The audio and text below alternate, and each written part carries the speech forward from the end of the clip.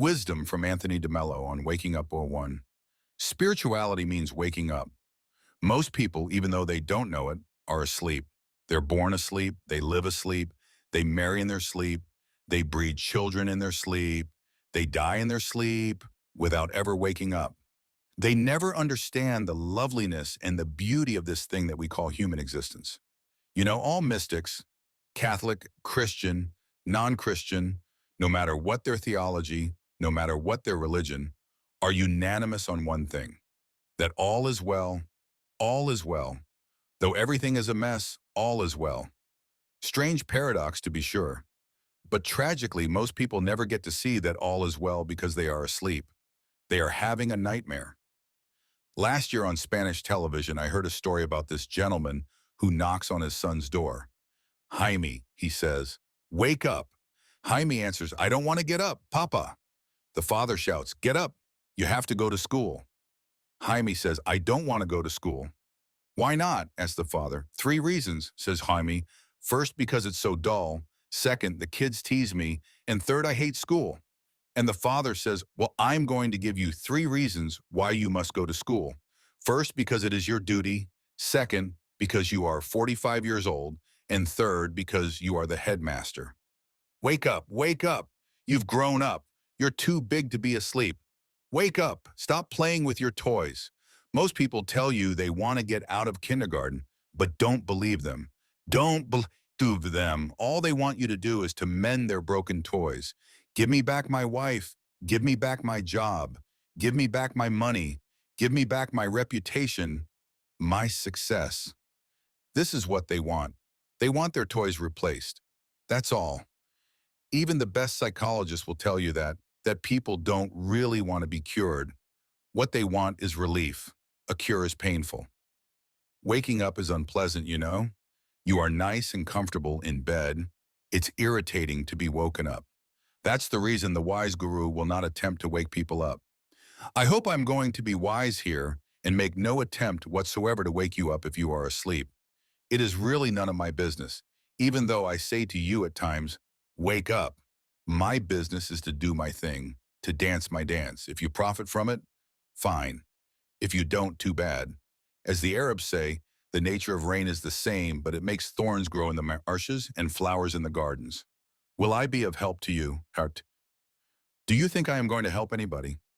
No, oh no, no, no, no, no. Don't expect me to be of help to anyone, nor do I expect to damage anyone. If you are damaged, you did it. And if you are helped, you did it. You really did. You think people help you? They don't. You think people support you? They don't. There was a woman in a therapy group I was conducting once. She was a religious sister. She said to me, "I don't feel supported by my superior." So I said, "What do you mean by that?" And she said, "Well, my superior, the provincial superior, never shows up at the novitiate where I am in charge. Never. She never says a word of appreciation." I said to her, "All right, let's do a little role-playing. Pretend I know your provincial superior.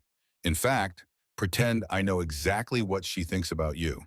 So I say to you, acting the part of the provincial superior, 'You know, Mary, the reason I don't come to that place you're in is because it is the one place in the province that is trouble-free, no problems.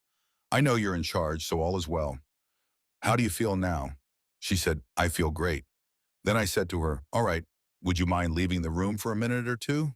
This is part of the exercise.' So she did. While she was away, I said to the others in the therapy group, 'I am still the provincial superior, okay? Mary out there is the worst novice director I have ever had in the whole history of the province. In fact, the reason I don't go to the novitiate is because I can't bear to see what she is up to. It's simply awful. But if I tell her the truth, it's only going to make those novices suffer all the more. We are getting somebody to take her place in a year or two. We are training someone. In the meantime, I thought I would say those nice things to her to keep her going. What do you think of that?' They answered, 'Well, it was really the only thing you could do under the circumstances.' Then I brought Mary back into the group and asked her if she still felt great. 'Oh yes,' she said. Poor Mary. She thought she was being supported when she wasn't. The point is that most of what we feel and think we conjure up for ourselves in our heads, including this business of being helped by people. Do you think you help people because you are in love with them? Well, I've got news for you. You are never in love with anyone. You're only in love with your prejudiced and hopeful idea of that person. Take a minute to think about that. You are never in lasting love with anyone. You are in love with your prejudiced idea of that person. Isn't that how you fall out of love? Your idea changes, doesn't it? How could you let me down when I trusted you so much? You say to someone, did you really trust them? You never trusted anyone. Come off it. That's part of society's brainwashing. You never trust anyone. You only trust your judgment about that person. So what are you complaining about? The fact is that you don't like to say, my judgment was lousy. That's not very flattering to you, is it? So you prefer to say, how could you have let me down? So there it is. People don't really want to grow up. People don't really want to change. People don't really want to be happy. As someone so wisely said to me, don't try to make them happy. You'll only get in trouble. Don't try to teach a pig to sing. It wastes your time and it irritates the pig.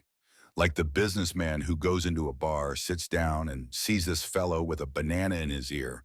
A banana in his ear. And he thinks, I wonder if I should mention that to him. No, it's none of my business. But the thought nags at him, and so after having a drink or two, he says to the fellow, excuse me, you've got a banana in your ear. The fellow says, what? The businessman repeats, you've got a banana in your ear. Again, the fellow says, what was that? You've got a banana in your ear, the businessman shouts. Talk louder, the fellow says. I've got a banana in my ear. So it's useless. Give up, give up, give up, I say to myself. Say your thing and get out of here. And if they profit, that's fine. And if they don't, too bad. On the proper kind of selfishness, the first thing I want you to understand if you really want to wake up is that you don't want to wake up. The first step to waking up is to be honest enough to admit to yourself that you don't like it. You don't want to be happy. Want a little test? Let's try it. It will take you exactly 1 minute. You could close your eyes while you were doing it, or you could keep them open. It doesn't really matter. Think of someone you love very much, someone you're close to, someone who is precious to you, and say to that person in your mind, I'd rather have happiness than have you. See what happens. I'd rather be happy than have you. If I had a choice, no question about it, I'd choose happiness. How many of you felt selfish when you said this? Many, it seems. See how we've been brainwashed? See how we've been brainwashed into thinking, how could I be so selfish? But look at who's being selfish. Imagine somebody saying to you, how could you be so selfish that you'd choose happiness over me? Would you not feel like responding, pardon me, but how could you be so selfish that you would demand I choose you above my own happiness? A woman once told me that when she was a child, her Jesuit cousin gave a retreat in the Jesuit church in Milwaukee. He opened each conference with the words, the test of love is sacrifice, and the gauge of love is unselfishness. That's marvelous, I asked her. Would you want me to love you at the cost of my happiness? Yes, she answered. Isn't that delightful? Wouldn't that be wonderful? She would love me at the cost of her happiness, and I would love her at the cost of my happiness. And so you've got two unhappy people, but long live love on wanting happiness. I was saying that we don't want to be happy. We want other things. Or let's put it more accurately, we don't want to be unconditionally happy. I'm ready to be happy provided I have this and that and the other thing. But this is really to say to our friend or to our gone or to anyone, you are my happiness. If I don't get you, I refuse to be happy. It's so important to understand that. We cannot imagine being happy without those conditions. That's pretty accurate. We cannot conceive of being happy without them. We've been taught to place our happiness in them.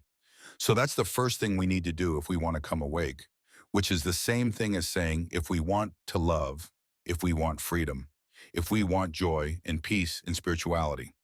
In that sense, spirituality is the most practical thing in the whole wide world. I challenge anyone to think of anything more practical than spirituality as I have defined it. Not piety, not devotion, not religion, not worship, but spirituality. Waking up, waking up. Look at the heartache everywhere. Look at the loneliness. Look at the fear, the confusion, the conflict in the hearts of people, inner conflict, outer conflict. Suppose somebody gave you a way of getting rid of all of that. Suppose somebody gave you a way to stop that tremendous drainage of energy, of health, of emotion that comes from these conflicts and confusion. Would you want that? Suppose somebody showed us a way whereby we would truly love one another and be at peace, be at love. Can you think of anything more practical than that? But instead, you have people thinking that big business isn't more practical, that politics is more practical, that science is more practical. What's the earthly use of putting a man on the moon when we cannot live on the earth? Are we talking about psychology in the spirituality course? O5, is psychology more practical than spirituality? Nothing is more practical than spirituality. What can the poor psychologist do? He can only relieve the pressure. I'm a psychologist myself, and I practice psychotherapy, and I have this great conflict within me when I have to choose sometimes between psychology and spirituality. I wonder if that makes sense to anybody here. It didn't make sense to me for many years. I'll explain. It didn't make sense to me for many years until I suddenly discovered that people have to suffer enough in a relationship so that they get disillusioned with all relationships. Isn't that a terrible thing to think? They've got to suffer enough in a relationship before they wake up and say, I'm sick of it. There must be a better way of living than depending on another human being. And what was I doing as a psychotherapist? People were coming to me with their relationship problems, with their communication problems, etc. And sometimes what I did was a help. But sometimes, I'm sorry to say, it wasn't, because it kept people asleep. Maybe they should have suffered a little more. Maybe they ought to touch rock bottom and say, I'm sick of it all. It's only when you're sick of your sickness that you'll get out of it. Most people go to a psychiatrist or a psychologist to get relief. I repeat, to get relief, not to get out of it. There's the story of little Johnny who, they say, was mentally retarded, but evidently he wasn't, as you'll learn from this story. Johnny goes to modeling class in his school for special children, and he gets his piece of putty, and he's modeling it. He takes a little lump of putty and goes to a corner of the room, and he's playing with it. The teacher comes up to him and says, "Hi, Johnny." And Johnny says, "Hi." And the teacher says, "What the heck that you've got in your hand?" And Johnny says, "This is a lump of cow dung." The teacher asks, "What are you making out of it?" He says, "I'm making a teacher." The teacher thought, little Johnny has regressed. So she calls out to the principal, who was passing by the door at that moment, and says, "Johnny has regressed." So the principal goes up to Johnny and says, "Hi, son." And Johnny says, "Hi." And the principal says, "What do you have in your hand?" And he says, "A lump of cow dung." "What are you making out of it?" And he says, "A principal." The principal thinks that this is a case for the school psychologist. Send for the psychologist. The psychologist is a clever guy. He goes up and says, "Hi." And Johnny says, "Hi." And the psychologist says, "I know what you've got in your hand." "What?" "A lump of cow dung." Johnny says, "Right. And I know what you're making out of it." "What?" "You're making a psychologist." "Wrong. Not enough cow dung."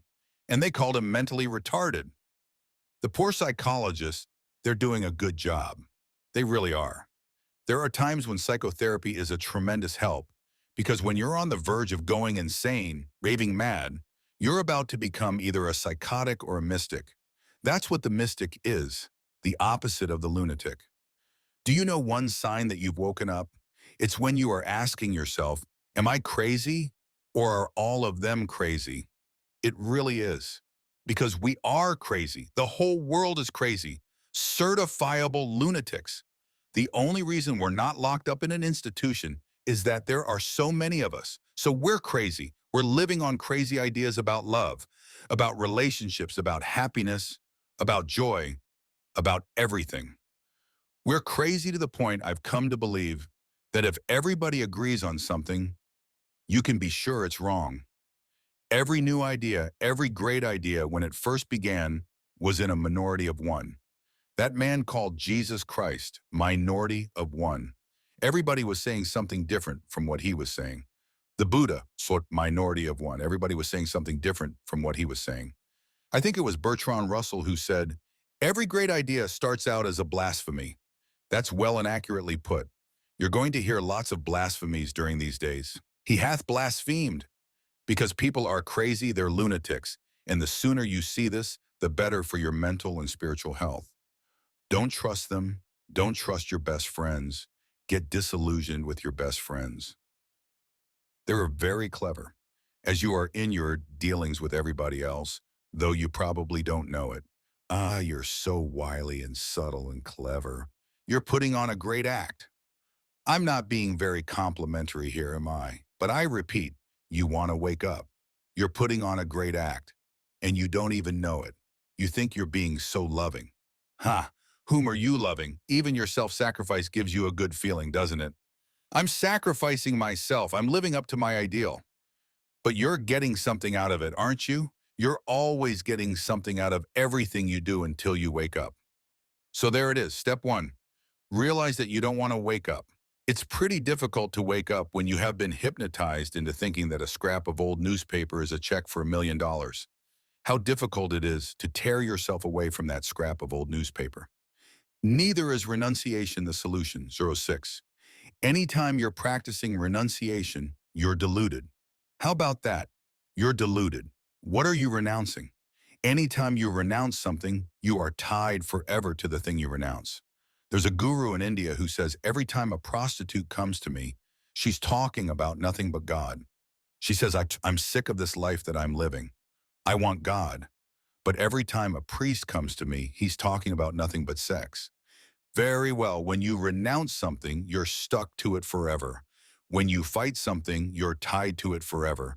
As long as you're fighting it, you are giving it power. You give it as much power as you are using to fight it. This includes communism and everything else. So you must receive your demons, because when you fight them, you empower them. Has nobody ever told you this? When you renounce something, you're tied to it. The only way to get out of this is to see through it. Don't renounce it. See through it. Understand its true value, and you won't need to renounce it. It will just drop from your hands. But of course, if you don't see that, if you are hypnotized into thinking that you won't be happy without this, that, or the other thing, you're stuck. What we need to do for you is not what so-called spirituality attempts to do, namely to get you to make sacrifices, to renounce tilings. That's useless. You're still asleep. What we need to do is to help you understand. If you understood, you'd simply drop your desire for it. This is another way of saying, if you woke up, you'd simply drop the duality for it. Listen and unlearn. Oh 07. Some of us get woken up by the harsh realities of life. We suffer so much that we wake up. But people keep bumping again and again into life. They still go on sleepwaking. They never wake up. Tragically, it never occurs to them that there may be another way. It never occurs to them that there may be a better way. Still, if you haven't been bumped sufficiently by life and you haven't suffered enough, then there is another way: to listen. I don't mean you have to agree with what I am saying. That wouldn't be listening. Believe me, it really doesn't matter whether you agree with what I'm saying or you don't, because agreement and disagreement have to do with words and concepts and theories. They don't have anything to do with truth. Truth is never expressed in words. Truth is cited suddenly as a result of a certain attitude. So you could be disagreeing with me and still cite the truth. But there has to be an attitude of openness, of willingness to discover something new. That's important, not your agreeing with me or disagreeing with me. After all, most of what I'm giving you is really theories. No theory adequately covers reality. So I can speak to you, not of the truth, but of obstacles to the truth. Those I can describe. I cannot describe the truth. No one can. All I can do is give you a description of your falsehoods so that you can drop them. All I can do for you is challenge your beliefs and the belief system that makes you unhappy. All I can do for you is help you to unlearn.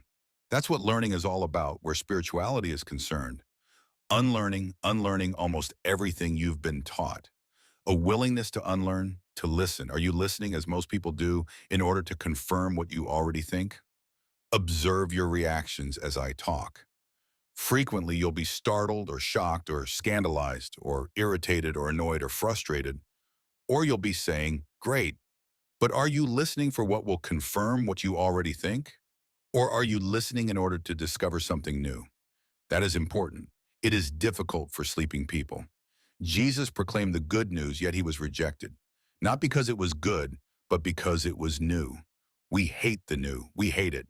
And the sooner we face up to that fact, the better. We don't want new things, particularly when they're disturbing, particularly when they involve change. Most particularly if it involves saying, I was wrong. I remember meeting an 87-year-old Jesuit in Spain. He'd been my professor and rector in India 30 or 40 years ago, and he attended a workshop like this. I should have heard you speak 60 years ago, he said. You know something. I've been wrong all my life. God, to listen to that. It's like looking at one of the wonders of the world. That, ladies and gentlemen, is faith, an openness to the truth, no matter what the consequences, no matter where it leads you, and when you don't even know where it's going to lead you. That's faith. Not belief, but faith. Your beliefs give you a lot of security, but faith is insecurity. You don't know. You're ready to follow and you're open. You're wide open. You're ready to listen. And mind you, being open does not mean being gullible. It doesn't mean swallowing whatever the speaker is saying.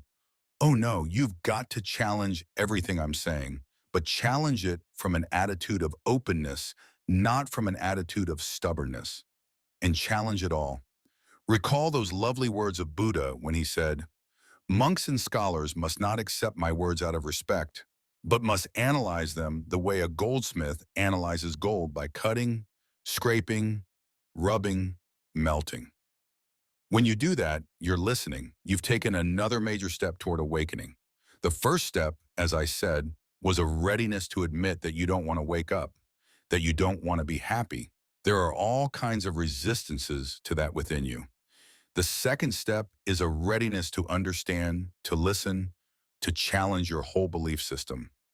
Not just your religious beliefs, your political beliefs, your social beliefs, your psychological beliefs, but all of them. A readiness to reappraise them all in the Buddha's metaphor. And I'll give you plenty of opportunity to do that here. The masquerade of charity. Oh wait, charity is really self-interest masquerading under the form of altruism.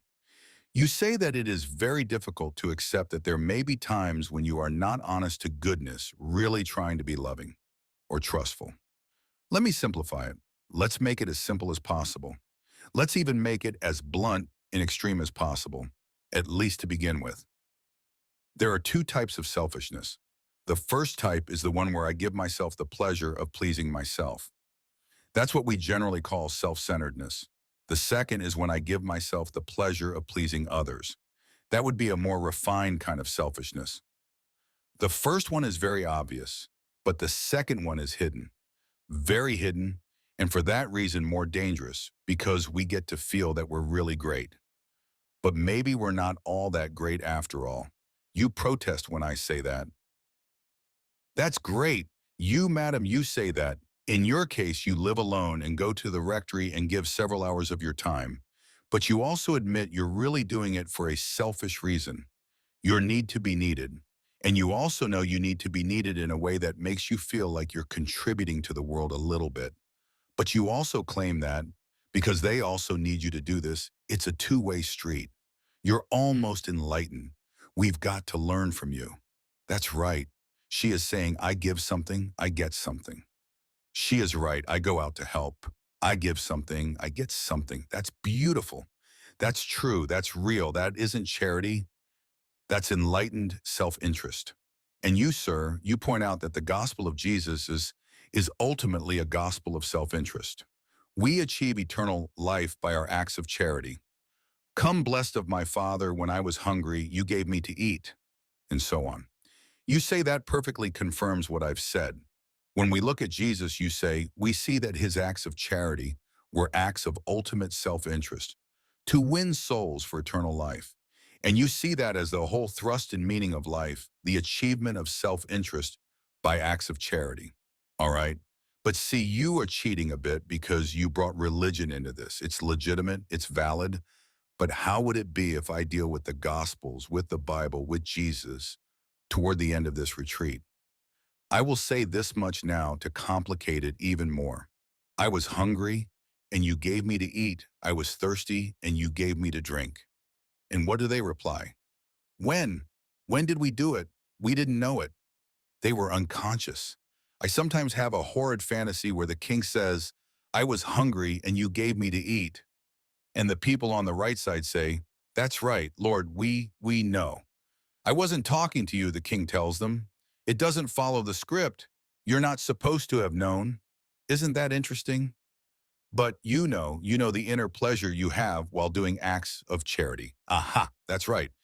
It's the opposite of someone who says, what's so great about what I did? I did something. I got something. I had no notion I was doing anything good. My left hand had no idea what my right hand was doing. You know, a good is never so good as when you have no awareness that you're doing good. You are never so good as when you have no consciousness that you're good. Nor, as the great Sufi would say, a saint is one until he or she knows it. Unself-conscious, unself-conscious.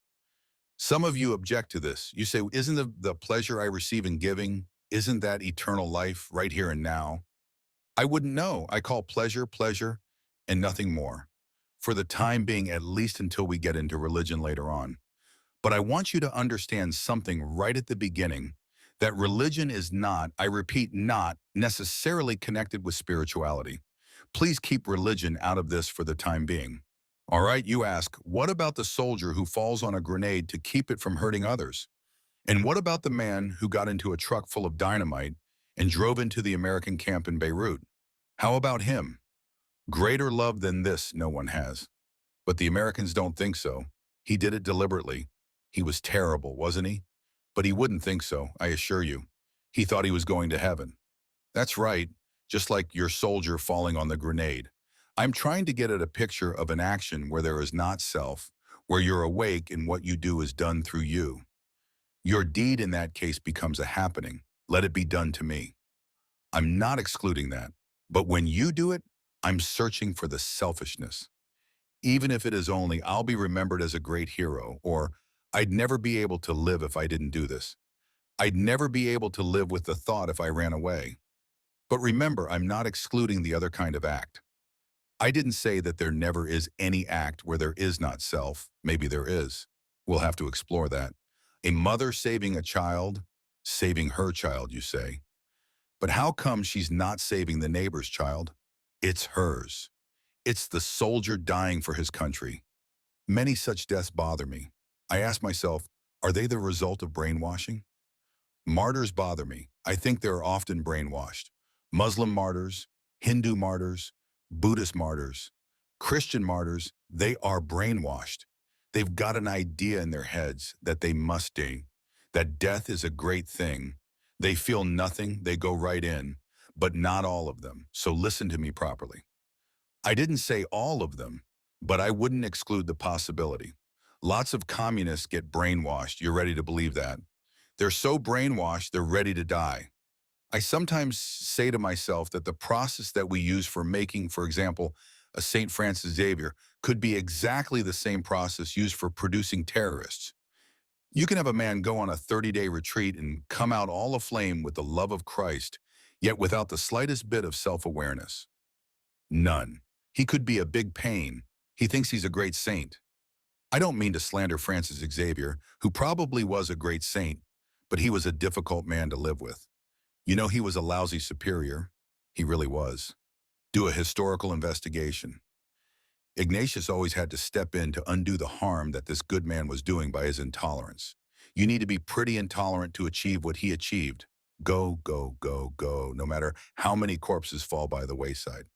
Some critics of Francis Xavier claim exactly that. He used to dismiss men from our society, and they'd appeal to Ignatius, who would say, come to Rome and we'll talk about it. And Ignatius surreptitiously got them in again. How much self-awareness was there in this situation? Who are we to judge? We don't know. I'm not saying there's no such thing as pure motivation. I'm saying that ordinarily everything we do is in our self-interest. Everything. When you do something for the love of Christ, is that selfishness? Yes. When you're doing something for the love of anybody, it is in your self-interest. I'll have to explain that. Suppose you happen to live in Phoenix and you feed over 500 children a day. That gives you a good feeling? Well, would you expect it to give you a bad feeling? But sometimes it does. And that is because there are some people who do things so that they won't have to have a bad feeling. And they call that charity. They act out of guilt. That isn't love. But thank God you do things for people and it's pleasurable. Wonderful. You're a healthy individual because you're self-interested. That's healthy. Let me summarize what I was saying about selfless charity. I said there were two types of selfishness. Maybe I should have said three. First, when I do something, or rather, when I give myself the pleasure of pleasing myself. Second, when I give myself the pleasure of pleasing others. Don't take pride in that. Don't think you're a great person. You're a very ordinary person, but you've got refined tastes. Your taste is good, not the quality of your spirituality. When you were a child, you liked Coca-Cola. Now you've grown older, and you appreciate chilled beer on a hot day. You've got better tastes now. When you were a child, you loved chocolates. Now you're older, you enjoy a symphony, you enjoy a poem. You've got better tastes, but you're getting your pleasure all the same, except now it's in the pleasure of pleasing others. Then you've got the third type, which is the worst when you do something good so that you won't get a bad feeling. It doesn't give you a good feeling to do it. It gives you a bad feeling to do it. You hate it.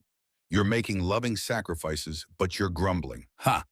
How little you know of yourself if you think you don't do things this way. If I had $1 for every time I did things that gave me a bad feeling, I'd be a millionaire by now. You know how it goes. Could I meet you tonight, Father? Yes, come on in. I don't want to meet him, and I hate meeting him. I want to watch that TV show tonight. But how do I say no to him? I don't have the guts to say no. Come on in. And I'm thinking, oh God, I've got to put up with this pain. It doesn't give me a good feeling to meet with him, and it doesn't give me a good feeling to say no to him. So I choose the lesser of the two evils and I say, okay, come on in. I'm going to be happy when this thing is over and I'll be able to take my smile off. But I start the session with him, how are you? Wonderful, he says, and he goes on and on about how he loves that workshop. And I'm thinking, oh God, when is he going to come to the point? Finally, he comes to the point, and I metaphorically slam him against the wall and say, well, any fool could solve that kind of problem. And I send him out. Whew, got rid of him, I say. And the next morning at breakfast, because I'm feeling I was so rude, I go up to him and say, how's life? And he answers, pretty good. And he adds, you know, what you said to me last night was a real help. Can I meet you today after lunch? Oh God, that's the worst kind of charity, when you're doing something so you won't get a bad feeling. You don't have the guts to say you want to be left alone. You want people to think you're a good priest. When you say, I don't like hurting people, I say, come off it. I don't believe you. I don't believe anyone who says that he or she does not like hurting people. We love to hurt people, especially some people. We love it. And when someone else is doing the hurting, we rejoice in it. But we don't want to do the hurting ourselves because we'll get hurt. Ah, there it is. If we do the hurting, others will have a bad opinion of us. They won't like us. They'll talk against us, and we don't like that. Stripping down to the truth. 16. I suggest another exercise now. Would you write down on a piece of paper any brief way you would describe yourself? For example, businessman, priest, human being, Catholic, Jew, anything. Some write and notice things like fruitful, searching pilgrim, competent, alive, impatient, centered, flexible, reconciler, lover, member of the human race, overly structured. This is the fruit, I trust, of observing yourself, as if you were watching another person. But notice you've got I observing me. This is an interesting phenomenon that has never ceased to cause wonder to philosophers, mystics, scientists, psychologists, that the I can observe me. It would seem that animals are not able to do this at all. It would seem that one needs a certain amount of intelligence to be able to do this. What I'm going to give you now is not metaphysics, it is not philosophy. It is plain observation and common sense. The great mystics of the East are really referring to that I, not to the me. As a matter of fact, some of these mystics tell us that we begin first with things, with an awareness of things, Then we move on to an awareness of thoughts. That's the me. And finally, we get to awareness of the thinker. Things, thoughts, thinker. What we're scholars are searching for is the thinker. Can the thinker know himself? Can I know what I is? Some of these mystics reply, can the knife cut itself? Can the tooth bite itself? Can the eye see itself? Can the eye know itself? But I am concerned with something infinitely more practical right now, and that is with deciding what the I is not. I'll go as slowly as possible because the consequences are devastating, terrific or terrifying, depending on your point of view. Listen to this. Am I my thoughts, the thoughts that I am thinking? No. Thoughts come and go. I am not my thoughts. Am I my body? They tell us that millions of cells in our body are changed or are renewed every minute, so that by the end of 7 years, we don't have a single living cell in our body that was there 7 years before. Cells come and go. Cells arise and die. But I seems to persist. So am I my body? Evidently not. I is something other and more than the body. You might say the body is part of I, but it is a changing part. It keeps moving, it keeps changing. We have the same name for it, but it constantly changes. Just as we have the same name for Niagara Falls. But Niagara Falls is constituted by water that is constantly changing. We use the same name for an ever-changing reality. How about my name? ISI, my name? Evidently not, because I can change my name without changing the I. How about my career? How about my beliefs? I say I am a Catholic, a Jew. Is that an essential part of I? When I move from one religion to another, has the I changed? Do I have a new I, or is it the same I that has changed? In other words, is my name an essential part of me, of the I? Is my religion an essential part of the one? I mentioned the little girl who says to the boy, "Are you a Presbyterian?" Well, somebody told me another story about Patty. Patty was walking down the street in Belfast, and he discovers a gun pressing against the back of his head, and a voice says, "Are you Catholic or Protestant?" Well, Patty has to do some pretty fast thinking. He says, "I'm a Jew," and he hears a voice say, "I've got to be the luckiest Arab in the whole of Belfast." Labels are so important to us. I am a Republican, we say, but are you really? You can't mean that when you switch parties, you have a new I. Isn't it the same old I with new political convictions? I remember hearing about a man who asked his friend, "Are you planning to vote Republican?" The friend says, "No, I'm planning to vote Democratic. My father was a Democrat, my grandfather was a Democrat, and my great-grandfather was a Democrat." The man says, "That is crazy logic. I mean, if your father was a horse thief, and your grandfather was a horse thief, and your great-grandfather was a horse thief, what would you be?" "Ah," the friend answered, "then I'd be a Republican." We spend so much of our lives reacting to labels, our own and others. We identify the labels with the I. Catholic and Protestant are frequent labels. There was a man who went to the priest and said, "Father, I want you to say a mass for my dog." The priest was indignant. "What do you mean, say a mass for your dog?" "It's my pet dog," said the man. "I love that dog, and I'd like you to offer a mass for him." The priest said, "We don't offer masses for dogs here. You might try the denomination down the street. Ask them if they might have a service for you." As the man was leaving, he said to the priest, "Too bad, I really love that dog. I was planning to offer $1 million stipend for the mass." And the priest said, "Wait a minute, you never told me your dog was Catholic." When you're caught up in labels, what value do these labels have as far as the I is concerned? Could we say that I is none of the labels we attach to it? Labels belong to me. What constantly changes is me. Does I ever change? Does the observer ever change? The fact is that no matter what label that you think of, except perhaps human being, you should apply them to me. I is none of these things. So when you step out of yourself and observe me, you no longer identify with me. Suffering exists in me. So when you identify I with me, suffering begins. Say that you are afraid or desirous or anxious. When I does not identify with money or name or nationality or persons or friends or any quality, the I is never threatened. It can be very active, but it isn't threatened. Think of anything that caused or is causing you pain or worry or anxiety?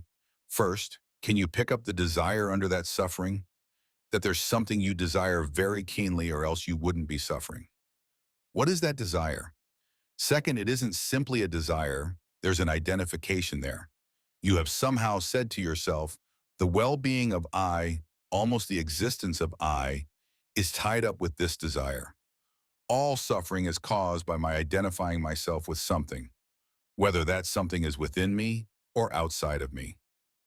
Negative feelings toward others. 17. At one of my conferences, someone made the following observation. I want to share with you something wonderful that happened to me. I went to the movies, and I was working shortly after that, and I was really having trouble with 3 people in my life.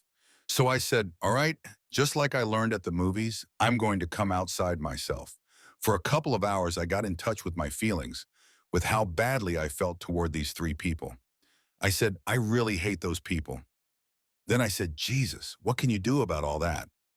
A little while later, I began to cry because I realized that Jesus died for those very people, and they couldn't help how they were anyway. That afternoon, I had to go to the office where I spoke to those people. I told them what my problem was, and they agreed with me. I wasn't mad at them, and I didn't hate them anymore. Anytime you have a negative feeling toward anyone, you're living in an illusion. There's something seriously wrong with you. You're not seeing reality. Something inside of you has to change. But what do we generally do when we have a negative feeling? He is to blame. She is to blame. She's got to change. No, the world's all right. The one who has to change is you. One of you told of working in an institution. During a staff meeting, someone would inevitably say, the food stinks around here, and the regular dietitian would go into orbit. She is identified with the food. She is saying, anyone who attacks the food attacks me. I feel threatened. But the I is never threatened. It's only the me that is threatened. But suppose you witness some out-and-out injustice, something that is obviously and objectively wrong. Would it not be a proper reaction to say this should not be happening? Should you somehow want to involve yourself in correcting a situation that's wrong? Someone's injuring a child and you see abuse going on. How about that kind of thing? I hope you did not assume that I was saying you shouldn't do anything. I said that if you didn't have negative feelings, you'd be much more effective. Much more effective. Because when negative feelings come in, you go blind. Me steps into the picture and everything gets fouled up. Where we had one problem on our hands before, now we have 2 problems. Many wrongly assume that not having negative feelings like anger and resentment and hate means that you do nothing about a situation. Oh no, oh no. You are not affected emotionally, but you spring into action. You become very sensitive to things and people around you. What kills the sensitivity is what many people would call the conditioned self. When you so identify with me that there's too much of me in it for you to see things objectively, with detachment. It's very important that when you swing into action, you be able to see things with detachment. But negative emotions prevent that. What then would we call the kind of passion that motivates or activates energy into doing something about objective evils? Whatever it is not a reaction. It is action. Some of you wonder if there is a gray area before something becomes an attachment, before identification sets in. Say a friend dies. It seems right and very human to feel some sadness about that. But what reaction? Self-pity? What would you be grieving about? Think about that. What I'm saying is going to sound terrible to you, but I told you I'm coming from another world. Your reaction is personal loss, right? Feeling sorry for me or for other people your friend might have brought joy to. But that means you're feeling sorry for other people who are feeling sorry for themselves. If they're not feeling sorry for themselves, what would they be feeling sorry for? We never feel grief when we lose something that we have allowed to be free, that we have never attempted to possess. Grief is a sign that I made my happiness depend on this thing or person, at least to some extent. We're so accustomed to hear the opposite of this that what I say sounds inhuman, doesn't it? On Dependence 18. But it's what all the mystics in the past have been telling us. I'm not saying that me, the conditioned self, will not sometimes fall into its usual patterns. That's the way we've been conditioned. but it raises the question whether it is conceivable to live a life in which you would be so totally alone that you would depend on no one. We all depend on one another for all kinds of things, don't we? We depend on the butcher, the baker, the candlestick maker. Interdependence. That's fine. We set up society this way, and we allot different functions to different people for the welfare of everyone, so that we will function better and live more effectively. At least we hope so. But to depend on another psychologically, to depend on another emotionally, what does that imply? It means to depend on another human being for my happiness. Think about that, because if you do, the next thing you will be doing, whether you're aware of it or not, is demanding that other people contribute to your happiness. Then there will be a next step. Fear, fear of loss, fear of alienation, fear of rejection, mutual control.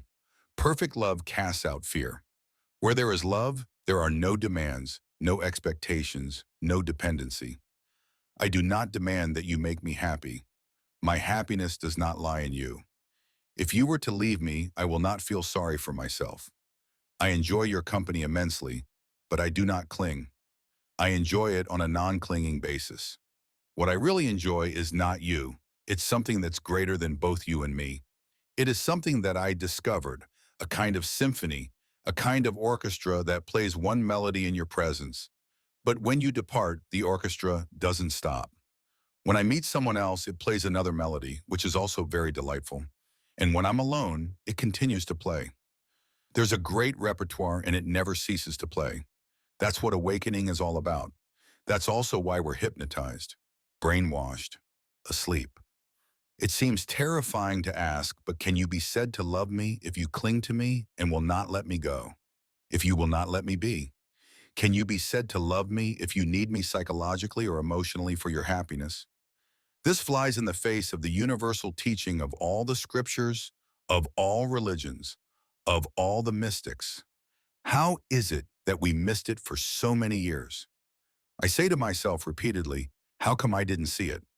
When you read those radical things in the scriptures, you begin to wonder, is this man crazy? But after a while, you begin to think everybody else is crazy. Unless you hate your father and mother, brothers and sisters, unless you renounce and give up everything you possess, you cannot be my disciple. You must drop it all. Not physical renunciation, you understand. That's easy. When your illusions drop, you're in touch with reality at last. And believe me, you will never again be lonely. Never again. Loneliness is not cured by human company. Loneliness is cured by contact with reality. Oh, I have so much to say about that. Contact with reality, dropping one's illusions, making contact with the real. Whatever it is, it has no name. We can only know it by dropping what is unreal. You can only know what aloneness is when you drop your clinging, when you drop your dependency. But the first step toward that is that you see it as desirable. If you don't see it as desirable, how will you get anywhere near it? Think of the loneliness that is yours. Would human company ever take it away? It will only serve as a distraction. There's an emptiness inside, isn't there? And when the emptiness surfaces, what do? You run away, turn on the television, turn on the radio, read a book, search for human company, seek entertainment, seek distraction. Everybody does that. It's big business nowadays. An organized industry to distract us and entertain us. How happiness happens, 19. Come home to yourself, observe yourself. That's why I said earlier that self-observation is such a delightful and extraordinary thing. After a while, you don't have to make any effort because as illusions begin to crumble, you begin to know things that cannot be described. It's called happiness. Everything changes and you become addicted to awareness. There's the story of the disciple who went to the master and said, "Could you give me a word of wisdom? Could you tell me something that would guide me through my days?" It was the master's day of silence, so he picked up a pad. It said, "Awareness."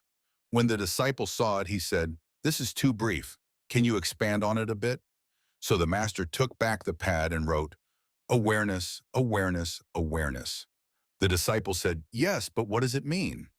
The master took back the pad and wrote, "Awareness, awareness, awareness means awareness." That's what it is to watch yourself. No one can show you how to do it because he would be giving you a technique. He would be programming you. But watch yourself. When you talk to someone, are you aware of it or are you simply identifying with it?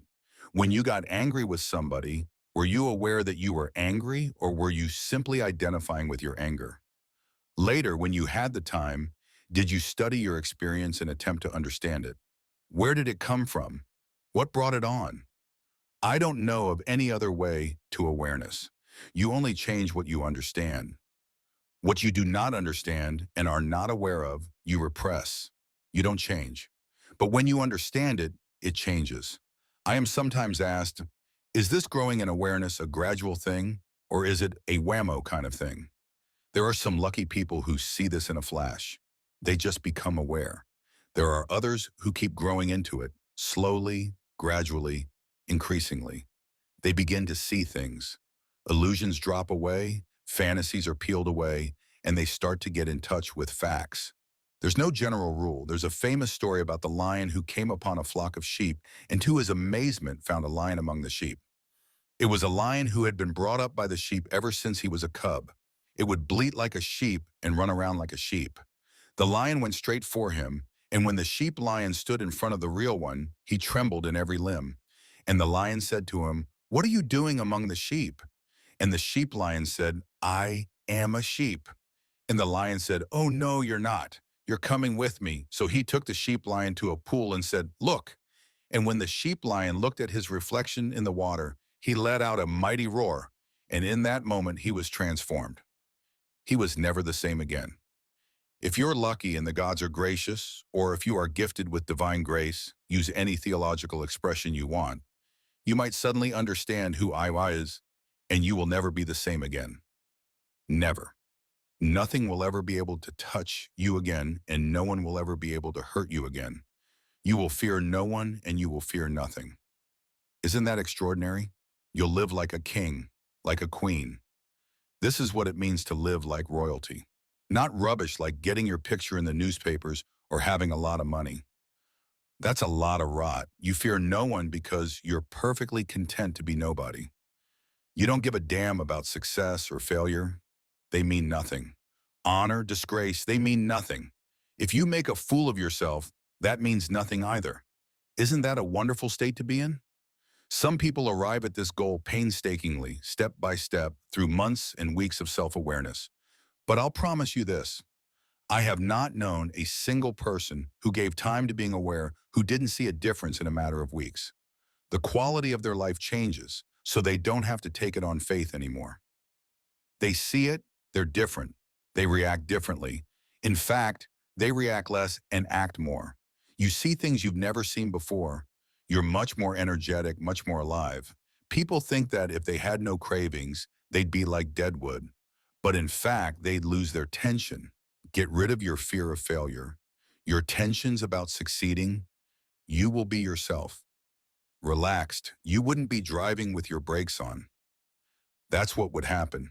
There's a lovely saying of Chuang Tzu, a great Chinese sage, that I took the trouble to learn by heart.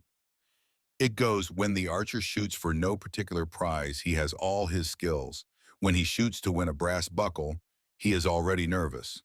When he shoots for a gold prize, he goes blind, sees two targets, and is out of his mind. His skill has not changed, but the prize divides him. He cares. He thinks more of winning than of shooting, and the need to win drains him of power. Isn't that an image of what most people are? When you're living for nothing, you've got all your skills, you've got all your energy, you're relaxed, you don't care. It doesn't matter whether you win or lose. Now there's human living for you. That's what life is all about. That can only come from awareness. And in awareness, you will understand that honor doesn't mean a thing. It's a social convention, that's all.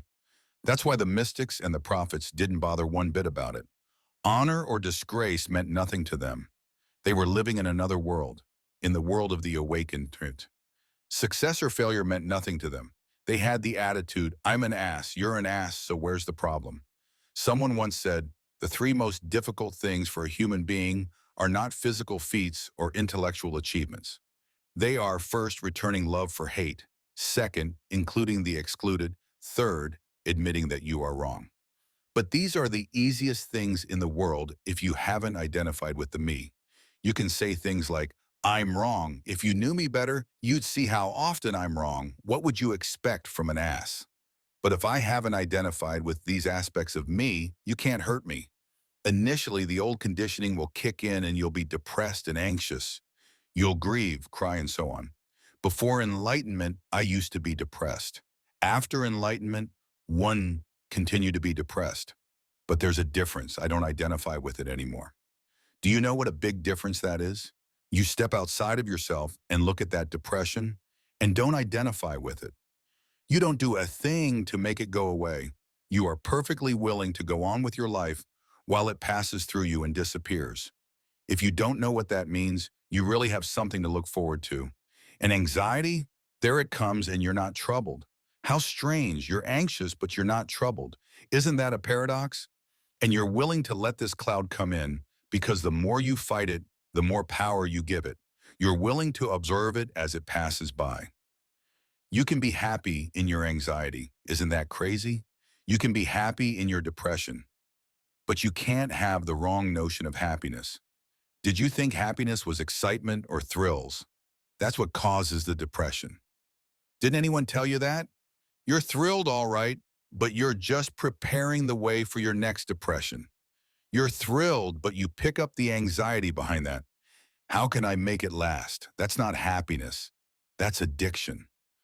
I wonder how many non-addicts there are reading this book. If you're anything like the average group, there are few, very few. Don't look down your nose at the alcoholics and the drug addicts. Maybe you're just as addicted as they are. The first time I got a glimpse of this new world, it was terrifying. I understood what it meant to be alone, with nowhere to rest your head, to leave everyone free and be free yourself, to be special to no one and love everyone, because love does that. It shines on good and bad alike. It makes rain fall on saints and sinners alike. Is it possible for the rose to say, I will give my fragrance to the good people who smell me, but I will withhold it from the bad? Or is it possible for the lamp to say, I will give my light to the good people in this room, but I will withhold it from the evil people?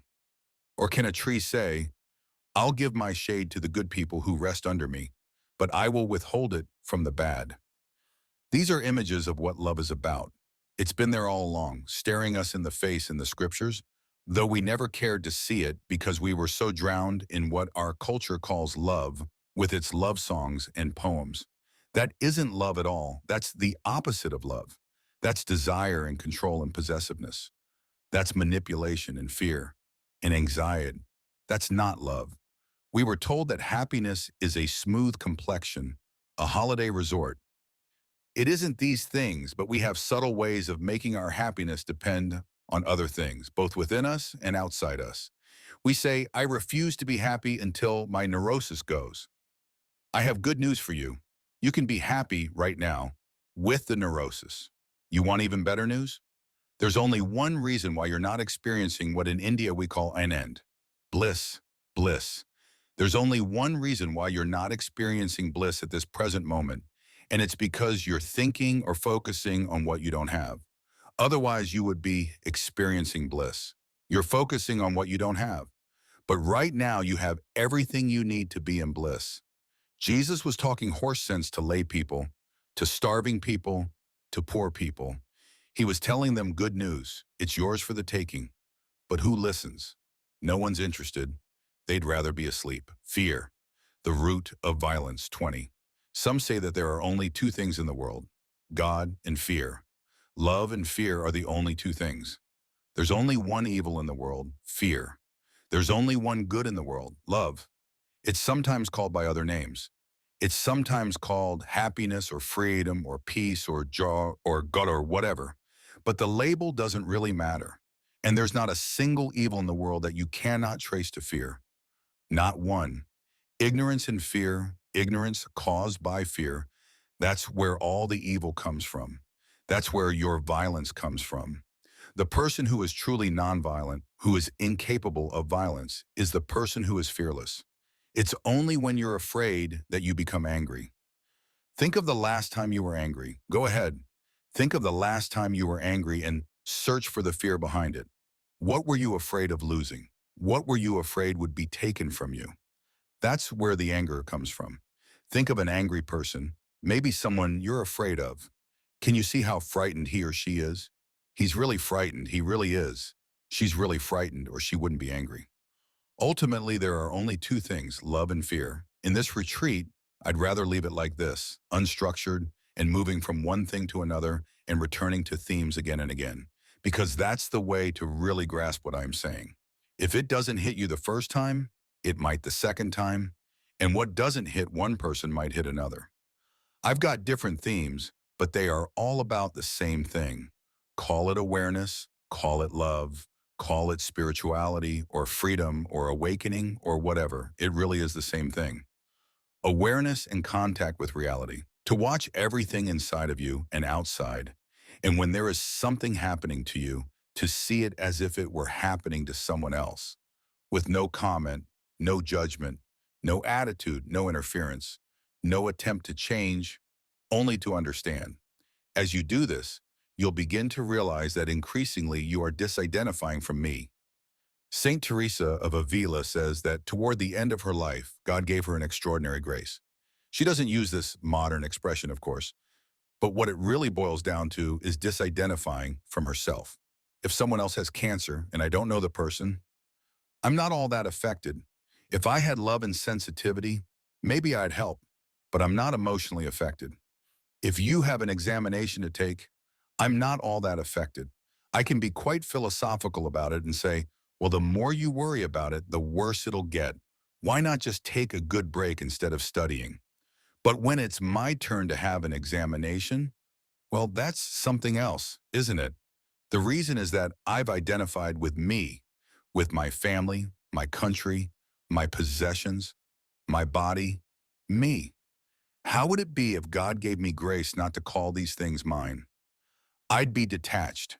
I'd be disidentified. That's what it means to lose the self, to deny the self, to die to self.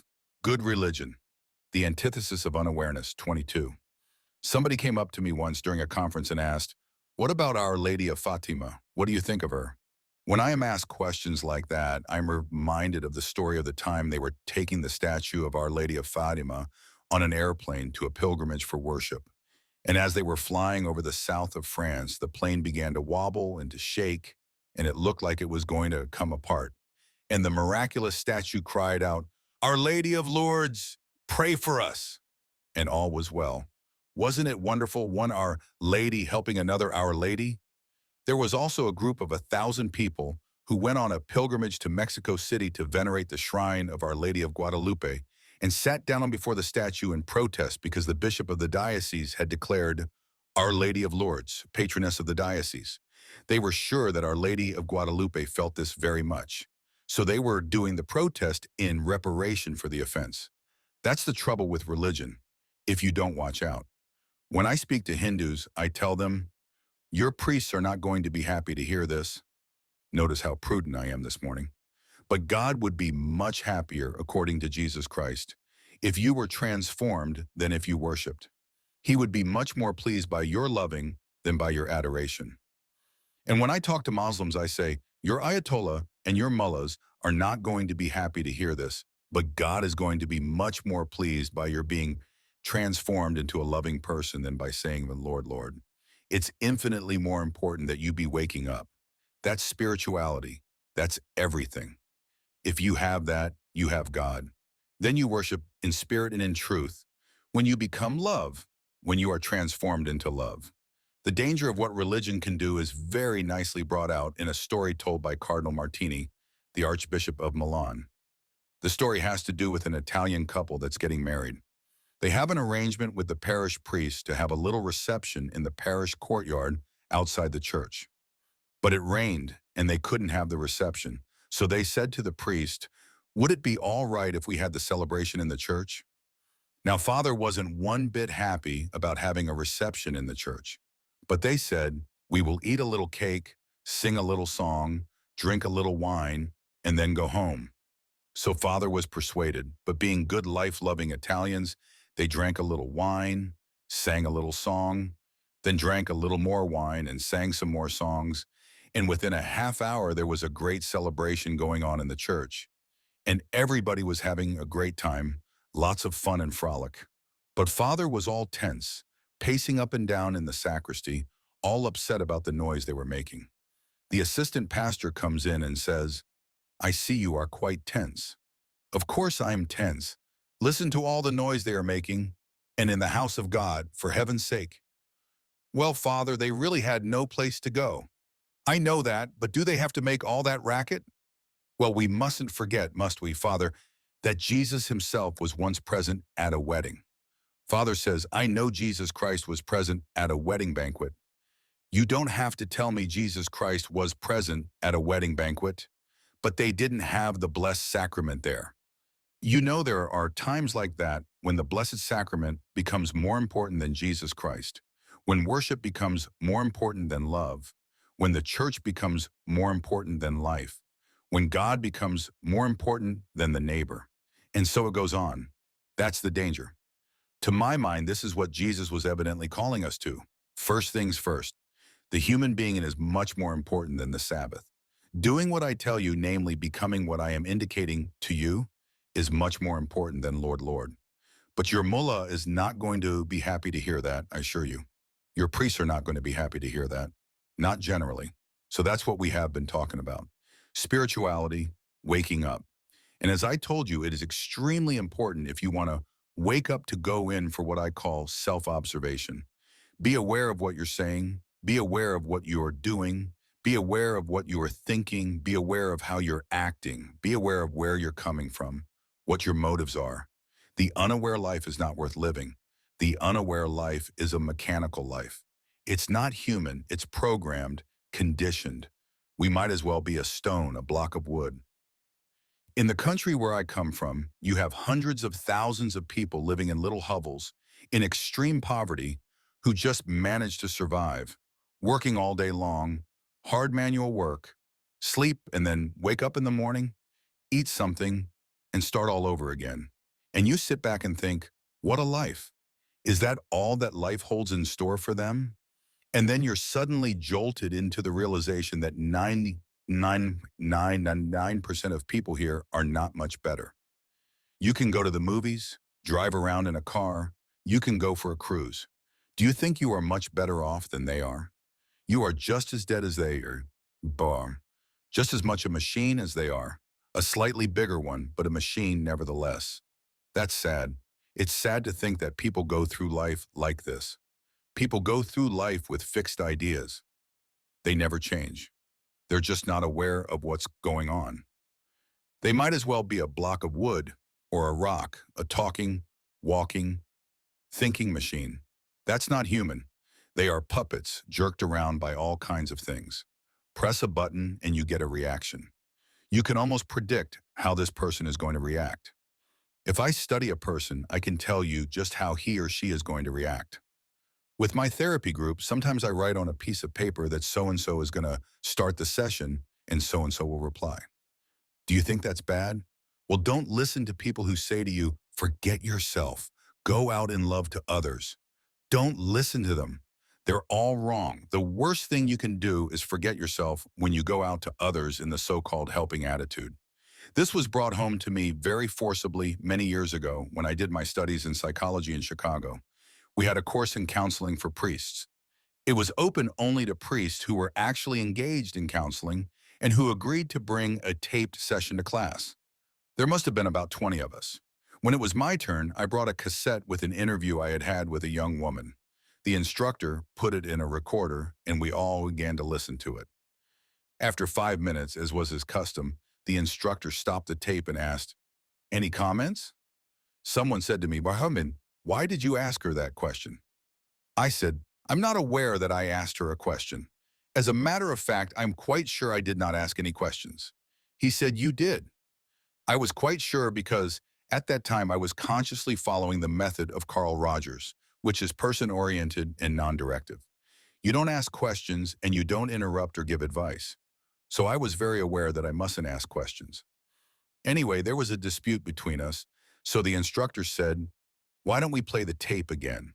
So we played it again, and there, to my horror, was a whopping big question, as tall as the Empire State Building, a huge question. The interesting thing to me was that I had heard that question 3 times. The first time, presumably, when I asked it, the second time when I listened to the tape in my room, because I wanted to take a good tape to class, and the third time when I heard it in the classroom. But it hadn't registered. I wasn't aware. That happens frequently in my therapy sessions or in my spiritual direction. We tape record the interview, and when the client listens to it, he or she says, I didn't really hear what you said during the interview. I only heard what you said when I listened to the tape. More interestingly, I didn't hear what I said during the interview. It's shocking to discover that I'm saying things in a therapy session that I'm not aware of. The full import of them only dawns on me later. Do you call that human? Forget yourself and go out to others, you say. Anyhow, after we listened to the whole tape there in Chicago, the instructor said, "Are there any comments?" One of the priests, a 50-year-old man to whom I had taken a liking, said to me, "Tony, I'd like to ask you a personal question. Would that be all right?" I said, "Yes, go ahead. If I don't want to answer it, I won't." He said, "Is this woman in the interview pretty?"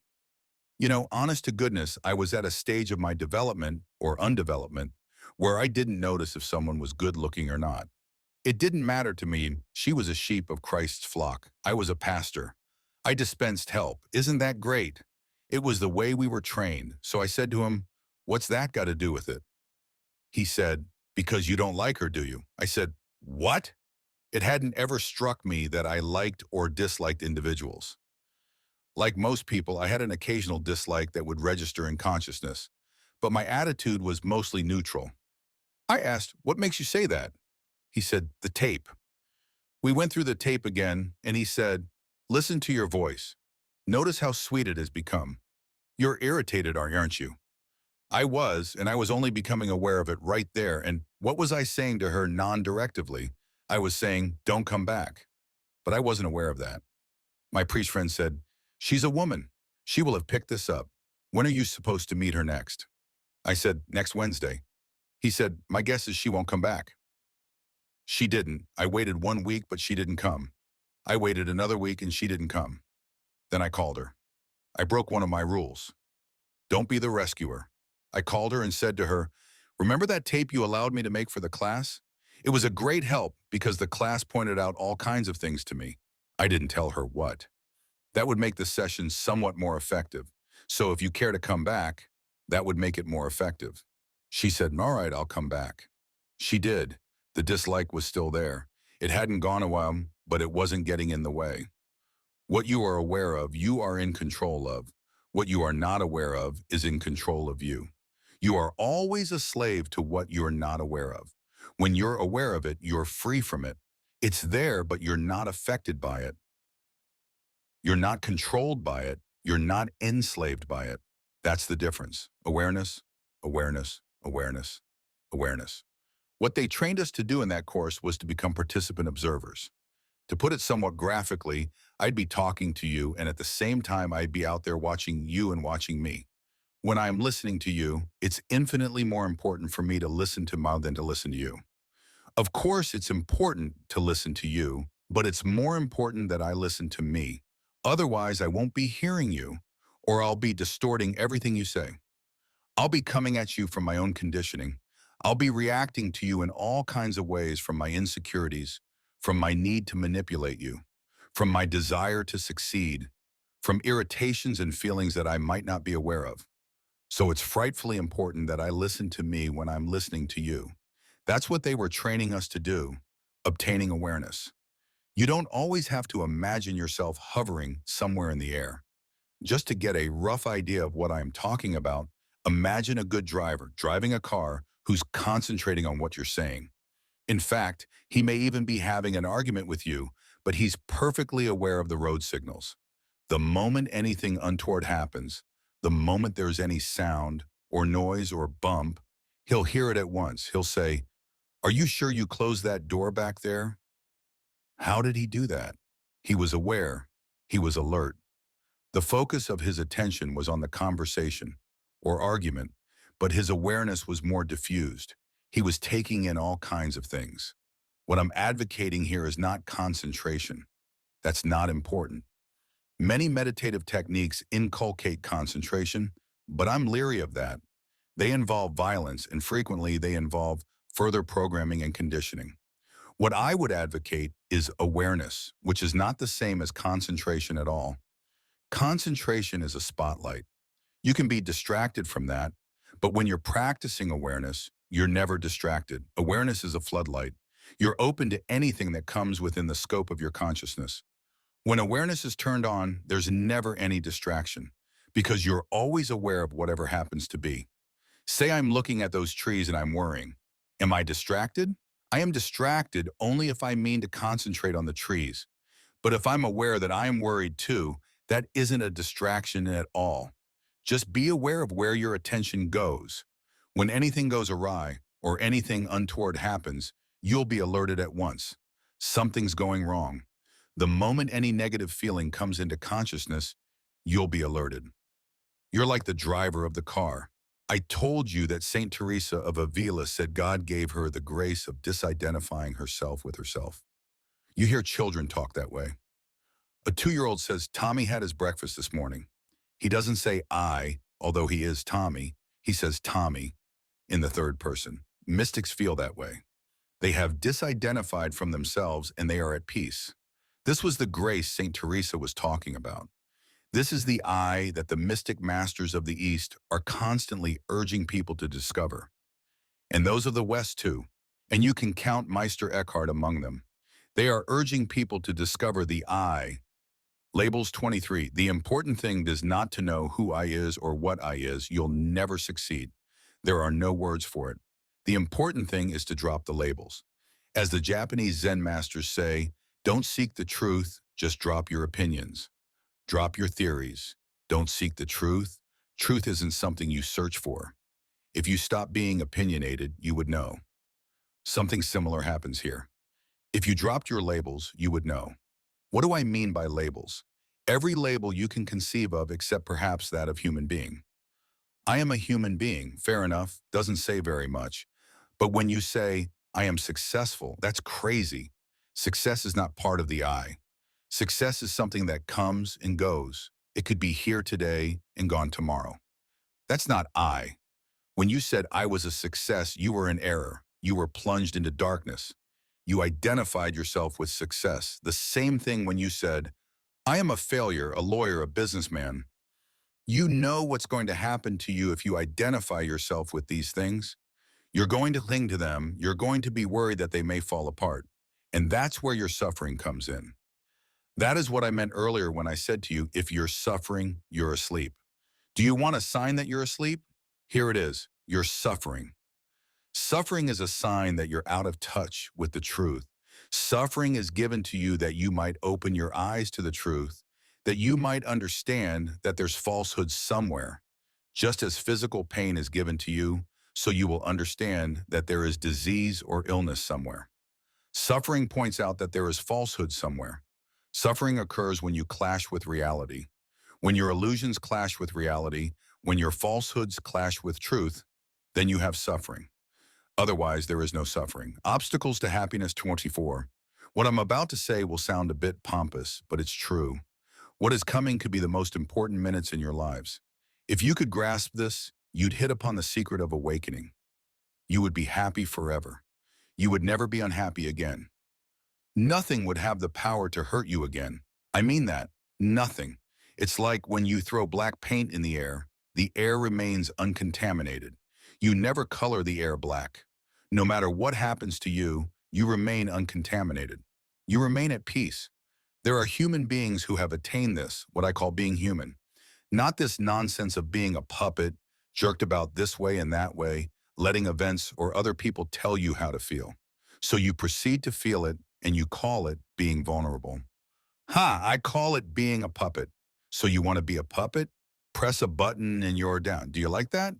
But if you refuse to identify with any of those labels, most of your worries cease. Later we'll talk about fear of disease and death, but ordinarily you're worried about what's going to happen to your career.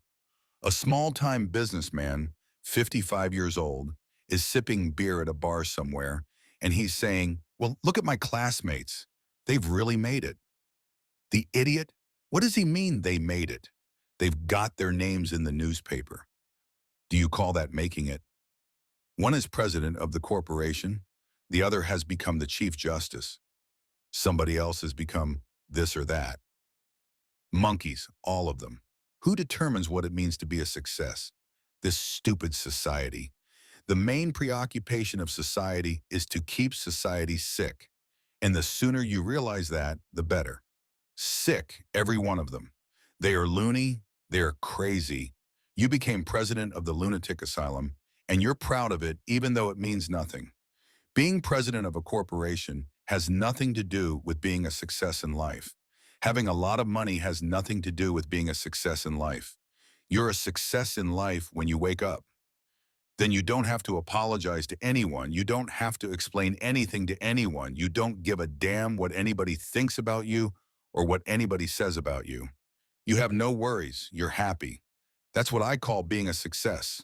Having a good job or being famous or having a great reputation has absolutely nothing to do with happiness or success. Nothing. It is totally irrelevant. All he's really worried about is what his children will think about him, what the neighbors will think about him, what his wife will think about him. He should have become famous. Our society and culture drill that into our heads day and night.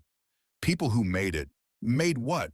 Made asses of themselves because they drained all their energy getting something that was worthless. They're frightened and confused. They are puppets like the rest. Look at them strutting across the stage. Look how upset they get if they have a stain on their shirt. Do you call that a success? Look at how frightened they are at the prospect they might not be reelected. Do you call that a success? They are controlled, so manipulated. They are unhappy people. They are miserable people. They don't enjoy life. They are constantly tense and anxious. Do you call that human? And do you know why that happens? Only one reason. They identified with some label. They identified the I with their money or their job or their profession. That was their error. Did you hear about the lawyer who was presented with a plumber's bill? He said to the plumber, "Hey, you're charging me $200 an hour. I don't make that kind of money as a lawyer." The plumber said, "I didn't make that kind of money when I was a lawyer either." You could be a plumber or a lawyer or a businessman or a priest, but that does not affect the essential I. It doesn't affect you. If I change my profession tomorrow, it's just like changing my clothes. I am untouched. Are you your clothes? Are you your name? Are you your profession? Stop identifying with them. They come and go. When you really understand this, no criticism can affect you. No flattery or praise can affect you either. When someone says, "You're a great guy," what is he talking about? He's talking about me. He's not talking about I. Yeah, Anonspot is neither great nor small. Shayad is neither successful nor a failure. It is none of these labels. These things come and go. These things depend on the criteria society establishes. These things depend on your conditioning.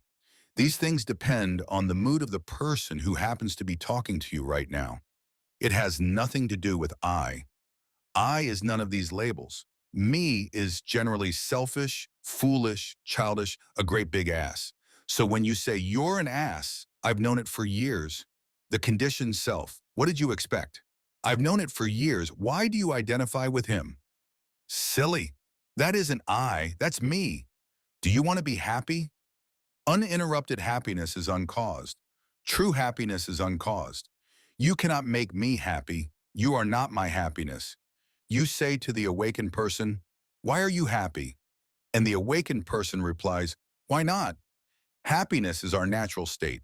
Happiness is the natural state of little children, to whom the kingdom belongs until they have been polluted and contaminated by the stupidity of society and culture. To acquire happiness, you don't have to do anything, because happiness cannot be acquired. Does anybody know why? Because we have it already. How can you acquire what you already have? Then why don't you experience it? Because you've got to drop something. You've got to drop illusions. You don't have to add anything in order to be happy. You've got to drop something. Life is easy. Life is delightful. It's only hard on your illusions, your ambitions, your greed, your cravings. Do you know where these things come from? From having identified with all kinds of labels. 4 steps to wisdom. The first thing you need to do is get in touch with negative feelings that you're not even aware of. Lots of people have negative feelings they're not aware of. Lots of people are depressed and they're not aware they are depressed. It's only when they make contact with joy that they understand how depressed they were. You can't deal with a cancer that you haven't detected. You can't get rid of boll weevils on your farm if you're not aware of their existence. The first thing you need is awareness of your negative feelings. What negative feelings? Gloominess, for instance. You're feeling gloomy and moody. You feel self-hatred or guilt. You feel that life is pointless, that it makes no sense. You've got hurt feelings. You're feeling nervous and tense. Get in touch with those feelings first. The second step, this is a 4-step program, is to understand that the feeling is in you, not in reality. That's such a self-evident thing, but do you think people know it? They don't, believe me. They've got PhDs and are presidents of universities, but they haven't understood this. They didn't teach me how to live at school. They taught me everything else. As one man said, I got a pretty good education. It took me years to get over it. That's what spirituality is all about, you know. Unlearning. Unlearning all the rubbish they taught you. Negative feelings are in you, not in reality, so stop trying to change reality. That's crazy. Stop trying to change the other person. We spend all our time and energy trying to change external circumstances, trying to change our spouses, our bosses, our friends, our enemies, and everybody else. We don't have to change anything. Negative feelings are in you. No person on earth has the power to make you unhappy. There is no event on earth that has the power to disturb you or hurt you. No event, condition, situation, or person. Nobody told you this. They told you the opposite. That's why you're in the mess that you're in right now. That is why you're asleep. They never told you this, but it's self-evident. Let's suppose that rain washes out a picnic. Who is feeling negative? The rain or you? What's causing the negative feeling? The rain or your reaction? When you bump your knee against a table, the table's fine. It's busy being what it was made to be, a table. The pain is in your knee, not in the table. The mystics keep trying to tell us that reality is all right. Reality is not problematic. Problems exist only in the human mind. We might add, in the stupid, sleeping human mind. Reality is not problematic. Take away human beings from this planet and life would go on. Nature would go on in all its loveliness and violence. Where would the problem be? No problem. You created the problem. You are the problem. You identified with me, and that is the problem. The feeling is in you, not in reality. The third step, never identify with that feeling. It has nothing to do with the I. Don't define your essential self in terms of that feeling. Don't say, I am depressed.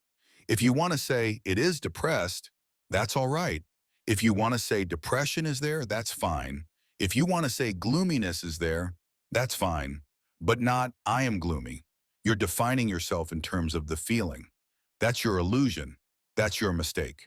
There is a depression there right now. There are hurt feelings there right now. But let it be. Leave it alone. It will pass. Everything passes. Everything.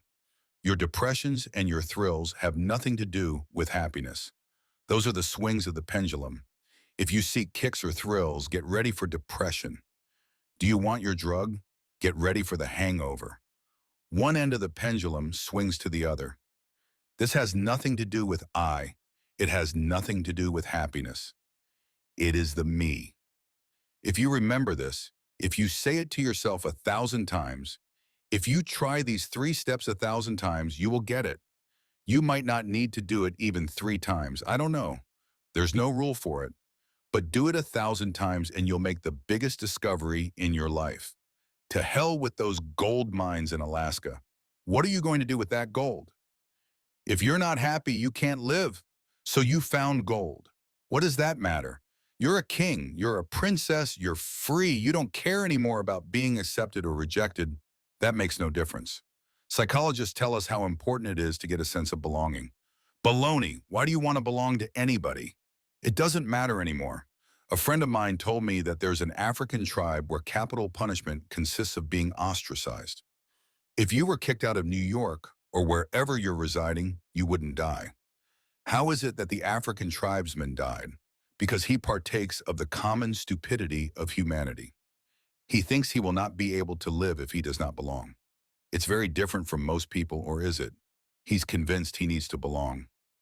But you don't need to belong to anybody or anything or any group. You don't even need to be in love. Who told you you do? What you need is to be free. What you need is to love. That's it. That's your nature. But what you're really telling me is that you want to be desired. You want to be applauded, to be attractive, to have all the little monkeys running after you. You're wasting your life. Wake up. You don't need this. You can be blissfully happy without it. Your society is not going to be happy to hear this because you become terrifying when you open your eyes and understand this. How do you control a person like this? He doesn't need you. He's not threatened by your criticism. He doesn't care what you think of him or what you say about him. He's cut all those strings. He's not a puppet any longer. It's terrifying. So we've got to get rid of him. He tells the truth. He has become fearless. He has stopped being human. Human, behold, a human being at last. He broke out of his slavery, broke out of their prison. No event justifies a negative feeling. There is no situation in the world that justifies a negative feeling. That's what all our mystics have been crying themselves hoarse to tell us. But nobody listens. The negative feeling is in you. In the Bhagavad Gita, the sacred book of the Hindus, Lord Krishna says to Arjuna, plunge into the heat of battle and keep your heart at the lotus feet of the Lord. A marvelous sentence. You don't have to do anything to acquire happiness. The great Meister Eckhart said very beautifully, God is not attained by a process of addition to anything in the soul, but by a process of subtraction. You don't do anything to be free, you drop something. Then you're free. 1+1 reminds me of the Irish prisoner who dug a tunnel under the prison wall and managed to escape. He comes out right in the middle of a school playground where little children are playing. Of course, when he emerges from the tunnel, he can't restrain himself anymore and begins to jump up and down, crying, I'm free, I'm free, I'm free, Ash. The little girl there looks at him scornfully and says, that's nothing I'm for. The fourth step, how do you change things? How do you change yourselves? There are many things you must understand here, or rather just one thing that can be expressed in many ways. Imagine a patient who goes to a doctor and tells him what he is suffering from. The doctor says, very well, I've understood your symptoms. Do you know what I will do? I will prescribe a medicine for your neighbor. The patient replies, thank you very much. Doctor, that makes me feel much better. Isn't that absurd? But that's what we all do. The person who is asleep always thinks he'll feel better if somebody else changes. You're suffering because you are asleep, but you're thinking, how wonderful life would be if somebody else would change. How wonderful life would be if my neighbor changed, my wife changed, my boss changed. We always want someone else to change so that we will feel good. But has it ever struck you that even if your wife changes or your husband changes, what does that do to you? You're just as vulnerable as before. You're just as idiotic as before. You're just as asleep as before. You are the one who needs to change, who needs to take medicine. You keep insisting, I feel good because the world is right. Wrong, the world is right because I feel good. That's what all the mystics are saying. All's right with the world, 26. When you awaken, when you understand, when you see, the world becomes right. We're always bothered by the problem of evil. There's a powerful story about a little boy walking along the bank of a river. He sees a crocodile who is trapped in a net. The crocodile says, would you have pity on me and release me? I may look ugly, but it isn't my fault, you know. I was made this way.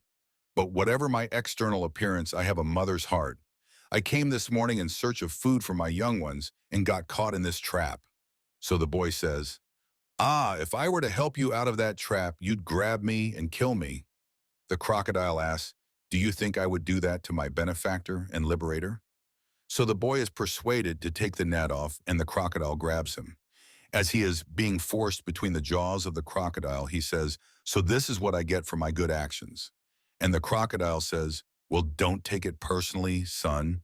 This is the way the world is. This is the law of life. The boy disputes this, so the crocodile says, "Do you want to ask someone if it isn't so?" The boy sees a bird sitting on a branch and says, Bird is what the crocodile says, right?" The bird says, "The crocodile is right. Look at me. I was coming home one day with food for my fledglings. Imagine my horror to see a snake crawling up the tree, making straight for my nest. I was totally helpless. It kept devouring my young ones one after the other. I kept screaming and shouting, but it was useless. The crocodile is right. This is the law of life. This is the way the world is." "See," says the crocodile, but the boy says, "Let me ask someone else." So the crocodile says, "Well, all right, go ahead."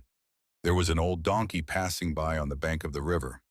"Donkey," says the boy, "this is what the crocodile says. Is the crocodile right?" The donkey says, "The crocodile is quite right. Look at me. I've worked and slaved for my master all my life, and he barely gave me enough to eat.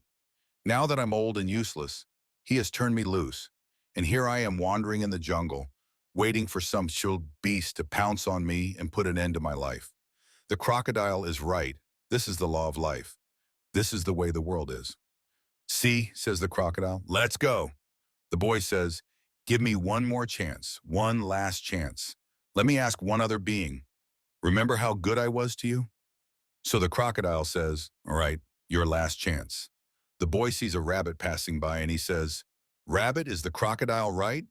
The rabbit sits on his haunches and says to the crocodile, "Did you say that to that boy?" The crocodile says, "Yes, I did." "Wait a minute," says the rabbit. "We've got to discuss this." "Yes," says the crocodile, but the rabbit says, "How can we discuss it when you've got that boy in your mouth? Release him. He's got to take part in the discussion, too." The crocodile says, "You're a clever one, you are. The moment I release him, he'll run away." The rabbit says, "I thought you had more sense than that. If he attempted to run away, one slash of your tail would kill him." "Fair enough," says the crocodile, and he released the boy. The moment the boy is released, the rabbit says, "Run!" And the boy runs and escapes. Then the rabbit says to the boy, "Don't you enjoy crocodile flesh? Wouldn't the people in your village like a good meal? You didn't really release that crocodile. Most of his body is still caught in that net. Why don't you go to the village and bring everybody and have a banquet?" That's exactly what the boy does. He goes to the village and calls all the menfolk. They come with their axes and staves and spears and kill the crocodile. The boy's dog comes too, and when the boy sees the rabbit, he gives chase, catches hold of the rabbit, and throttles him. The boy comes on the scene too late, and as he watches the rabbit die, he says that the crocodile was right. This is the way the world is. This is the law of life. There is no explanation you can give that would explain away all the sufferings and evil and torture and destruction and hunger in the world. You'll never explain it. You can try gamely with your formulas, religious and otherwise, but you'll never explain it. Because life is a mystery, which means your thinking mind cannot make sense out of it. For that, you've got to wake up, and then you'll suddenly realize that reality is not problematic. You are the problem. Sleepwalking 27. The scriptures are always hinting of that, but you'll never understand a word of what the scriptures are saying until you wake up.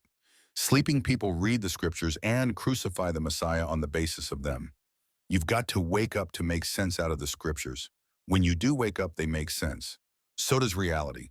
But you'll never be able to put it into words. You'd rather do something, but even there, we've got to make sure that you're not swinging into action simply to get rid of your negative feelings.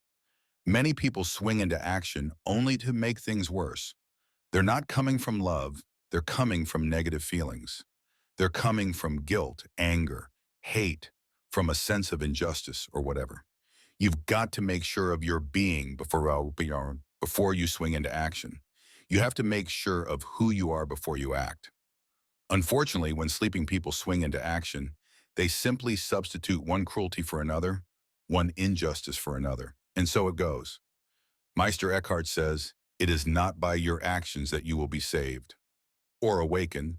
Call it by any word you want, but by your being. It is not by what you do, but by what you are that you will be judged." What good is it to you to feed the hungry, give the thirsty to drink, or visit prisoners in jail. Remember that sentence from Paul: "If I give my body to be burned and all my goods to feed the poor and have not love, it's not your actions, it's your being that counts." Then you might swing into action. You might or might not. You can't decide that until you're awake. Unfortunately, all the emphasis is concentrated on changing the world, and very little emphasis is given to waking up. When you wake up, you will know what to do or what not to do. Some mystics are very strange, like Jesus, who said something like, "I wasn't sent to those people. I limit myself to what I am supposed to do right now. Later, maybe." Some mystics go silent. Mysteriously, some of them sing songs. Some of them are into service. We're never sure. They're a law unto themselves. They know exactly what is to be done. Plunge into the heat of battle and keep your heart at the lotus feet of the Lord, as I said to you earlier. Imagine that you're unwell and in a foul mood, and they're taking you through some lovely countryside. The landscape is beautiful, but you're not in the mood to see anything. A few days later, you pass the same place and you say, "Good heavens, where was I that I didn't notice all of this?" Everything becomes beautiful when you change. Or you look at the trees and the mountains through windows that are wet with rain from a storm, and everything looks blurred and shapeless. You want to go right out there and change those trees, change those mountains. Wait a minute, let's examine your window. When the storm ceases and the rain stops, and you look out the window, you say, "Well, how different everything looks." We see people and things not as they are, but as we are. That is why when two people look at something or someone, you get two different reactions. We see things and people not as they are, but as we are. Remember that sentence from Scripture about everything turning into good for those who love God? When you finally awake, you don't try to make good things happen. They just happen. You understand suddenly that everything that happens to you is good. Think of some people you're living with whom you want to change. You find them moody, inconsiderate, unreliable, treacherous, or whatever. But when you are different, they'll be different. That's an infallible and miraculous cure. The day you are different, they will become different, and you will see them differently, too. Someone who seemed terrifying will now seem frightened. Someone who seemed rude will seem frightened. All of a sudden, no one has the power to hurt you anymore. No one has the power to put pressure on you. It's something like this. You leave a book on the table and I pick it up and say, "You're pressing this book on me. I have to pick it up or not pick it up." People are so busy accusing everyone else, blaming life, blaming society, blaming their neighbor. You'll never change that way. You'll continue in your nightmare. You'll never wake up. Put this program into action 1,000 times. A, identify the negative feelings in you. B, understand that they are in you, not in the world, not an external reality. C, do not see them as an essential part of I. These things come and go. D, understand that when you change, everything changes. Change is greed. 28. Do I do anything to change myself? I've got a big surprise for you. Lots of good news. You don't have to do anything. The more you do, the worse it gets. All you have to do is understand. Think of somebody you are living with or working with whom you do not like, who causes negative feelings to arise in you. Let's help you to understand what's going on. The first thing you need to understand is that the negative feeling is inside you. You are responsible for the negative feeling, not the other person. Someone else in your place would be perfectly calm and at ease in the presence of this person. They wouldn't be affected. You are. Now understand another thing, that you're making a demand.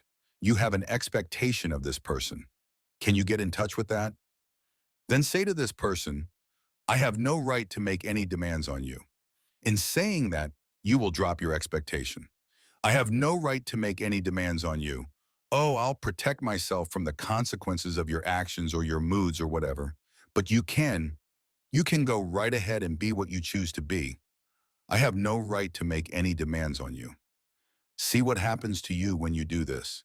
If there's a resistance to saying it, like how much you're going to discover about your me. Let the dictator in you come out. Let the tyrant come out.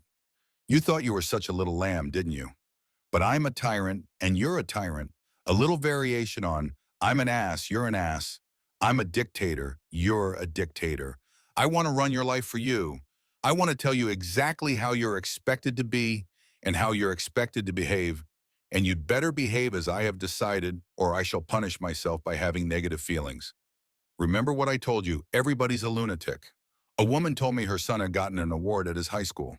It was for excellence in sports and academics. She was happy for him, but was almost tempted to say to him, don't glory in that award because it's setting you up for the time when you can't perform as well. She was in a dilemma, how to prevent his future disillusionment without bursting his bubble now. Hopefully he'll learn as she herself grows in wisdom. It's not a matter of anything she says to him. It's something that eventually she will become. Then she will understand.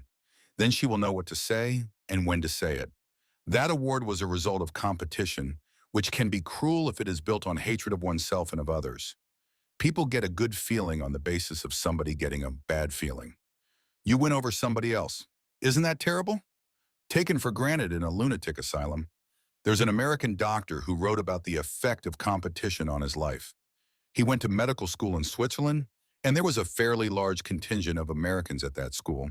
He said some of the students went into shock when they realized that there were no grades, there were no awards, there was no dean's list, no first or second in the class at the school. You either passed or you didn't, he said. Some of us just couldn't take it. We became almost paranoid. We thought there must be some kind of trick here. So some of them went to another school. Those who survived suddenly discovered a strange thing they had never noticed at American universities. Students, brilliant ones, helping others to pass, sharing notes. His son goes to medical school in the United States, and he tells him that in the lab, people often tamper with the microscope so that it'll take the next student 3 or 4 minutes to readjust it.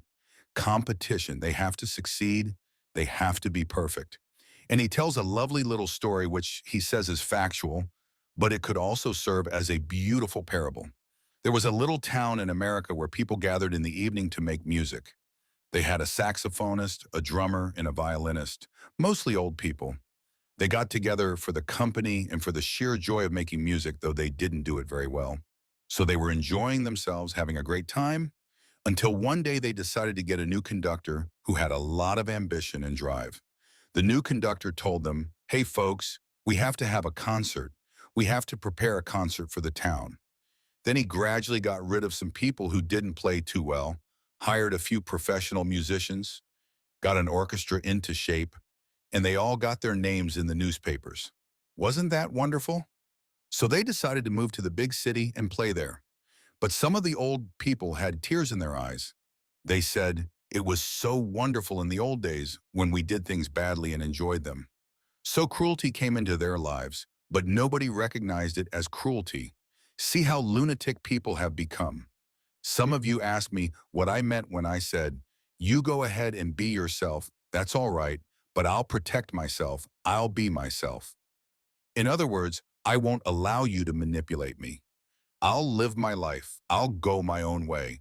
I'll keep myself free to think my thoughts and to follow my inclinations and tastes, and I'll say no to you.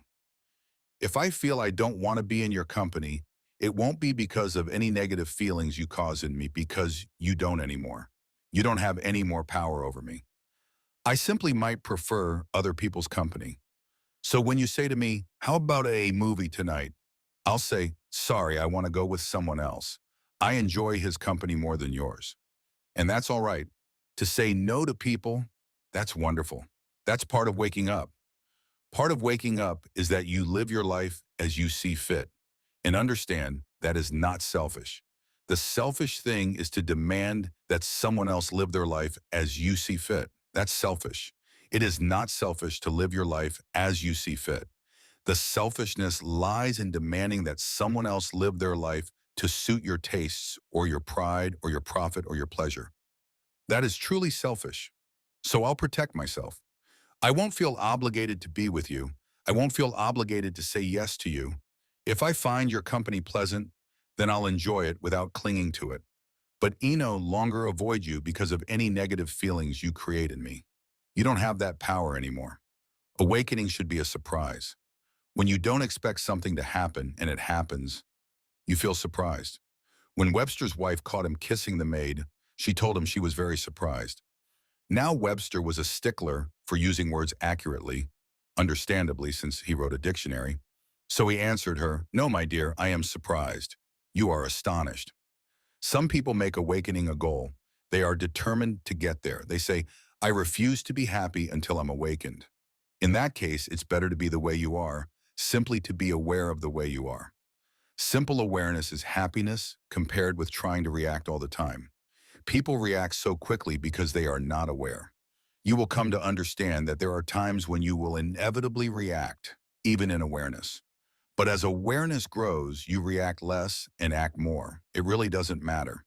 There's a story of a disciple who told his guru that he was going to a far place to meditate and hopefully attain enlightenment. So he sent the guru a note every 6 months to report the progress he was making. The first report said, "Now I understand what it means to lose the self." The guru tore up the note and threw it in the wastepaper basket. After 6 months, he got another report, which said, "Now I have attained sensitivity to all beings." He tore it up.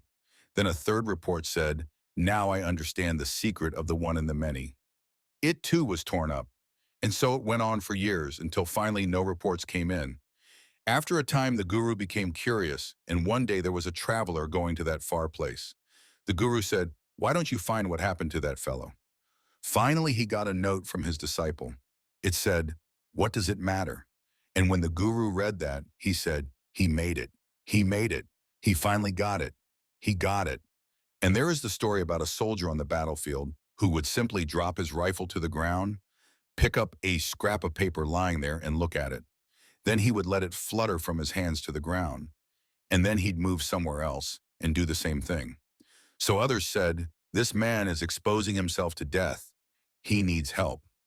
So they put him in the hospital and got the best psychiatrist to work on him. But it seemed to have no effect. He wandered around the wards picking up scraps of paper, looking at them idly, and letting them flutter to the ground. In the end, they said, "We've got to discharge this man from the army." So they call him in and give him a discharge certificate, and he idly picks it up, looks at it, and shouts, "This is it? This is it." He finally got it. So begin to be aware of your present condition, whatever that condition is. Stop being a dictator. Stop trying to push yourself somewhere. Then someday you will understand that simply by awareness, you have already attained what you were pushing yourself toward, a changed person. 29. In your pursuit of awareness, don't make demands. It's more like obeying the traffic rules. If you don't observe traffic rules, you pay the penalty. Here in the United States, you drive on the right side of the road. In England, you drive on the left. In India, you drive on the left. If you don't, you pay the penalty. There is no room for hurt feelings or demands or expectations. You just abide by the traffic rules. You ask where compassion comes in, where guilt comes in all this. You'll know when you're awake. If you're feeling guilty right now, how on earth can I explain it to you? How would you know what compassion is? You know, sometimes people want to imitate Christ, but when a monkey plays a saxophone, that doesn't make him a musician. You can't imitate Christ by imitating his external behavior. You've got to be Christ. Then you'll know exactly what to do in a particular situation, given your temperament, your character, and the character and temperament of the person you are dealing with. No one has to tell you. But to do that, you must be what Christ was. An external imitation will get you nowhere. If you think that compassion implies softness, there's no way I can describe compassion to you. Absolutely no way. Because compassion can be very hard. Compassion can be very rude. Compassion can jolt you. Compassion can roll up its sleeves and operate on you. Compassion is all kinds of things. Compassion can be very soft, but there's no way of knowing that. It's only when you become love, in other words, when you have dropped your illusions and attachments, that you will know. As you identify less and less with the me, you will be more at ease with everybody and with everything. Do you know why? Because you are no longer afraid of being hurt or not liked. You no longer desire to impress anyone. Can you imagine the relief when you don't have to impress anybody anymore? Oh, what a relief. Happiness at last. You no longer feel the need or the compulsion to explain things anymore. It's all right. What is there to be explained?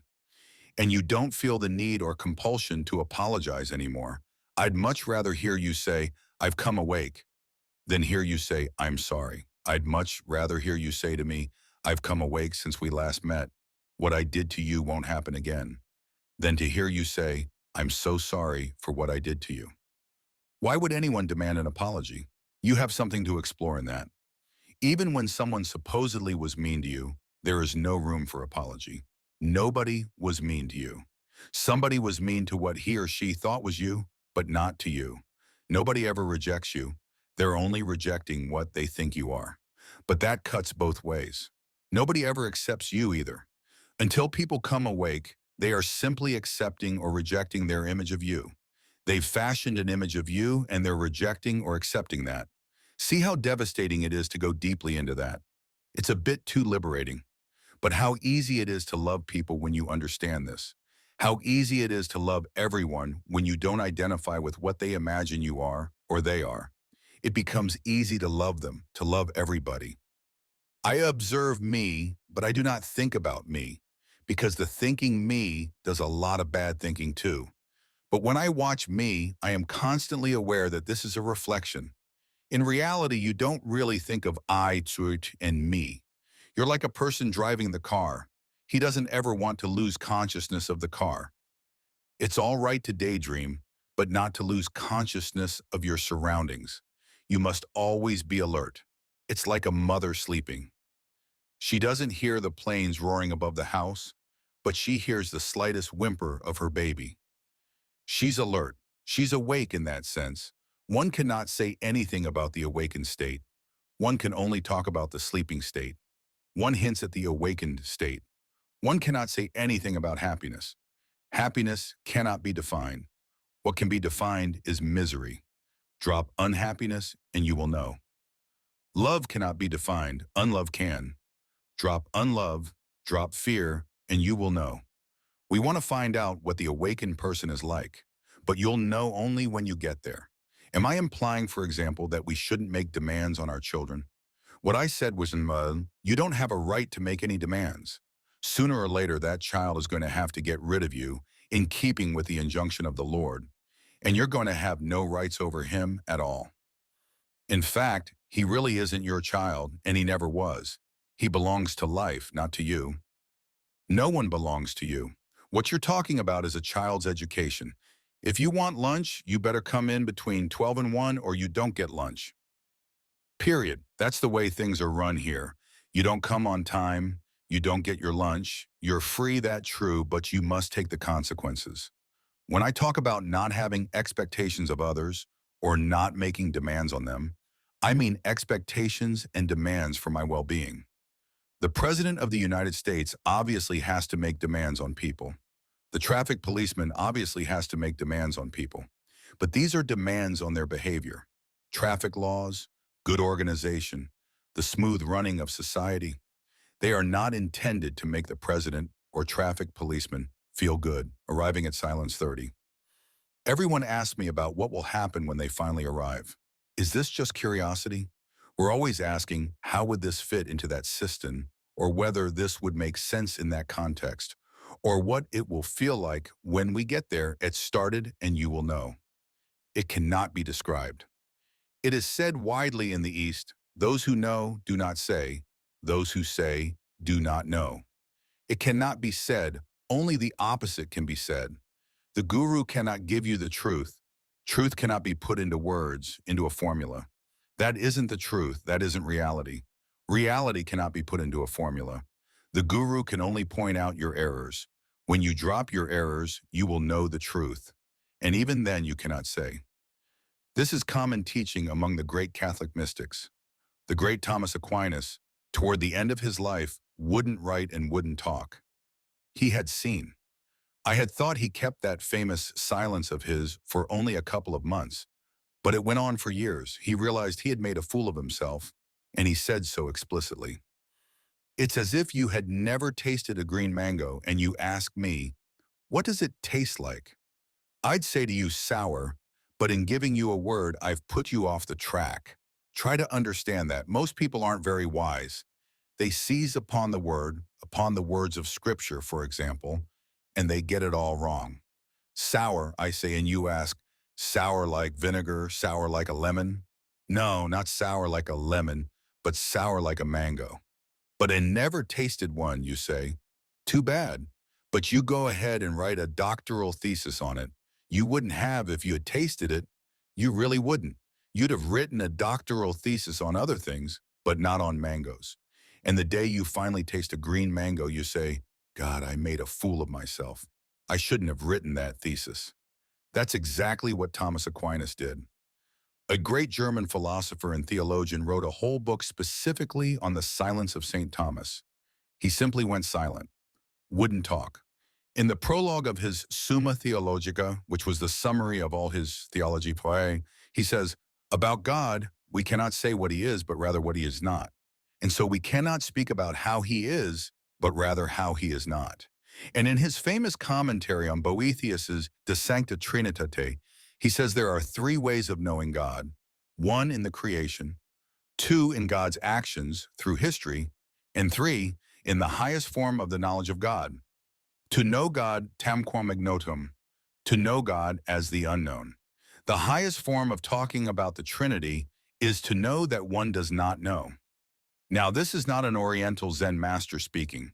This is a canonized saint of the Roman Catholic Church, the prince of theologians for centuries. To know God as unknown. In another place, St. Thomas even says as unknowable. Reality, God, divinity, truth, love are unknowable. That means they cannot be comprehended by the thinking mind. That would set at rest so many questions people have because we're always living under the illusion that we know. We don't. We cannot know. What is Scripture then? It's a hint, a clue, not a description. The fanaticism of one sincere believer who thinks he knows causes more evil than the united efforts of 200 rogues.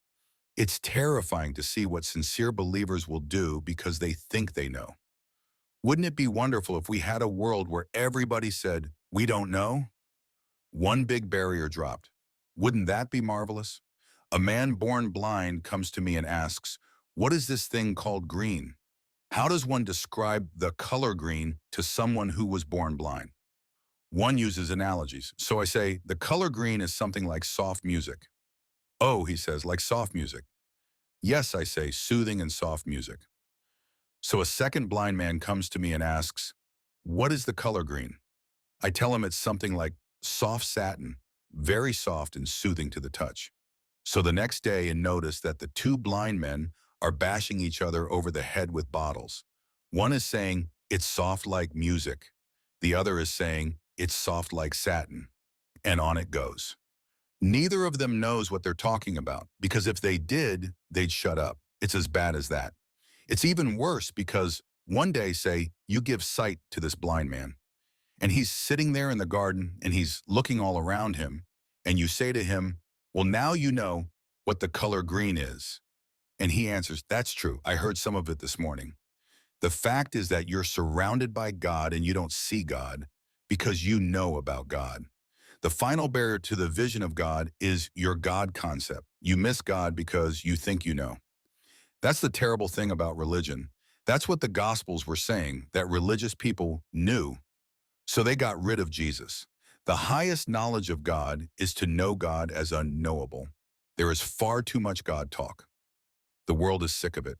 There is too little awareness, too little love, too little happiness. But let's not use those words either. There's too little dropping of illusions, dropping of errors, dropping of attachments and cruelty, too little awareness. That's what the world is suffering from, not from a lack of religion. Religion is supposed to be about a lack of awareness, of waking up. Look what we've degenerated into. Come to my country and see them killing one another over religion. You'll find it everywhere. The one who knows does not say, the one who says does not know. All revelations, however divine, are never any more than a finger pointing to the moon. As we say in the East, when the sage points to the moon, all the idiot sees is the finger. Jean Guiton, a very pious and orthodox French writer, adds a terrifying comment. We often use the finger to gouge eyes out. Isn't that terrible? Awareness, awareness, awareness. In awareness is healing. In awareness is truth. In awareness is salvation. In awareness is spirituality. In awareness is growth. In awareness is love. In awareness is awakening. Awareness, a need to talk about words and concepts because I must explain to you why it is when we look at a tree we really don't see. We think we do, but we don't. When we look at a person, we really don't see that person. We only think we do. What we're seeing is something that we fixed in our mind. We get an impression and we hold on to that impression and we keep looking at a person through that impression. And we do this with almost everything.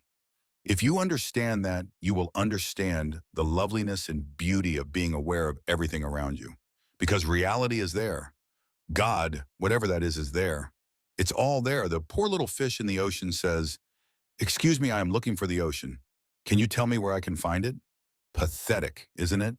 If we would just open our eyes and see, then we would understand. Losing the rat race 31.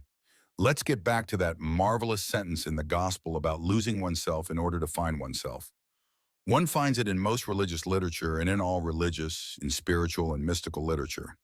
How does one lose oneself? Did you ever try to lose something? That's right, the harder you try, the harder it gets. It's when you're not trying that you lose things. You lose something when you're not aware. Well, how does one die to oneself? We're talking about death now. We're not talking about suicide. We're not told to kill the self, but to die. Causing pain to the self, causing suffering to the self would be self-defeating. It would be counterproductive. You're never so full of yourself as when you're in pain. You're never so centered on yourself as when you are depressed. You're never so ready to forget yourself as when you are happy. Happiness releases you from self. It is suffering and pain and misery and depression that ties you to the self. Look how conscious you are of your tooth when you have a toothache. When you don't have a toothache, you're not even aware you have a tooth, or that you have a head, for that matter, when you don't have a headache. But it's so different when you have a splitting headache. So it's quite false, quite erroneous, to think that the way to deny the self is to cause pain to the self, to go in for abnegation, mortification, as these were traditionally understood. To deny the self, to die to it, to lose it, is to understand its true nature. When you do that, it will disappear. It will vanish. Suppose somebody walks into my room one day. I say, "Come right in, may I know who you are?" And he says, "I am Napoleon." And I say, "Not the Napoleon." And he says, "Precisely, Bonaparte, Emperor of France." "What do you know?" I say, even while I'm thinking to myself, I better handle this guy with care. "Sit down, Your Majesty," I say. He says, "Well, they tell me you're a pretty good spiritual director." I have a spiritual problem. I'm anxious. I'm finding it hard to trust in God. I have my armies in Russia, see?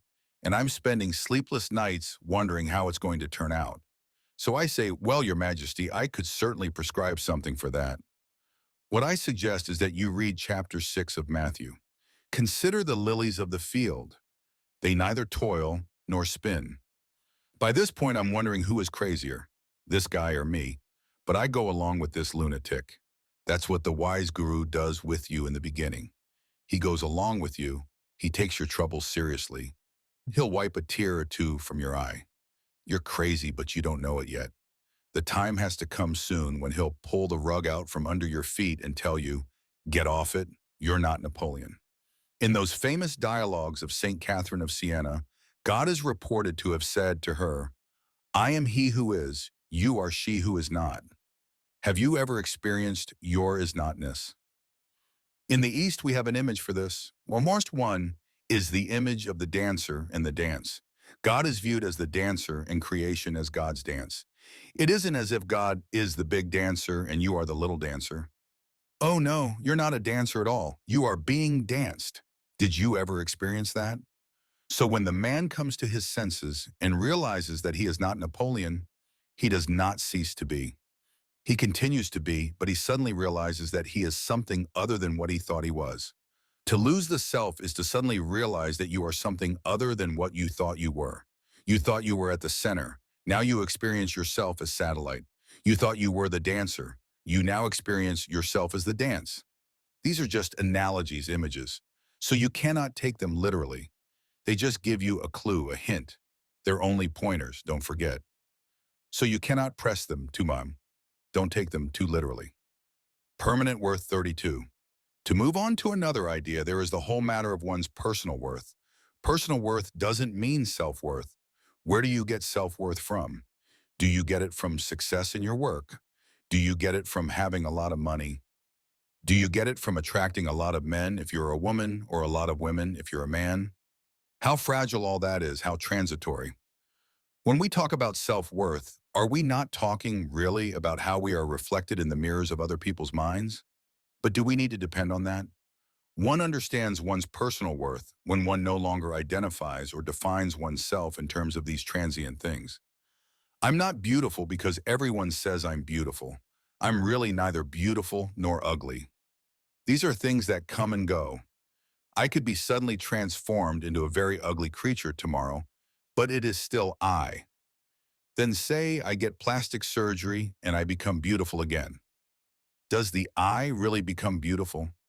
You need to give a lot of time to reflect on these things. I've thrown them at you in rapid succession, but if you would take the time to understand what I have been saying, to dwell on it, you'll have a gold mine there. I know because when I stumbled upon these things for the first time, what a treasure I discovered. Pleasant experiences make life delightful. Painful experiences lead to growth. Pleasant experiences make life delightful, but they don't lead to growth in themselves. What leads to growth is painful experiences. Suffering points up an area in you where you have not yet grown, where you need to grow and be transformed and change. If you knew how to use that suffering, oh, how you would grow. Let's limit ourselves for the time being to psychological suffering, to all those negative emotions we have. Don't waste your time on a single one of them. I've already told you what you could do with those emotions. The disappointment you experience when things don't turn out as you wanted them to, watch that. Look at what it says about you. I say this without condemnation. Otherwise, you're going to get caught up in self-hatred. Observe it as you would observe it in another person. Look at that disappointment, that depression you experience when you are criticized. What does that say about you? Have you heard about the fellow who says that worry doesn't help? It certainly does help. Every time I worry about something, it doesn't happen. Well, it certainly helped him. Or the other fellow who says, the neurotic is a person who worries about something that did not happen in the past. He's not like us normal people who worry about things that will not happen in the future. That's the issue, that worry, that anxiety. What does it say about you? Negative feelings, every negative feeling is useful for awareness, for understanding. They give you the opportunity to feel it, to watch it from the outside. In the beginning, the depression will still be there, but you will have cut your connection with it. Gradually, you will understand the depression. As you understand it, it will occur less frequently and will disappear altogether. Maybe, but by that time, it won't matter too much. Before enlightenment, I used to be depressed. After enlightenment, I continue to be depressed. But gradually, or rapidly, or suddenly, you get the state of wakefulness. This is the state where you drop desires. But remember what I meant by desire and cravings. I meant, unless I get what I desire, I refuse to be happy. I mean cases where happiness depends on the fulfillment of desire. Desire, not preference. 30, do not suppress desire, because then you would become lifeless. You'd be without energy, and that would be terrible. Desire, in the healthy sense of the word, is energy, and the more energy we have, the better. But don't suppress desire, understand it. Understand it. Don't seek to fulfill desire so much as to understand desire. And don't just renounce the objects of your doing. Understand them. See them in their true light. See them for what they are really worth. Because if you just suppress your desire and you attempt to renounce the object of your desire, you are likely to be tied to it. Whereas if you look at it and see it for what it is really worth, if you understand how you are preparing the grounds for misery and disappointment and depression, your desire will then be transformed into what I call a preference. When you go through life with preferences, but don't let your happiness depend on any one of them, then you're awake. You're moving toward wakefulness. Wakefulness, happiness, call it what you wish, is the state of non-delusion, where you see things not as you are, but as they are. insofar as this is possible for a human being. To drop illusions, to see things, to see reality. Every time you are unhappy, you have added something to reality. It is that addition that makes you unhappy. I repeat, you have added something, a negative reaction in you. Reality provides the stimulus, you provide the reaction. You have added something by your reaction. And if you examine what you have added, there is always an illusion there. There's a demand, an expectation, a craving. Always. Examples of illusions abound. But as you begin to move ahead on this path, you'll discover them for yourself. For instance, the illusion, the error of thinking that by changing the exterior world, you will change. You do not change if you merely change your exterior world. If you get yourself a new job or a new spouse or a new home or a new guru or a new spirituality, that does not change you. It's like imagining that you change your handwriting by changing your pen, or that you change your capacity to think by changing your hat. That doesn't change you really, but most people spend all their energies trying to rearrange their exterior world to suit their tastes. Sometimes they succeed. For about 5 minutes they get a little respite, but they are tense even during that respite because life is always flowing, life is always changing. So if you want to live, you must have no permanent abode. You must have no place to rest your head. You have to flow with it. As the great Confucius said, the one who would be constant in happiness must frequently change. Flow, but we keep looking back, don't we? We cling to things in the past and cling to things in the present. When you set your hand to the plow, you cannot look back. Do you want to enjoy a melody?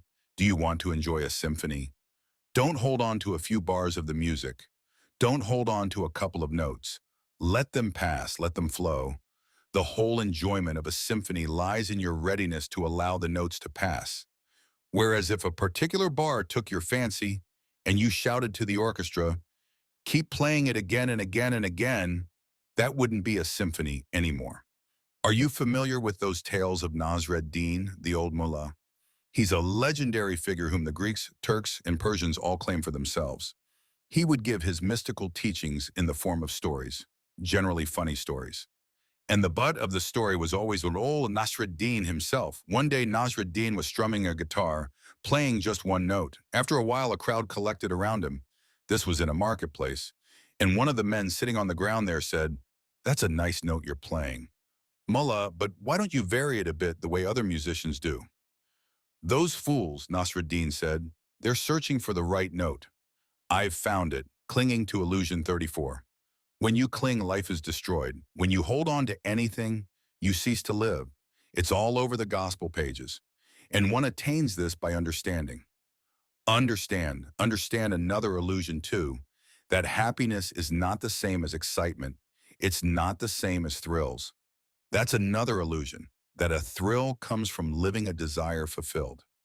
Desire breeds anxiety, and sooner or later it brings its hangover. When you've suffered sufficiently, then you are ready to see it.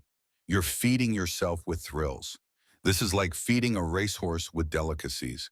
You're giving it cakes and wine. You don't feed a racehorse like that. It's like feeding human beings with drugs. You don't fill your stomach with drugs. You need good, solid, nutritious food and drink. You need to understand all this for yourself. Another illusion is that someone else can do this for you, that some savior or guru or teacher can do this for you. Not even the greatest guru in the world can take a single step for you. You've got to take it yourself. St. Augustine said it so marvelously, Jesus Christ himself could do nothing for many of his hearers. Or to repeat that lovely Arab saying, the nature of the rain is the same, and yet it produces thorns in the marsh and flowers in the garden. It is you who have to do it. No one else can help you. It is you who have to digest your food. It is you who have to understand. No one else can understand for you. It is you who have to seek. Nobody can seek for you. And if what you seek is truth, then you must do this. You can lean on no one. There is yet another illusion. That is it important to be respectable, to be loved and appreciated, to be important. Many say we have a natural urge to be loved and appreciated, to belong. That's false. Drop this illusion and you will find happiness. We have a natural urge to be free, a natural urge to love, but not to be loved. Sometimes in my psychotherapy sessions, I encounter a very common problem. Nobody loves me. How then can I be happy? I explain to him or her, you mean you never have any moments when you forget you're not loved and you let go and are happy? Of course they have. A woman, for example, is absorbed in a movie. It's a comedy and she's roaring with laughter. And in that blessed moment, she's forgotten to remind herself that nobody loves her. Nobody loves her. Nobody loves her. She's happy.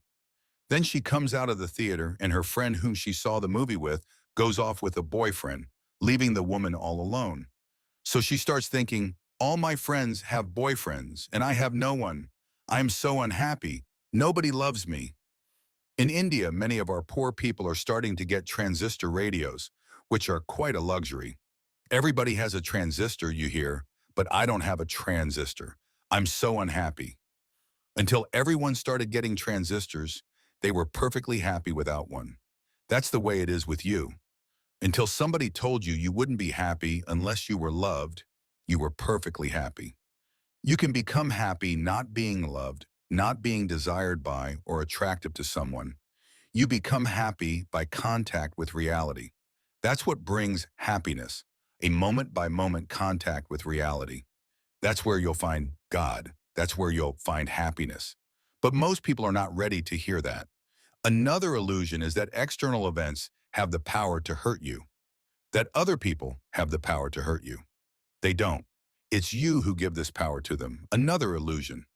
You are all those labels that people have put on you or that you have put on yourself. You're not, so you don't have to cling to them. The day that somebody tells me I'm a genius and I take that seriously, I'm in big trouble. Can you understand why? Because now I'm going to start getting tense. I've got to live up to it. I've got to maintain it. I've got to find out after every lecture, did you like the lecture? Do you still think I'm a genius? See? So what you need to do is smash the label, smash it, and you're free. Don't identify with those labels. That's what someone else thinks. That's how he experienced you at that moment. Are you in fact a genius? Are you a nut? Are you a mystic? Are you crazy? What does it really matter? Provided you continue to be aware, to live life from moment to moment, how marvelously it is described in those words of the gospel. Look at the birds of the air. They neither sow, nor reap, nor gather into barns. Consider the lilies of the field. They neither toil nor spin. That's the real mystic speaking, the awakened person. So why are you anxious? Can you, for all your anxieties, add a single moment to your life? Why bother about tomorrow? Is there a life after death? Will I survive after death? Why bother about tomorrow? Get into today. Someone said life is something that happens to us while we're busy making other plans. That's pathetic. Live in the present moment. This is one of the things you will notice happening to you as you come awake. You find yourself living in the present, tasting every moment as you live it. Another fairly good sign is when you hear the symphony one note after the other without wanting to stop it. Hugging memories. That brings me to another theme, another topic. But this new topic ties in very much with what I've been saying and with my suggestion of becoming aware of all the things we add to reality. Let's take this one step at a time. A Jesuit was telling me the other day how years ago he gave a talk in New York where Puerto Ricans were very unpopular at the time because of some incident. Everybody was saying all kinds of things against them. So in his talk, he said, let me read to you some of the things that the people in New York were saying about certain immigrants. What he read to them was actually what people had said about the Irish and about the Germans and about every other wave of immigrants that had come to New York years before. He put it very well when he said, these people don't bring delinquency with them. They become delinquent when they're faced with certain situations here. We've got to understand them. If you want to cure the situation, it's useless reacting from prejudice. You need understanding, not condemnation. That is how you bring about change in yourself. Not by condemnation, not by calling yourself names, but by understanding what's going on. Not by calling yourself a dirty old sinner. No, no, no, no. In order to get awareness, you've got to see, and you can't see if you're prejudiced. Almost everything and every person we look at in a prejudiced way. It's almost enough to dishearten anybody. like meeting a long-lost friend. Hey, Tom, I say, it's good to see you, and I give him a big hug. Whom am I hugging, Tom, or my memory of him? A living human being or a corpse? I'm assuming that he's still the attractive guy I thought he was. I'm assuming he still fits in with the idea I have of him and with my memories and associations. So I give him a hug. 5 minutes later, I find that he's changed and I have no more interest in him. I hugged the wrong person. If you want to see how true this is, listen. A religious sister from India goes out to make a retreat. Everybody in the community is saying, "Oh, we know, that's part of her charisma. She's always attending workshops and going to retreats. Nothing will ever change her." Now, it so happens that the sister does change at this particular workshop or therapy group or whatever it is. She changes. Everyone notices the difference. Everyone says, "My, you've really come to some insights, haven't you?" She has, and they can see the difference in her behavior, in her body, in her face. You always do when there's an inner change. It always registers in your face, in your eyes, in your body. Well, the sister goes back to her community, and since the community has a prejudiced, fixed idea about her, they're going to continue to look at her through the eyes of that prejudice. They're the only ones who don't see any change in her. They say, "Oh, well, she seems a little more spirited, but just wait, she'll be depressed again." And within a few weeks, she's depressed again. She's reacting to their reaction. And they all say, "See, we told you so. She hadn't changed." But the tragedy is that she had, only they didn't see it. Perception has devastating consequences in the matter of love and human relationships. Whatever a relationship may be, it certainly entails two things: clarity of perception. Inasmuch as we're capable of it, some people would dispute to what extent we can attain clarity of perception, but I don't think anyone would dispute that it is desirable that we move toward it. And accuracy of response. You're more likely to respond accurately when you perceive clearly. When your perception is distorted, you're not likely to respond accurately. How can you love someone whom you do not even see? Do you really see someone you are attached to? Do you really see someone you're afraid of and therefore dislike? We always hate what we fear. The fear of the Lord is the beginning of wisdom, people say to me sometimes. But wait a minute.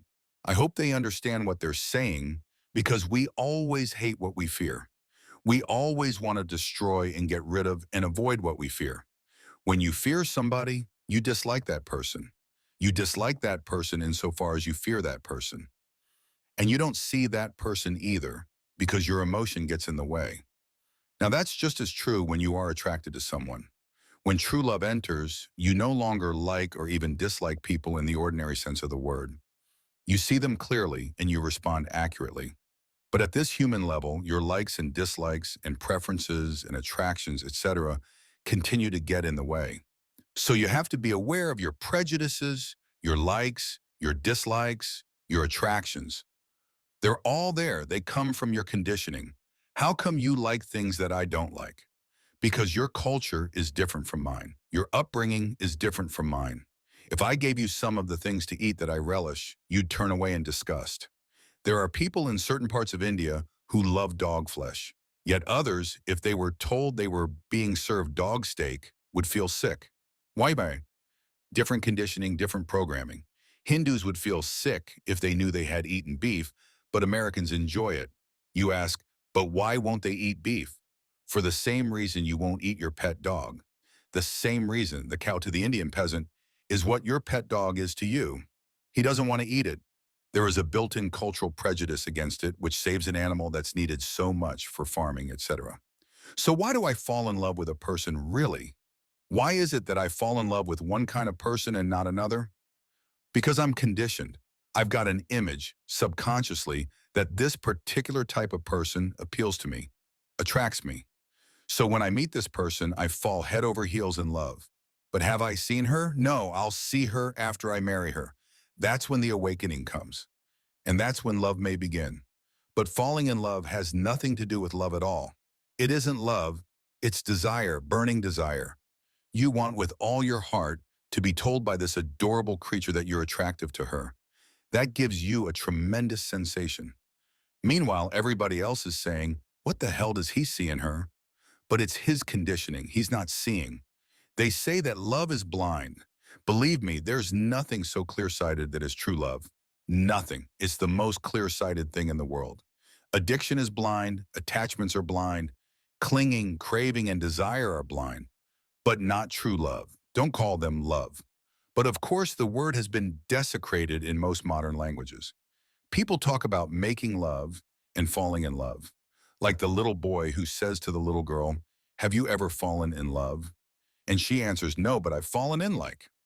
So what are people talking about when they fall in love? The first thing we need is clarity of perception. One reason we don't perceive people clearly is evident. Our emotions get in the way, our conditioning, our likes and dislikes. We've got to grapple with that fact. But we've got to grapple with something much more fundamental. With our ideas, with our conclusions, with our concepts. Believe it or not, every concept that was meant to help us get in touch with reality ends up by being a barrier to getting in touch with reality, because sooner or later we forget that the words are not the thing. The concept is not the same as the reality. They're different. That's why I said to you earlier that the final barrier to finding God is the word God itself and the concept of God. It gets in the way if you're not careful. It was meant to be a help. It can be a help, but it can also be a barrier. Getting concrete 36. Every time I have a concept, it is something that I could apply to a number of individuals. We're not talking about a concrete particular name like Mary or John, which doesn't have a conceptual meaning. A concept applies to any number of individuals, countless individuals. Concepts are universal. For instance, the word leaf could be applied to every single leaf on a tree. The same word applies to all those individual leaves. Moreover, the same word applies to all the leaves on all trees. Big ones, small ones, tender ones, dried ones, yellow ones, green ones, banana leaves. So if I say to you that I saw a leaf this morning, you really don't have an idea of what I saw. Let's see if you can understand that. You do have an idea of what I did not see. I did not see an animal. I did not see a dog. I did not see a human being. I did not see a shoe. So you have some kind of a vague idea of what I saw, but it isn't particularized. It isn't concrete. Human being refers not to primitive man, not to civilized man, not to grown-up man, not to a child, not to a male or a female, not to this particular age or another, not to this culture or the other, but to the concept. The human being is found concrete. You never find a universal human being like your concept. So your concept points, but it is never entirely accurate. It misses uniqueness, concreteness. The concept is universal. When I give you a concept, I give you something, and yet how little I have given you. The concept is so valuable, so useful for science. For instance, if I say that everyone here is an animal, that would be perfectly accurate from a scientific viewpoint. But we're something more than animals. If I say that Mary Jane is an animal, that's true. But because I've omitted something essential about her, it's false. It does her an injustice. When I call a person a woman, that's true, but there are lots of things in that person that don't fit into the concept woman. She is always this particular, concrete, unique woman who can only be experienced, not conceptualized. The concrete person I've got to see for myself, to experience for myself, to intuit for myself. The individual can be intuited, but cannot be conceptualized. A person is beyond the thinking mind. Many of you would probably be proud to be called Americans, as many Indians would probably be proud to be called Indians.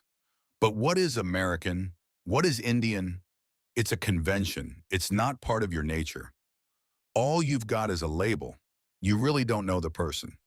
The concept always misses or omits something extremely important, something precious that is only found in reality, which is concrete uniqueness. The great Krishnamurti put it so well when he said, "The day you teach the child the name of the child will never see that bird again." How true. The first time that the child sees that fluffy, alive, moving object, and you say to him, "Sparrow," then tomorrow when the child sees another fluffy, moving object similar to it, he says, "Oh, sparrows, I've seen sparrows. I'm bored by sparrows." If you don't look at things through your concepts, you'll never be bored. Every single thing is unique. Every sparrow is unlike every other sparrow, despite the similarities. It's a great help to have similarities, so we can abstract, so that we can have a concept. It's a great help from the point of view of communication, education, science, but it's also very misleading and a great hindrance to seeing this concrete individual. If all you experience is your concept, you're not experiencing reality, because reality is concrete. The concept is a help to lead you to reality, but when you get there, you've got to intuit or experience it directly. A second quality of a concept is that it is static, whereas reality is in flux. We use the same name for Niagara Falls, but that body of water is constantly changing. You've got the word river, but the water there is constantly flowing. You've got one word for your body, but the cells in your body are constantly being renewed. Let's suppose, for example, there is an enormous wind outside and I want the people in my country to get an idea of what an American gale or hurricane is like. So I capture it in a cigar box and I go back home and say, look at this. Naturally, it isn't a gale anymore, is it, once it's captured? Or if I want you to get the feel of what the flow of a river is like, and I bring it to you in a bucket, the moment I put into a bucket, it has stopped flowing. The moment you put things into a concept, they stop flowing. They become static, dead. A frozen wave is not a wave. A wave is essentially movement, action. When you freeze it, it is not a wave. Concepts are always frozen. Reality flows. Finally, if we are to believe the mystics, and it doesn't take too much of an effort to understand this, or even believe it, but no one can see it at once. Reality is whole, but words and concepts fragment reality. That is why it is so difficult to translate from one language to another, because each language cuts reality up differently. The English word home is impossible to translate into French or Spanish. Casa is not quite home. Home has associations that are peculiar to the English language. Every language has untranslatable words and expressions because we're cutting reality up and adding something or subtracting something, and usage keeps changing. Reality is a whole, and we cut it up to make concepts, and we use words to indicate different parts. If you had never seen an animal in your life, for example, and one day you found a tail, just a tail, and somebody told you, that's a tail, would you have any idea of what it was if you had no idea what an animal was? Ideas actually fragment the vision, intuition, or experience of reality as a whole. This is what the mystics are perpetually telling us. Words cannot give you reality. They only point, they only indicate. You use them as pointers to get to reality. But once you get there, your concepts are useless. A Hindu priest once had a dispute with a philosopher who claimed that the final barrier to God was the word God, the concept of God. The priest was quite shocked by this, but the philosopher said, the ass that you mount and that you use to travel to a house is not the means by which you enter the house. You use the concept to get there. Then you dismount. You go beyond it. You don't need to be a mystic to understand that reality is something that cannot be captured by words or concepts. To know reality, you have to know beyond knowing. Do those words ring a bell? Those of you who are familiar with the cloud of unknowing would recognize the expression. Poets, painters, mystics, and the great philosophers all have intimations of its truth. Let's suppose that one day I'm watching a tree. Until now, every time I saw a tree, I said, well, it's a tree. But today, when I'm looking at the tree, I don't see a tree. At least I don't see what I am accustomed to seeing. I see something with the freshness of a child's vision. I have no word for it. I see something unique, whole, flowing, not fragmented. And I'm in awe. If you were to ask me, what did you see? What do you think I'd answer? I have no word for it. There is no word for reality, because as soon as I put a word to it, we're back into concepts again. And if I cannot express this reality that is visible to my senses, how does one express what cannot be seen by the eye or heard by the ear? How does one find a word for the reality of God? Are you beginning to understand what Thomas Aquinas, Augustine, and all the rest were saying, and what the church teaches constantly when she says that God is mystery, is unintelligible to the human mind? The great Karl Rahner, in one of his last letters, wrote to a young German drug addict who had asked him for help. The addict had said, "You theologians talk about God, but how could this God be relevant in my life?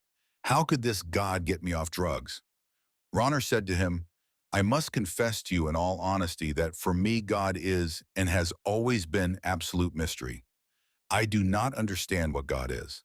No one can. We have intimations, inklings. We make faltering, inadequate attempts to put mystery into words. But there is no word for it, no sentence for it." In talking to a group of theologians in London, Rahner said, "The task of the theologian is to explain everything through God and to explain God as unexplainable. Unexplainable mystery. One does not know, one cannot say. One says, ah, ah." Words are pointers, they're not descriptions. Tragically, people fall into idolatry because they think that where God is concerned, the word is the thing. How could you get so crazy? Can you be crazier than that? Even where human beings are concerned, or trees and leaves and animals, the word is not the thing. And you would say that where God is concerned, the word is one thing? What are you talking about? An internationally famous scripture scholar attended this course in San Francisco, and he said to me, "My God, after listening to you, I understand that I've been an idol worshiper all my life." He said this openly. It never struck me that I had been an idol worshiper. My idol was not made of wood or metal. It was a mental idol. These are the more dangerous idol worshippers. They use a very subtle substance, the mind, to produce their God. What I'm leading you to it is the following awareness of reality around you. Awareness means to watch, to observe what is going on within you and around you. Going on is pretty accurate. Trees, grass, flowers, animals, rock, all of reality is moving. One observes it, one watches it. How essential it is for the human being not just to observe himself or herself, but to watch all of reality. Are you imprisoned by your concepts? Do you want to break out of your prison? Then look, observe. Spend hours observing. Watching what? Anything. The faces of people, the shapes of trees, a bird in flight, a pile of stones. Watch the grass grow. Get in touch with things, look at them.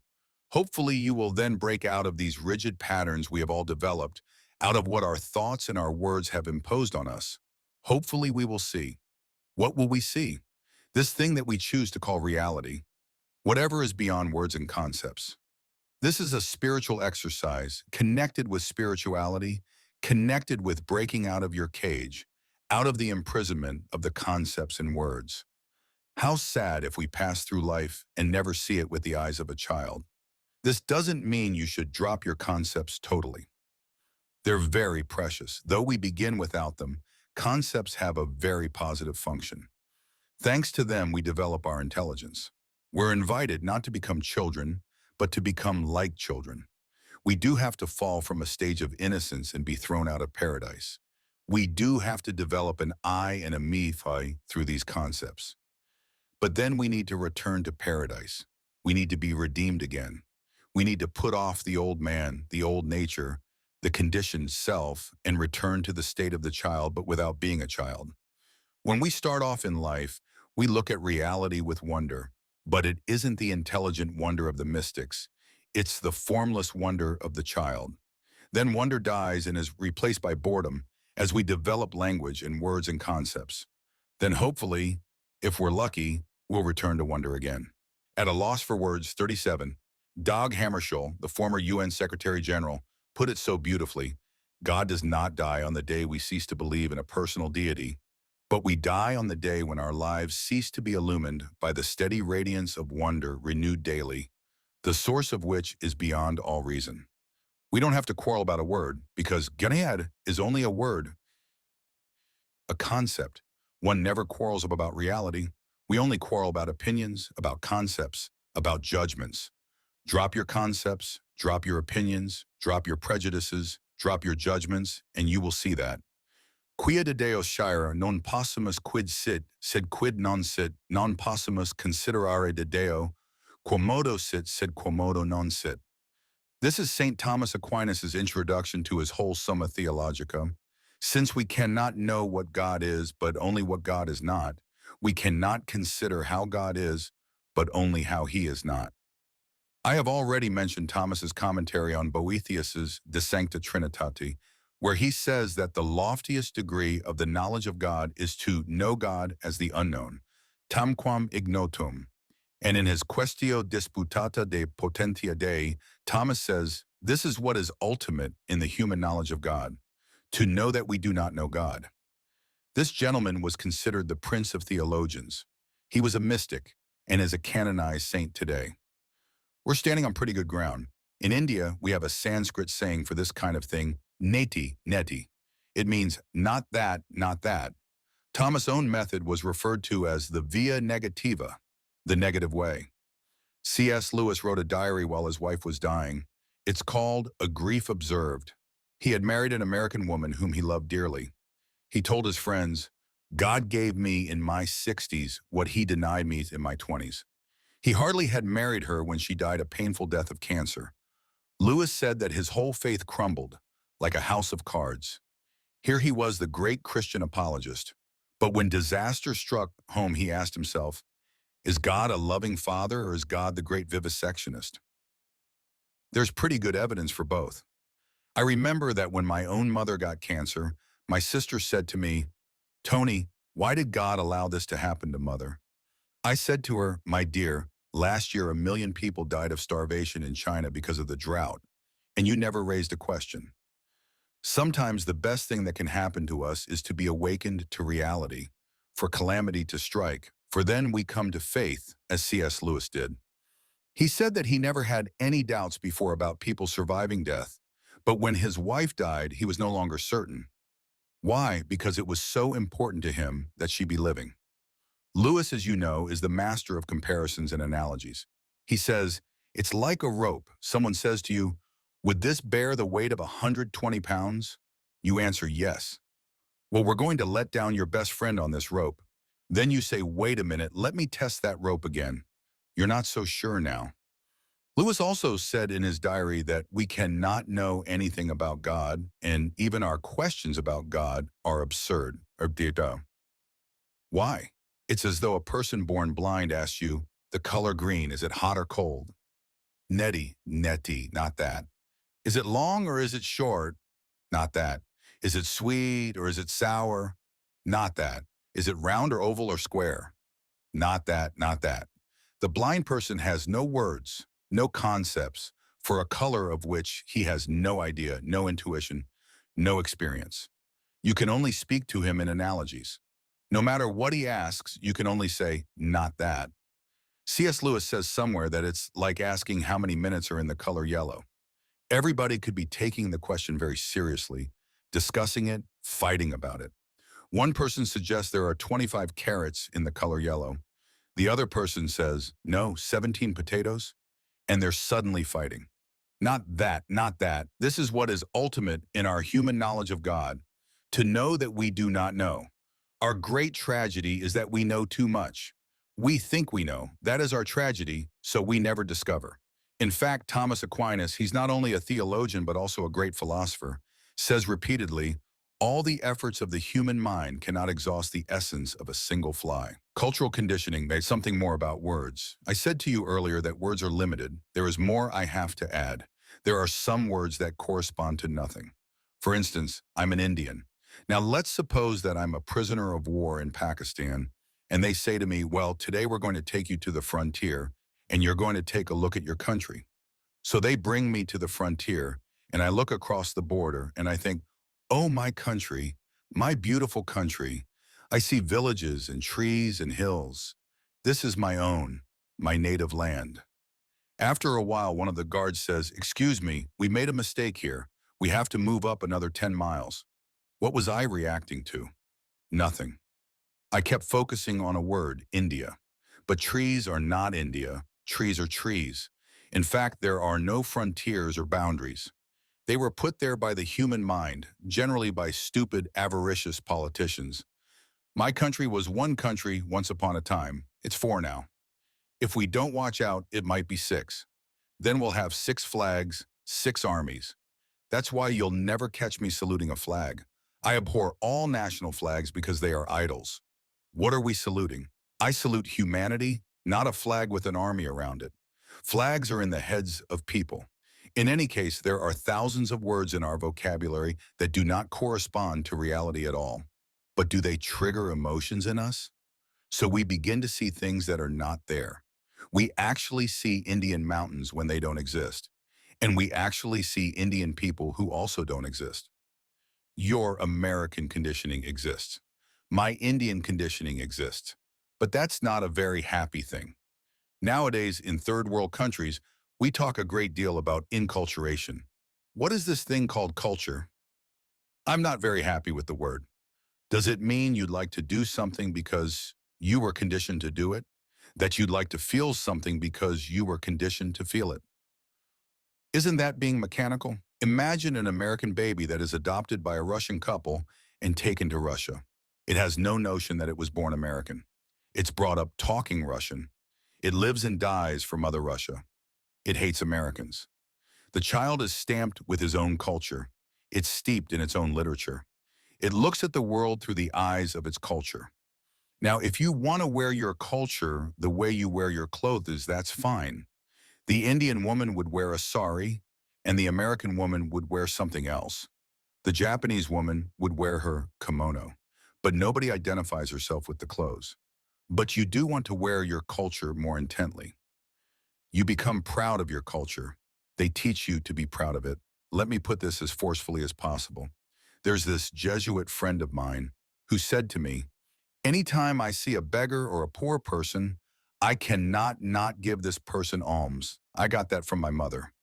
His mother would offer a meal to any poor person who passed by. I said to him, Joe, what you have is not a virtue. What you have is a compulsion, a good one from the point of view of the beggar, but a compulsion nonetheless. I remember another Jesuit who said to us once at an intimate gathering of the men of our Jesuit province in Bombay, I'm 80 years old. I have been a Jesuit for 65 years. I have never once missed my hour of meditation. Never once. Now that could be very admirable, or it could also be a compulsion. No great merit in it if it's mechanical. The beauty of an action comes not from its having become a habit, but from its sensitivity, consciousness, clarity of perception, and accuracy of response. I can say yes to one beggar and no to another.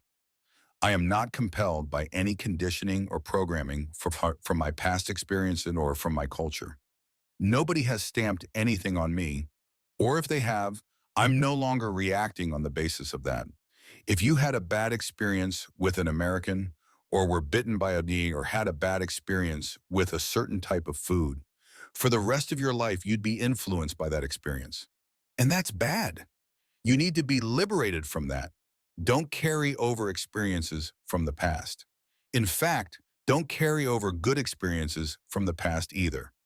Learn what it means to experience something fully, then drop it and move on to the next moment, uninfluenced by the previous one. You'd be traveling with such little baggage that you could pass through the eye of a needle. You'd know what eternal is because eternal life is now in the timeless now. Only thus will you enter into eternal life. But how many things we carry along with us. We never set about the task of freeing ourselves, of dropping the baggage, of being ourselves. I'm sorry to say that everywhere I go, I find Muslims who use their religion, their worship, and their Quran to distract themselves from this task. And the same applies to Hindus and Christians. Can you imagine the human being who is no longer influenced by words? You can give him any number of words, and he'll still give you a fair deal. You can say, I'm Cardinal Archbishop so-and-so, but he'll still give you a fair deal. He'll see you as you are. He's uninfluenced by the label, filtered reality. I want to say one more thing about our perception of reality. Let me put it in the form of an analogy. The President of the United States has to get feedback from the citizens. The Pope in Rome has to get feedback from the whole church. There are literally millions of items that could be fed to them, but they could hardly take all of them in, much less digest them. So they have people whom they trust to make abstracts, summarize things, monitor, filter. In the end, some of it gets to their desk. Now, this is what's happening to us. From every pore or living cell of our bodies and from all our senses, we are getting feedback from reality. But we are filtering things out constantly. Who's doing the filtering? Our conditioning, our culture, our programming, the way we were taught to see things and to experience them? Even our language can be a filter. There is so much filtering going on that sometimes you won't see things that are there. You only have to look at a paranoid person who's always feeling threatened by something that isn't there, who's constantly interpreting reality in terms of certain experiences of the past or certain conditioning that he or she has had. But there's another demon too who's doing the filtering.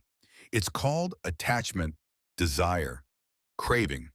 The root of sorrow is craving. Craving distorts and destroys perception. Fears and desires haunt us. Samuel Johnson said, "The knowledge that he is to swing from a scaffold within a week wonderfully concentrates a man's mind." You blot out everything else and concentrate only on the fear or desire or craving. In many ways, we were drugged when we were young. We were brought up to need people. For what? For acceptance, approval, appreciation, applause, for what they call success. Those are words that do not correspond to reality. They are conventions, things that are invented, but we don't realize that they don't correspond to reality. What is success? It is what one group decided is a good thing. Another group will decide the same thing is bad. What is good in Washington might be considered bad in a Carthusian monastery. Success in a political circle might be considered failure in some other circles. These are conventions, but we treat them like realities, don't we? When we were young, we were programmed to unhappiness. They taught us that in order to be happy, you need money, success, a beautiful or handsome partner in life, a good job, friendship, spirituality, God, you name it. Unless you get these things, you're not going to be happy, we were told. Now that is what I call an attachment. An attachment is a belief that without something, you are not going to be happy. Once you get convinced of that, and it gets into our subconscious, it gets stamped into the roots of our being, you are finished. How could I be happy unless I have good health, you say? But I'll tell you something, I have met people dying of cancer who were happy, but how could they be happy if they knew they were going to die, but they were? How could I be happy if I don't have money? One person has $1 million in the bank and he feels insecure. The other person has practically no money, but he doesn't seem to feel any insecurity at all. He was programmed differently, that's all. Useless to exhort the first person about what to do. He needs understanding. Exhortations are of no great help. You need to understand that you've been programmed. It's a false belief. See it as false. See it as a fantasy. What are people doing all through their lives? They're busy fighting. Fight, fight, fight. That's what they call survival. When the average American says he or she is making a living, it isn't a living they're making. Oh no, they have much more than they need to live. Come to my country and you'll see that. You don't need all those cars to live. You don't need a television set to live. You don't need makeup to live. You don't need all those clothes to live. But try to convince the average American of this. They've been brainwashed. They've been programmed. So they work and strive to get the desired object that will make them happy. Listen to this pathetic story, your story, my story, everybody's story. Until I get this object, money, friendship, anything, I'm not going to be happy.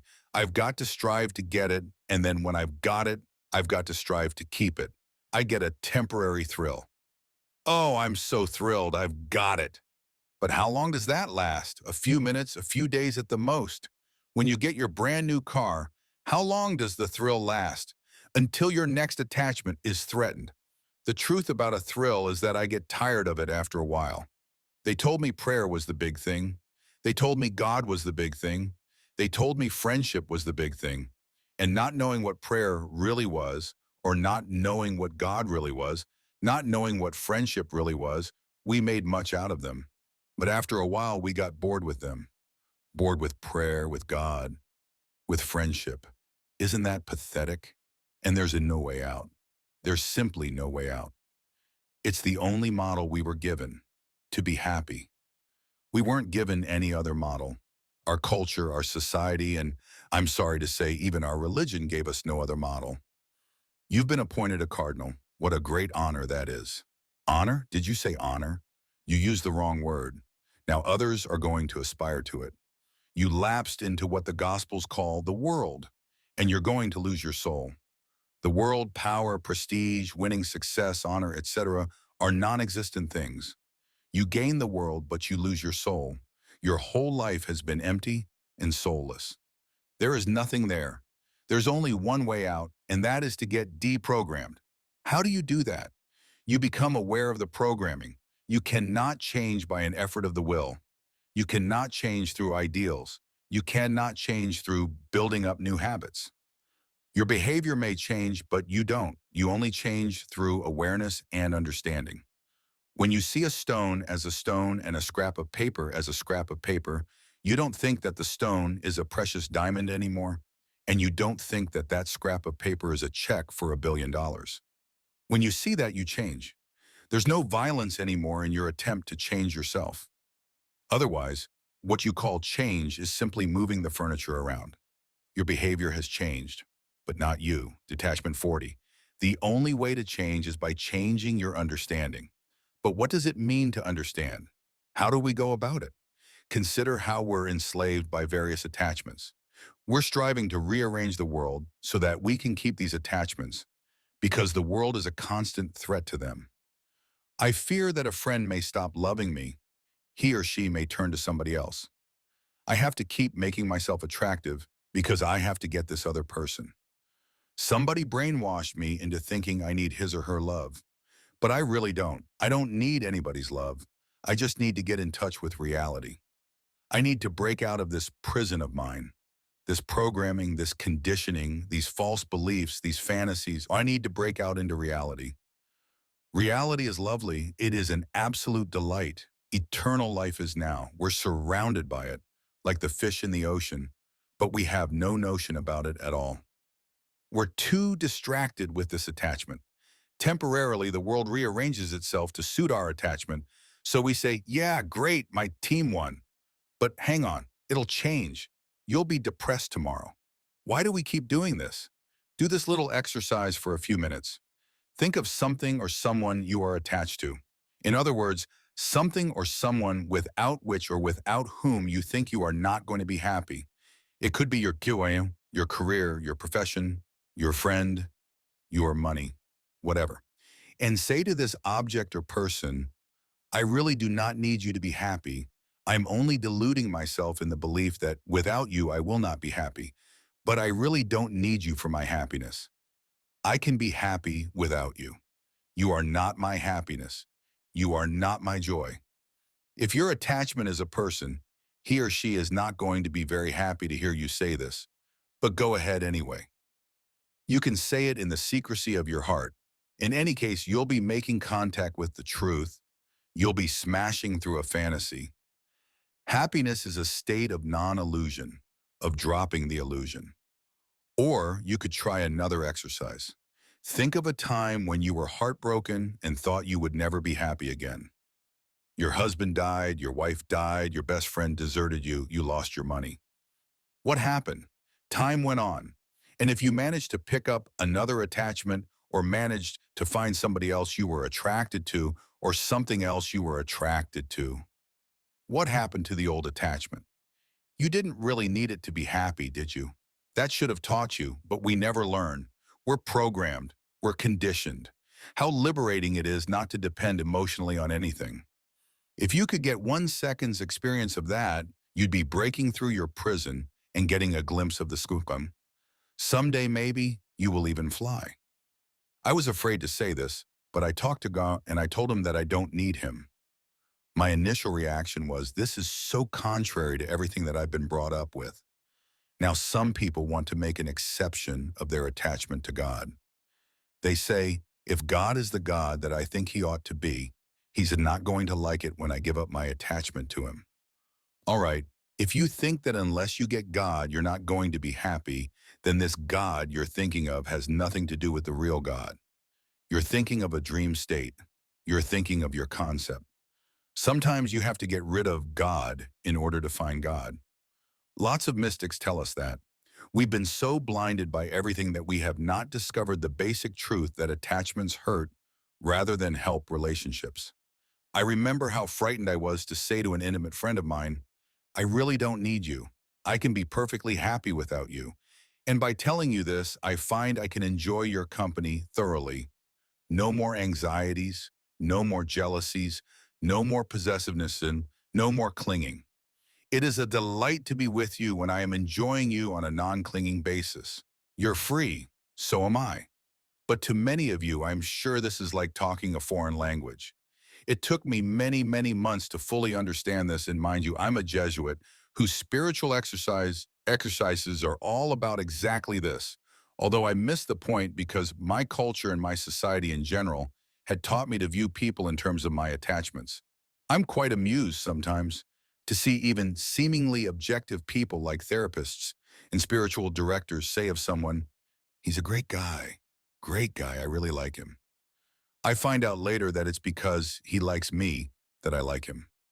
I look into myself and I find the same thing coming up now and again. If you're attached to appreciation and praise, you're going to view people in terms of their threat to your attachment or their fostering of your attachment. If you're a politician and you want to be elected, how do you think you're going to look at people? How will your interest in people be guided? You will be concerned for the person who's going to get you the vote. If what you're interested in is sex, how do you think you're going to look at men and women? If you're attached to power, that colors your view of human beings. An attachment destroys your capacity to love. What is love? Love is sensitivity. Love is consciousness. To give you an example, I'm listening to a symphony, but if all I hear is the sound of the drums, I don't hear the symphony.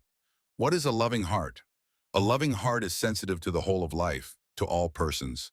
A loving heart doesn't harden itself to any person or thing, but the moment you become attached in my sense of the word, then you're blocking out many other things. You've got eyes only for the object of your attachment. You've got ears only for the drums. The heart has hardened. Moreover, it's blinded because it no longer sees the object of its attachment objectively.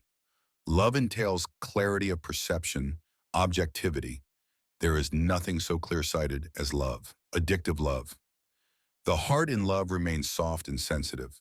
But when you're hell-bent on getting this or the other thing, you become ruthless, hard, and insensitive. How can you love people when you need people? You can only use them. If I need you to make me happy, I've got to use you, I've got to manipulate you, I've got to find ways and means of winning you. I cannot let you be free. I can only love people when I have emptied my life of people. When I die to the need for people, then I'm right in the desert. In the beginning, it feels awful. It feels lonely. But if you can take it for a while, you'll suddenly discover that it isn't lonely at all.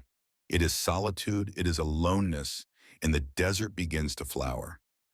Then at last, you'll know what love is, what God is, what reality is. But in the beginning, giving up the drug can be tough unless you have a very keen understanding or unless you have suffered enough. It's a great thing to have suffered. Only then can you get sick of it. You can make use of suffering to end suffering. Most people simply go on suffering. That explains the conflict I sometimes have between the role of spiritual director and that of therapist. A therapist says, let's ease the suffering. The spiritual director says, let her suffer. She'll get sick of this way of relating to people, and she'll finally decide to break out of this prison of emotional dependence on others. Shall I offer a palliative or remove a cancer? It's not easy to decide. A person slams a book on the table in disgust. Let him keep slamming it on the table. Don't pick up the book for him and tell him it's all right. Spirituality is awareness, awareness, awareness, awareness, awareness, awareness. When your mother got angry with you, she didn't say there was something wrong with her. She said there was something wrong with you, otherwise she wouldn't have been angry. Well, I made the great discovery that if you are angry, Mother, there's something wrong with you, so you'd better cope with your anger. Stay with it and cope with it. It's not mine. Whether there's something wrong with me or not, I'll examine that independently of your anger. I'm not going to be influenced by your anger. The funny thing is that when I can do this without feeling any negativity toward another, I can be quite objective about myself too. Only a very aware person can refuse to pick up the guilt and anger, can say, "You're having a tantrum. Too bad. I don't feel the slightest desire to rescue you anymore, and I refuse to feel guilty. I'm not going to hate myself for anything I've done." That's what guilt is. I'm not going to give myself a bad feeling and whip myself for anything I have done, either right or wrong. I'm ready to analyze it, to watch it, and say, well, if I did wrong, it was in unawareness. Nobody does wrong in awareness. That's why theologians tell us very beautifully that Jesus could do no wrong. That makes very good sense to me because the enlightened person can do no wrong. The enlightened person is free. Jesus was free, and because he was free, he couldn't do any wrong. But since you can do wrong, you're not free. More words, 42. Mark Twain put it very nicely when he said, "It was so cold that if the thermometer had been an inch longer, we would have frozen to death." We do freeze to death on words. It's not the cold outside that matters, but the thermometer. It's not reality that matters, but what you're saying to yourself about it. I was told a lovely story about a farmer in Finland. When they were drawing up the Russian-Finnish border, the farmer had to decide whether he wanted to be in Russia or Finland. After a long time, he said he wanted to be in Finland, but he didn't want to offend the Russian officials. These came to him and wanted to know why he wanted to be in Finland. The farmer replied, "It has always been my desire to live in Mother Russia, but at my age I wouldn't be able to survive another Russian winter. Russia and Finland are only words, concepts, but not for human beings, not for crazy human beings. We're almost never looking at reality." A guru was once attempting to explain to a crowd how human beings react to words, feed on words, live on words, rather than on reality. One of the men stood up and protested. He said, "I don't agree that words have all that much effect on us." The guru said, "Sit down, you son of a bitch." The man went livid with rage and said, "You call yourself an enlightened person, a guru, a master, but you ought to be ashamed of yourself." The guru then said, "Pardon me, sir, I was carried away. I really beg your pardon. That was a lapse. I'm sorry." The man finally calmed down. Then the guru said, "It took just a few words to get a whole tempest going within you. And it took just a few words to calm you down, didn't it? Words, words, words, words. How imprisoning they are if they're not used properly." Hidden Agendas 43. There is a difference between knowledge and awareness, between information and awareness. I just said to you that one cannot do evil in awareness, but one can do evil in knowledge or information when you know something is bad. Father, forgive them, for they know not what they do. I would translate that as they're not aware of what they are doing. Paul says he is the greatest of sinners because he persecuted the church of Christ. But, he adds, I did it in unawareness. Or if they had been aware that they were crucifying the Lord of glory, they would never have done so. Or the time will come when they will persecute you and they think they are doing a service to God. They aren't aware. They're caught up in information and knowledge. Thomas Aquinas puts it nicely, one, and he says, every time someone sins, they're sinning under the guise of good. They're blinding themselves. They're seeing something as good, even though they know it is bad. They're rationalizing because they're seeking something under the pretext of good. Someone gave me two situations in which she found it difficult to be aware. She was in a service industry where many people were lined up, many phones were ringing, and she was alone, and there were distractions coming from a lot of uptight, angry people. She found it extremely difficult to maintain serenity and calm. The other situation was when she was driving in traffic, with horns blowing and people shouting four-letter words. She asked me whether eventually that nervousness would dissipate and she could remain at peace. Did you pick up the attachment there? Peace, her attachment to peace and calm. She was saying, unless I'm peaceful, I won't be happy. Did it ever occur to you that you could be happy in tensions? For enlightenment, I used to be depressed. After enlightenment, I continue to be depressed. You don't make a goal out of relaxation and sensitivity. Have you ever heard of people who get tense trying to relax? If one is tense, one simply observes one's tension. You will never understand yourself if you seek to change yourself. The harder you try to change yourself, the worse it gets. You are called upon to be aware. Get the feel of that jangling telephone. Get the feel of jarred nerves. Get the sensation of the steering wheel in the car. In other words, come to reality and let tension or the calmness take care of itself. As a matter of fact, yes, you will have to let them take care of themselves because you'll be too preoccupied with getting in touch with reality. Step by step, let whatever happens happen. Real change will come when it is brought about, not by your ego, but by reality. Awareness releases reality to change you. In awareness, you change, but you've got to experience it. At this point, you're just taking my word for it. Perhaps also you've got a plan to become aware. Your ego, in its own cunning way, is trying to push you into awareness. Watch it. You'll meet with resistance. There will be trouble.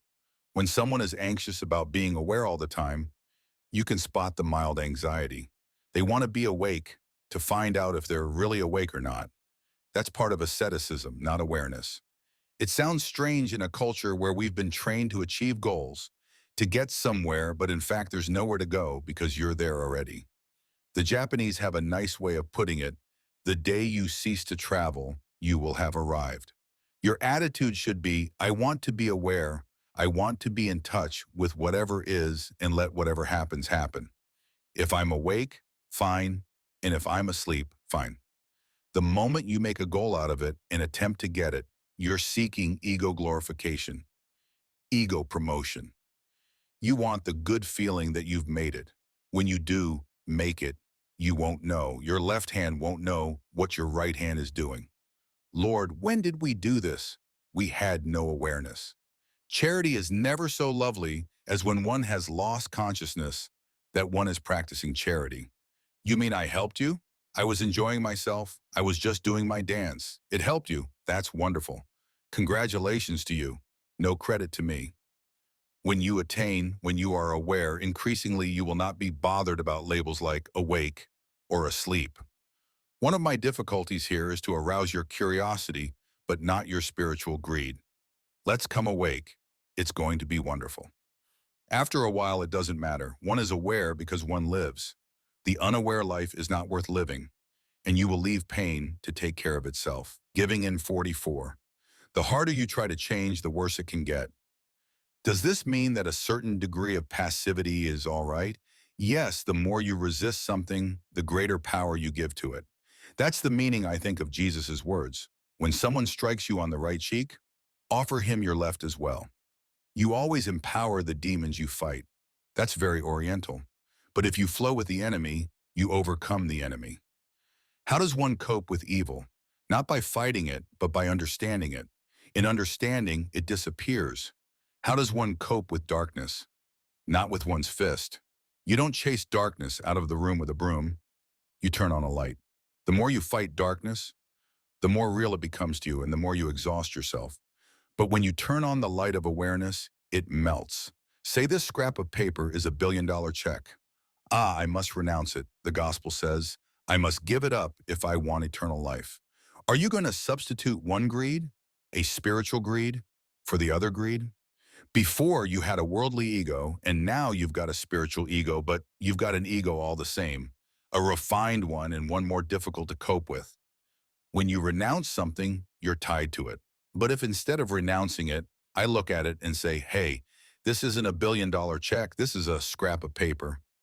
There is nothing to fight, nothing to renounce. Assorted landmines, 45. In my country, lots of men grow up with the belief that women are cattle. I married her, they say. She's my possession. Are these men to blame? Get ready for a shock. They aren't. Just as many Americans are not to blame for the way they view Russians. Their glasses or perceptions simply have been dyed a certain color, and there they are. That's the color through which they look at the world. What does it take to make them real, to make them aware that they're looking at the world through colored glasses? There is no salvation till they have seen their basic prejudice. As soon as you look at the world through an ideology, you are finished. No reality fits an ideology. Life is beyond that. That is why people are always searching for a meaning to life. But life has no meaning. It cannot have meaning because meaning is a formula. Meaning is something that makes sense to the mind. Every time you make sense out of reality, you bump into something that destroys the sense you made. Meaning is only found when you go beyond meaning. Life only makes sense when you perceive it as mystery, and it makes no sense to the conceptualizing mind. I don't say that adoration isn't important, but I do say that doubt is infinitely more important than adoration. Everywhere people are searching for objects to adore, but I don't find people awake enough in their attitudes and convictions. How happy we would be if terrorists would adore their ideology less and question more. However, we don't like to apply that to ourselves. We think we're all right and the terrorists are wrong, but a terrorist to you is a martyr to the other side. Loneliness is when you're missing people. Aloneness is when you're enjoying yourself. Remember that quip of George Bernard Shaw? He was at one of those awful cocktail parties where nothing gets said. Someone asked him if he was enjoying himself. He answered, "It's the only thing I am enjoying here." You never annoy others when you are enslaved to them. Community is not formed by a set of slaves, by people demanding that other people make them happy. Community is formed by emperors and princesses. You're an emperor, not a beggar. You're a princess, not a beggar. There's no begging bowl in a true community. There's no clinging, no anxiety, no fear, no hangover, no possessiveness, no demands. Free people form a community, not slaves. This is such a simple truth, but it has been drowned out by a whole culture, including religious culture. Religious culture can be very manipulative if you don't watch out. Some people see awareness as a high point, a plateau beyond experiencing every moment as it is. That's making a goal out of awareness. But with true awareness, there's nowhere to go, nothing to achieve. How do we get to this awareness? Through awareness. When people say they really want to experience every moment, they're really talking awareness, except for that wanting. You don't want to experience awareness. You do or you don't.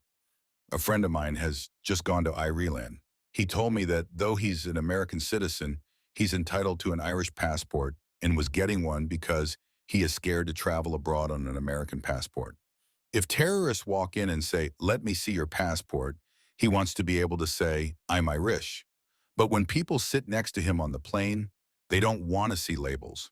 They want to taste and experience this person as he really is. How many people spend their lives not eating food but eating the menu? A menu is only an indication of something that's available. You want to eat the steak, not the words. Why the death of me for I can one be fully human without experiencing tragedy? The only tragedy there is in the world is ignorance. All evil comes from that. The only tragedy there is in the world is unwakefulness and unawareness. From them comes fear, and from fear comes everything else. But death is not a tragedy at all. Dying is wonderful. It's only horrible to people who have never understood life. It's only when you're afraid of life that you fear death. It's only dead people who fear death. But people who are alive have no fear of death. One of your American authors put it so well. He said, "Awakening is the death of your belief in injustice and tragedy. The end of the world for a caterpillar is a butterfly for the master. Death is resurrection." We're talking not about some resurrection that will happen, but about one that is happening right now. If you would die to the past, if you would die to every minute, you would be the person who is fully alive. Because a fully alive person is one who is full of death. We're always dying to things. We're always shedding everything in order to be fully alive and to be resurrected at every moment. The mystics, saints, and others make great efforts to wake people up. If they don't wake up, they're always going to have these other minor ills like hunger, wars, and violence. The greatest evil is sleeping people, ignorant people. A Jesuit once wrote a note to Father Arupe, his superior general, asking him about the relative value of communism, socialism, and capitalism. Father Arupe gave him a lovely reply. He said, "A system is about as good or as bad as the people who use it. People with golden hearts would make capitalism or communism or socialism work beautifully. Don't ask the world to change. You change first. Then you'll get a good enough look at the world so that you'll be able to change whatever you think ought to be changed. Take the obstruction out of your own eye. If you don't, you have lost the right to change anyone or anything. Till you are aware of yourself, you have no right to interfere with anyone else or with the world." Now, the danger of attempting to change others or change things when you yourself are not aware is that you may be changing things for your own convenience, your pride, your dogmatic convictions and beliefs, or just to relieve your negative feelings. I have negative feelings, so you better change in such a way that I'll feel good. First, cope with your negative feelings so that when you move out to change others, you're not coming from hate or negativity, but from love. It may seem strange, too, that people can be very hard on others and still be very loving. The surgeon can be hard on a patient and yet loving. Love can be very hard indeed. Insight and understanding 47. But what does self-change entail? I've said it in so many words over and over, but now I'm going to break it down into little segments. First, insight, not effort, not cultivating habits, not having an ideal. Ideals do a lot of damage. The whole time you're focusing on what should be instead of focusing on what is.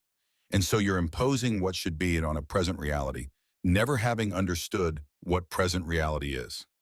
Let me give you an example of insight from my own experience in counseling. A priest comes to me and says he's lazy. He wants to be more industrious, more active, but he is lazy. I ask him what lazy means. In the old days, I would have said to him, let's see, why don't you make a list of things you want to do every day, and then every night you check them off, and it will give you a good feeling. Build up habit that way. Or I might say to him, who is your ideal, your patron saint?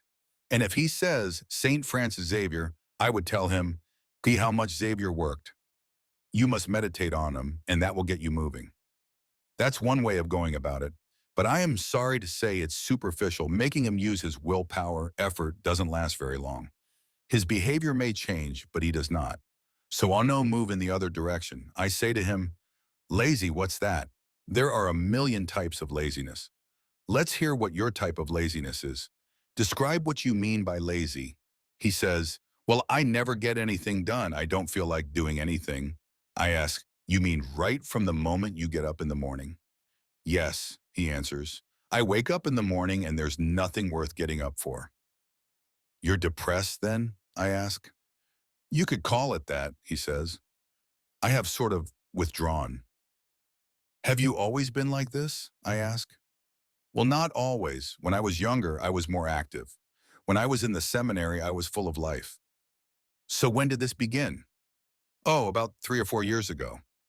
I ask him if anything happened then. He thinks a while. I say, if you have to think so much, nothing very special could have happened 4 years ago. How about the year before that? He says, well, I was ordained that year. Anything happen in your ordination year? I ask. There was one little thing, the final examination in theology. I failed it. It was a bit of a disappointment, but I've gotten over it. The bishop was planning to send me to Rome to eventually teach in the seminary. I rather liked the idea, but since I failed the examination, he changed his mind and sent me to this parish. Actually, there was some injustice because now he's getting worked up. There's anger there that he hasn't gotten over. He's got to work through that disappointment. It's useless to preach him a sermon. It's useless to give him an idea. We've got to get him to face his anger and disappointment and to get some insight into all of that. When he's able to work through that, he's back into life again. If I gave him an exhortation and told him how hard his married brothers and sisters work, that would merely make him feel guilty. He doesn't have the self-insight which is going to heal him. So that's the first thing. There's another great task, understanding. Did you really think this was going to make you happy? You just assumed it was going to make you happy. Why did you want to teach in the seminary? Because you wanted to be happy. You thought that being a professor, having a certain status and prestige, would make you happy. Would it? Understanding is called for there. In making the distinction between I and me, it's a great help to disidentify what is going on. Let me give you an example of this kind of thing. A young Jesuit priest comes to see me. He's a lovely, extraordinary, gifted, talented, charming, lovable man, everything. But he had a strange kind of a kink. With employees, he was a terror. He was even known to assault them. It nearly became a matter for the police. Whenever he was put in charge of the grounds, the school, or whatever, this problem would keep coming up. He made a 30-day retreat in what we Jesuits call a tertianship, where he meditated day after day on the patience and love of Jesus for those who were underprivileged, etc. But I knew it wasn't going to have an effect. Anyway, he went home and was better for about 3 or 4 months. Somebody said about most retreats that we begin them in the name of the Father and of the Son and of the Holy Spirit, and we end as it was in the beginning, is now and ever shall be, world without end. Amen. After that, he was right back to square one. So he came to see me. I was very busy at the time. Though he had come from another city in India, I couldn't see him. So I said, I'm going for my evening walk. If you want to come with me on the walk, that's fine, but I don't have any other time. So we went for a walk. I'd known him before, and as we were walking, I had a strange feeling. When I get one of these strange feelings, I generally check it out with the person in question. So I said, I have a strange feeling that you're hiding something from me. Or you... He became indignant. He said, what do you mean hiding? Do you think I'd undertake this long journey and come to ask for your time in order to hide something? I said, well, it's a funny feeling I had, that's all. I thought I should check with you. We walked on. We have a lake not far from where I live. I remember the scene distinctly. He said, could we sit down somewhere? I said, okay. We sat on a low wall that skirts the lake. He said, you're right, I am hiding something from you. And with that, he burst into tears. He said, I'm going to tell you something I've never said to anybody since I became a Jesuit. My father died when I was very young, and my mother became a servant. Her job was to clean lavatories and toilets and bathrooms, and sometimes she'd work for 16 hours a day to get the wherewithal to support us. I'm so ashamed of that I've hidden it from everybody, and I continue taking revenge irrationally on her and the whole servant class. The feeling got transferred. No one could make sense of why this charming man was doing this, but the moment he saw that, there was never any trouble again. Never. He was all right, not pushing at 48. Meditating on and imitating externally the behavior of Jesus is no help. It's not a question of imitating Christ. It's a question of becoming what Jesus was. It's a question of becoming Christ, becoming aware, understanding what's going on within you. All the other methods we use for self-change could be compared to pushing a car. Let's suppose you have to travel to a distant city. The car breaks down along the way. Well, too bad, the car's broken down. So we roll up our sleeves and begin to push the car. And we push and push and push and push till we get to the distant city. Well, so we say, we made it. And then we push the car all the way to another city. You say, we got there, didn't we? But do you call this life? You know what you need? You need an expert. You need a mechanic to lift the hood and change the spark plug. Turn the ignition key and the car moves. You need the expert. You need understanding, insight, awareness. You don't need pushing. You don't need effort. That's why people are so tired, so weary. You and I were trained to be dissatisfied with ourselves. That's where the evil comes from, psychologically. We're always dissatisfied. We're always discontented. We're always pushing. Go on, put out more effort, more and more effort. But there's always that conflict inside. There's very little understanding. Getting real, 49. One red-letter day in my life occurred in India. It was a great day, really, the day after I was ordained. I sat in a confessional. We had a very saintly Jesuit priest in our parish, a Spaniard whom I had known even before I went to the Jesuit novitiate. The day before I left for the novitiate, I thought I'd better make a clean breast of everything so that when I got to the novitiate, I'd be nice and clean and wouldn't have to tell the novice master anything. This old Spanish priest would have crowds of people lined up at his confessional. He had a violet-colored handkerchief, which he covered his eyes with, and he'd mumble something and give you a penance and send you away. He'd only met me a couple of times, but he'd call me Antoni. So I stood in line, and when my turn came, I tried changing my voice as I made my confession. He listened to me patiently, gave me my penance, absolved me, and then said, Antoni, when are you going to the novitiate? Well, anyway, I went to this parish the day after my ordination, and the old priest says to me, do you want to hear confessions? I said, all right. He said, go and sit in my confessional. I thought, I'm a holy man. I'm going to sit in his confessional. I heard confessions for 3 hours. It was Palm Sunday, and we had the Easter crowd coming in. I came out depressed, not from what I had heard, because I had been led to expect that, and having some inkling of what was going on in my own heart, I was shocked by nothing. You know what depressed me? The realization that I was giving them these little pious platitudes. Now pray to the Blessed Mother, she loves you, and remember that God is on your side. Were these pious platitudes any cure for cancer? And this is a cancer I'm dealing with, the lack of awareness and reality. So I swore a mighty oath to myself that day. I'll learn, so it will not be said of me when it is all over. Father, what you said to me was absolutely true, but totally useless. Awareness, insight. When you become an expert, and you'll soon become an expert, you don't need to take a course in psychology. As you begin to observe yourself, to watch yourself, to pick up those negative feelings, you'll find your own way of explaining it, and you'll notice the change. But then you'll have to deal with the big villain, and that villain is self-condemnation, self-hatred, self-dissatisfaction. Assorted images. Let's talk more about effortlessness and change. I thought of a nice image for that, a sailboat. When a sailboat has a mighty wind in its sail, it glides along so effortlessly that the boatman has nothing to do but steer. He makes no effort. He doesn't push the boat. That's an image of what happens when change comes about through awareness, through understanding. I was going through some of my notes and I found some quotations that go well with what I've been saying. Listen to this one. There is nothing so cruel as nature. In the whole universe, there is no escape from it, and yet it is not nature that does the injury, but the person's own heart. Does that make sense? It isn't nature that does the injury, but the person's own heart. There's the story of Patty, who fell off the scaffolding and got a good bump. They asked, "Did the fall hurt you, Patty?" And he said, "No, it was the stop that hurt, not the fall." When you cut water, the water doesn't get hurt.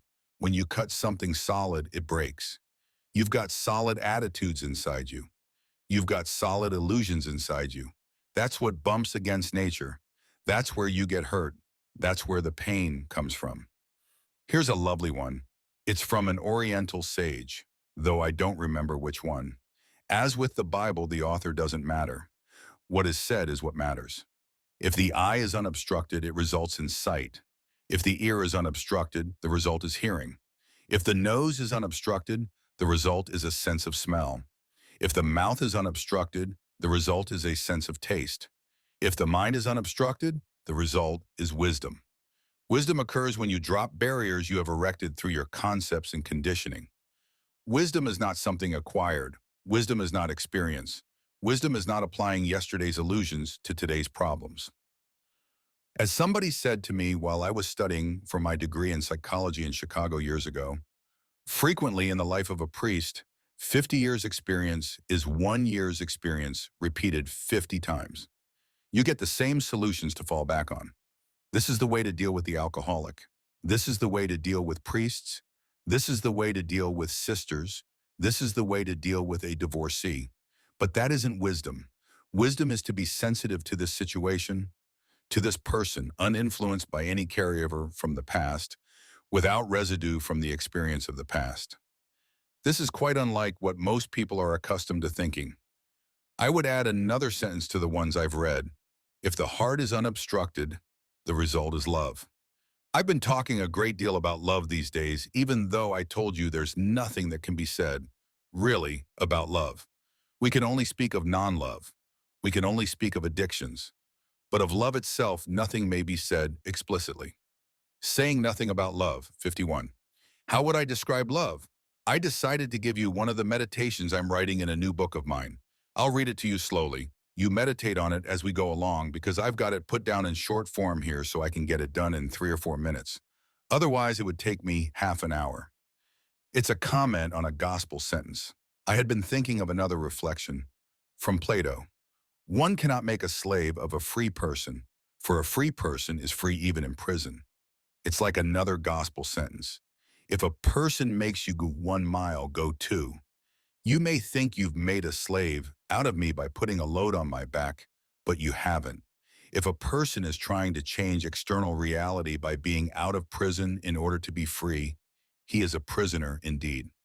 Freedom lies not in external circumstances. Freedom resides in the heart. When you have attained wisdom, who can enslave you? Anyhow, listen to the gospel sentence I had in mind earlier. He sent the people away, And after doing that, he went up to the mountain to pray alone. It grew late and he was there all by himself. That's what love is all about. Has it ever occurred to you that you can only love when you are alone? What does it mean to love? It means to see a person, a situation, a thing as it really is, not as you imagine it to be, and to give it the response it deserves. You can hardly be said to love what you do not even see, and what prevents us from seeing. Our conditioning, our concepts, our categories, our prejudices, our projections, the labels that we have drawn from our cultures and our past experiences. Seeing is the most arduous thing that a human can undertake, for it calls for a disciplined, alert mind. But most people would much rather lapse into mental laziness than take the trouble to see each person, each thing in its present moment of freshness. Losing control 52. If you wish to understand control, think of a little child that is given a taste for drugs. As the drugs penetrate the body of the child, it becomes addicted. Its whole being cries out for the drug. To be without the drug is so unbearable a torment that it seems preferable to die. Think of that image. The body has gotten addicted to the drug. Now, this is exactly what your society did to you when you were born. You were not allowed to enjoy the solid, nutritious food of life, namely work, play, fun, laughter, the company of people, the pleasures of the senses and the mind. You were given a taste for the drug called approval, appreciation, attention. I'm going to quote a great man here, a man named A.S. Neal. He is the author of Summerhill. Neal says that the sign of a sick child is that he is always hovering around his parents. He is interested in persons. The healthy child has no interest in persons. He is interested in things. When a child is sure of his mother's love, he forgets his mother. He goes out to explore the world. He is curious. He looks for a frog to put in his mouth, that kind of thing. When a child is hovering around his mother, it's a bad sign. He's insecure. Maybe his mother has been trying to suck love out of him, not give him all the freedom and assurance he wants. His mother's always been threatening in many subtle ways to abandon him. So we were given a taste of various drug addictions: approval, attention, success, making it to the top, prestige, getting your name in the paper, power, being the boss. We were given a taste of things like being the captain of the team, leading the band, etc. Having a taste for these drugs, we became addicted and began to dread losing them. Recall the lack of control you felt, the terror at the prospect of failure or of making mistakes, at the prospect of criticism by others. So you became cravenly dependent on others and you lost your freedom. Others now have the power to make you happy or miserable. You crave your drugs, but as much as you hate the suffering that this involves, you find yourself completely helpless. There is never a minute when, consciously or unconsciously, you are not aware of or attuned to the reactions of others, marching to the beat of their drums. A nice definition of an awakened person: a person who no longer marches to the drums of society, a person who dances to the tune of the music that springs up from within. When you are ignored or disapproved of, you experience a loneliness so unbearable that you crawl back to people and beg for the comforting drug called support and encouragement reassurance. To live with people in this state involves a never-ending tension. Hell is other people, said Sartre. How true. When you are in this state of dependency, you always have to be on your best behavior. You can never let your hair down. You've got to live up to expectations. To be with people is to live in tension. To be without them brings the agony of loneliness because you miss them. You have lost your capacity to see them exactly as they are and to respond to them accurately because your perception of them is clouded by the need to get your drugs. You see them insofar as they are a support for getting your drug or a threat to have your drug removed. You're always looking at people, consciously or unconsciously, through these eyes. Will I get what I want from them? Will I not get what I want from them? And if they can neither support nor threaten my drug, I'm not interested in them. That's a horrible thing to say, but I wonder if there's anyone here of whom this cannot be said. Listening to Life 53. Now you need awareness and you need nourishment. You need good, healthy nourishment. Learn to enjoy the solid food of life. Good food, good wine, good water. Taste them, lose your mind, and come to your senses. That's good, healthy nourishment, the pleasures of the senses and the pleasures of the mind. Good reading when you enjoy a good book, or a really good discussion or thinking.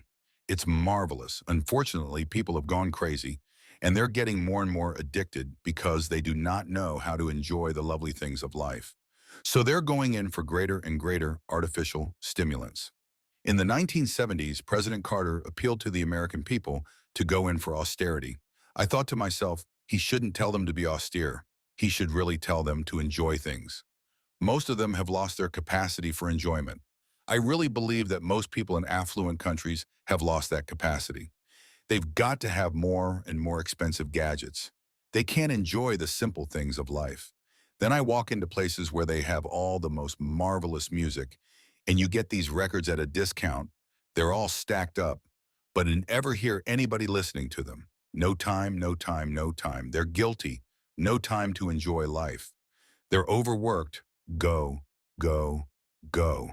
If you really enjoy life in the simple pleasures of the senses, you'd be amazed. You'd develop that extraordinary discipline of the animal. An animal will never overeat. Left in its natural habitat, it will never be overweight. It will never drink or eat anything that is not good for its health. You never find an animal smoking. It always exercises as much as it needs. Watch your cat after it's had its breakfast. Look how it relaxes, and see how it springs into action. Look at the suppleness of its limbs and the aliveness of its body.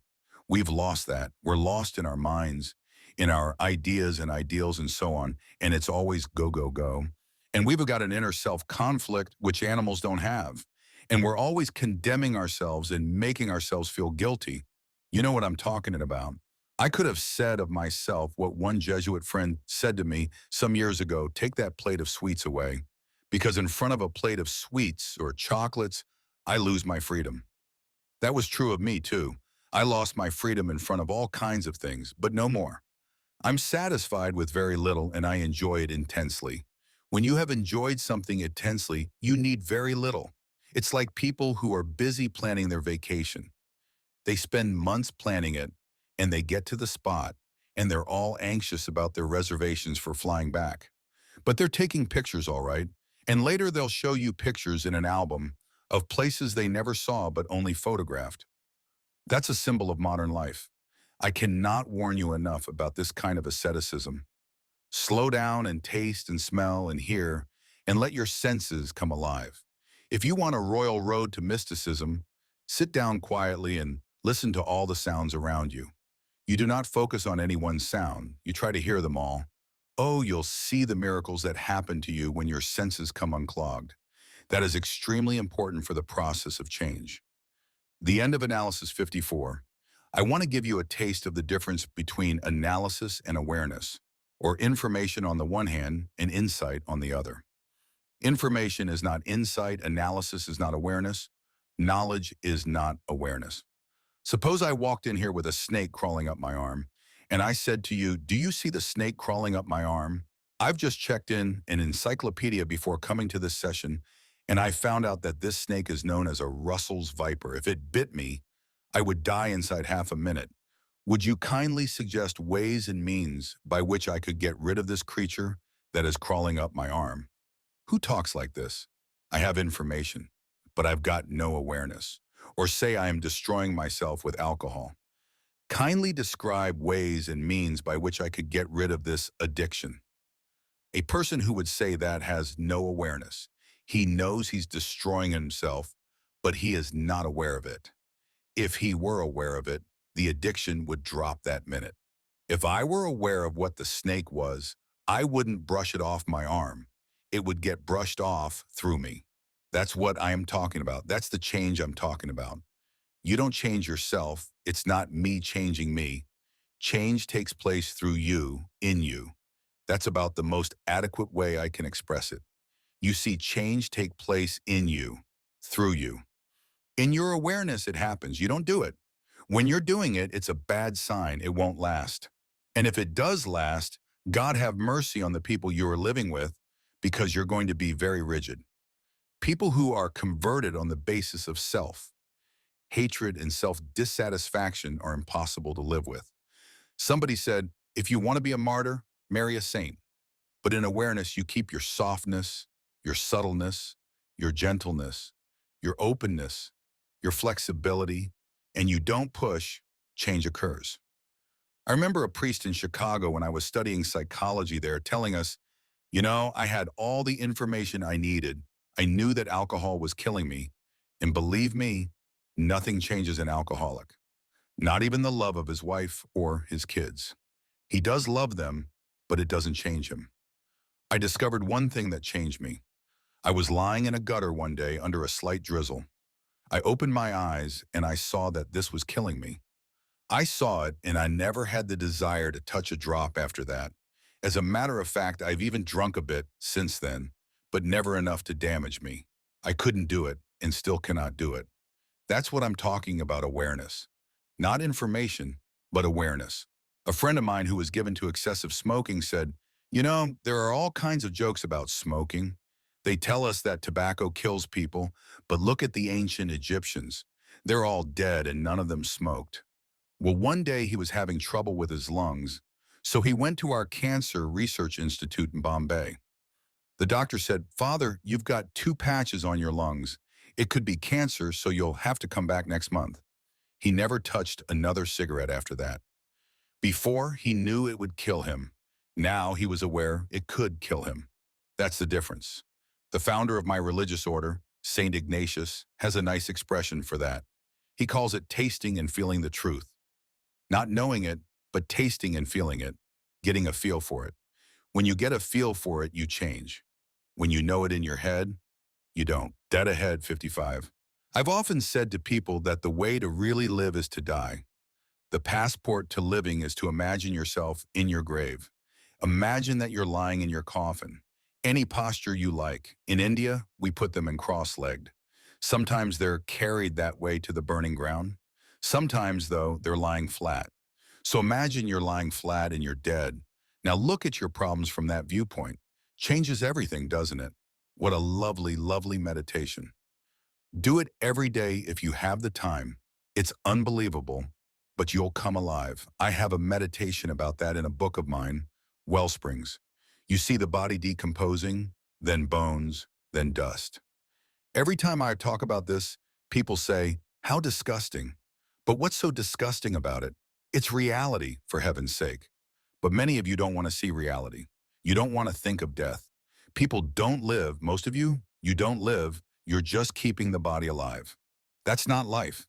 You're not living until it doesn't matter a tinker's damn to you whether you live or die. At that point, you live. When you're ready to lose your life, you live it.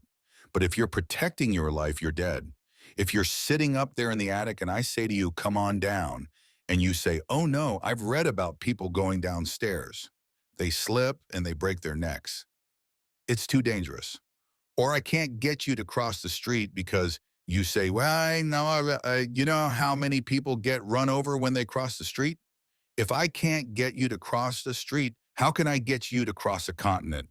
And if I can't get you to peep out of your little narrow beliefs and convictions and look at another world, you're dead. You're completely dead.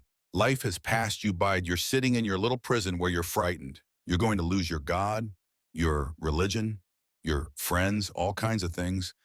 Life is for the gambler. It really is. That's what Jesus was saying. Are you ready to risk it? Do you know when you're ready to risk it? When you've discovered that, when you know that this thing that people call life is not really life. People mistakenly think that living is keeping the body alive. So love the thought of death. Love it. Go back to it again and again. Think of the loveliness of that corpse, of that skeleton, of those bones crumbling till there's only a handful of dust. From there on, what a relief, what a relief. Some of you probably don't know what I am talking about at this point. You're too frightened to think of it. But it's such a relief when you can look back on life from that perspective. Or visit a graveyard. It's an enormously purifying and beautiful experience. You look at this name and you say, "Gee, he lived so many years ago, 2 centuries ago. He must have had all the problems that I have. Must have had lots of sleepless nights. How crazy we live for such a short time." An Italian poet said, "We live in a flash of light. Evening comes and it is night forever." It's only a flash and we waste it. We waste it with our anxiety, our worries, our concerns, our burdens. Now, as you make that meditation, you can just end up with information, but you may end up with awareness.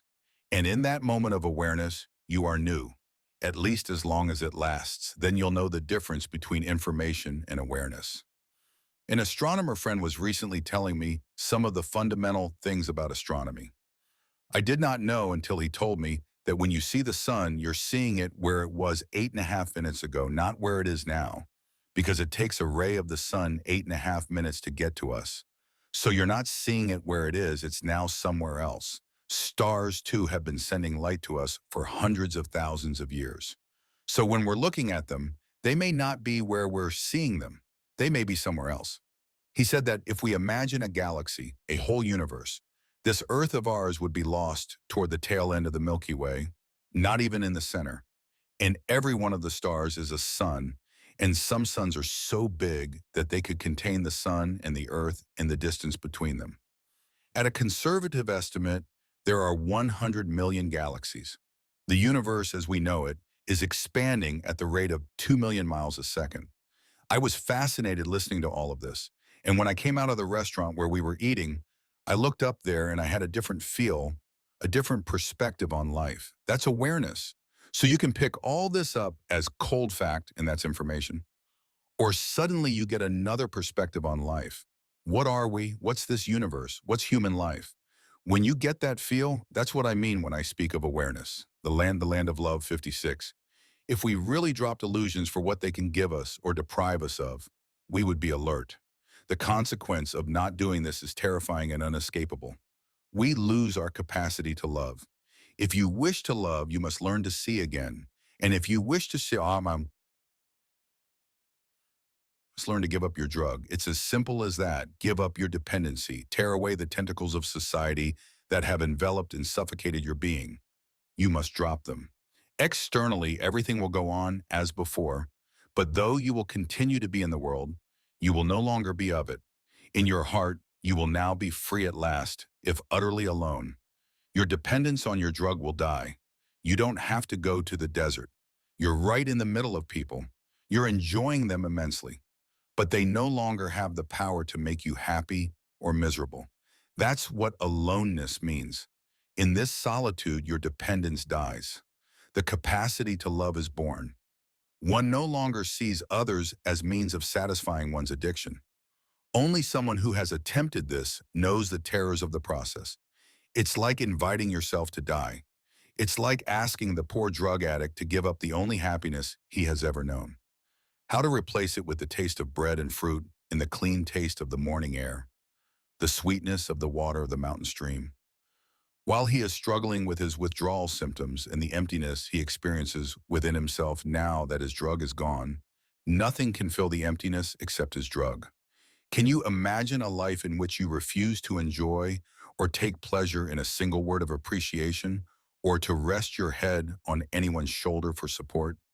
Think of a life in which you depend on no one emotionally, so that no one has the power to make you happy or miserable anymore. You refuse to need any particular person, or to be special to anyone, or to call anyone your own. The birds of the air have their nests and the foxes their holes. But you will have nowhere to rest your head in your journey through life. If you ever get to this state, you will at last know what it means to see with a vision that is clear and unclouded by fear or desire. Every word there is measured. To see at last with a vision that is clear and unclouded by fear or desire. You will know what it means to love. But to come to the land of love, you must pass through the pains of death. For to love persons means to die to the need for persons and to be utterly alone. How would you ever get there? By a ceaseless awareness, by the infinite patience and compassion you would have for a drug addict, by developing a taste for the good things in life to counter the craving for your drug. What good things? The love of work, which you enjoy doing for the love of itself, the love of laughter and intimacy with people to whom you do not cling and on whom you do not depend emotionally, but whose company you enjoy. It will also help it if you take on activities that you can do with your whole being. Activities that you so love to do that while you're engaged in them, success, recognition, and approval simply do not mean a thing to you. It will help too if you return to nature. Send the crowds away, go up to the mountains, and silently commune with trees and flowers and animals and birds, with sea and clouds and sky and stars. I've told you what a spiritual exercise it is to gaze at things, to be aware of things around you. Hopefully the words will drop, the concepts will drop, and you will make contact with reality. That is the cure for loneliness. Generally, we seek to cure our loneliness through emotional dependence on people, through gregariousness and noise. That is no cure. Get back to things, get back to nature, go up in the mountains. Then you will know that your heart has brought you to the vast desert of solitude. There is no one there at your side, absolutely no one. At first, this will seem unbearable, but it is only because you are unaccustomed to aloneness. If you manage to stay there for a while, the desert will suddenly blossom into love. Your heart will burst into song, and it will be springtime forever. The drug will be out. You're free. Then you will understand what freedom is, what love is, what happiness is, what reality is, what truth is, what God is. You will see, you will know beyond concepts and conditioning, addictions and attachments. Does that make sense? Let me end this with a lovely story. There was a man who invented the art of making fire. He took his tools and went to a tribe in the north, where it was very cold, bitterly cold. He taught the people there to make fire. The people were very interested. He showed them the uses to which they could put fire. They could cook, could keep themselves warm, etc. They were so grateful that they had learned the art of making fire. But before they could express their gratitude to the man, he disappeared. He wasn't concerned with getting their recognition or gratitude. He was concerned about their well-being. He went to another tribe where he again began to show them the value of his invention. People were interested there too, a bit too interested for the peace of mind of their priests, who began to notice that this man was drawing crowds and they were losing their popularity. So they decided to do away with him. They poisoned him, crucified him, put it any way you like. But they were afraid now that the people might turn against them. So they were very wise, even wily. Do you don't know what they did? They had a portrait of the man made and mounted it on the main altar of the temple. The instruments for making fire were placed in front of the portrait, and the people were taught to revere the portrait and to pay reverence to the instruments of fire, which they dutifully did for centuries. The veneration and the worship went on, but there was no fire. Where's the fire? Where's the love? Where's the drug uprooted from your system? Where's the freedom? This is what spirituality is all about. Tragically, we tend to lose sight of this, don't we? This is what Jesus Christ is all about. But we overemphasize the Lord, Lord, didn't we? Where's the fire? And if worship isn't leading to the fire, if adoration isn't leading to love, if the liturgy isn't leading to a clearer perception of reality, if God isn't leading to life, of what use is religion except to create more division, more fanaticism, more antagonism? It is not from lack of religion in the ordinary sense of the word that the world is suffering. It is from lack of love, lack of awareness. And love is generated through awareness and through no other way, no other way. Understand the obstructions you are putting in the way of love, freedom, and happiness, and they will drop. Turn on the light of awareness, and the darkness will disappear. Happiness is not something you acquire. Love is not something you produce. Love is not something that you have. Love is something that has you. You do not have the wind, the stars, and the rain. You don't possess these things. You surrender to them. And surrender occurs when you are aware of your illusions, when you are aware of your addictions, when you are aware of your desires and fears. And as I told you earlier, first, psychological insight is a great help, not analysis, however. Analysis is paralysis. Insight is not necessarily analysis. One of your great American therapists put it very well. It's the aha experience that counts. Merely analyzing gives no help. It just gives information. But if you could produce the aha experience, that's insight.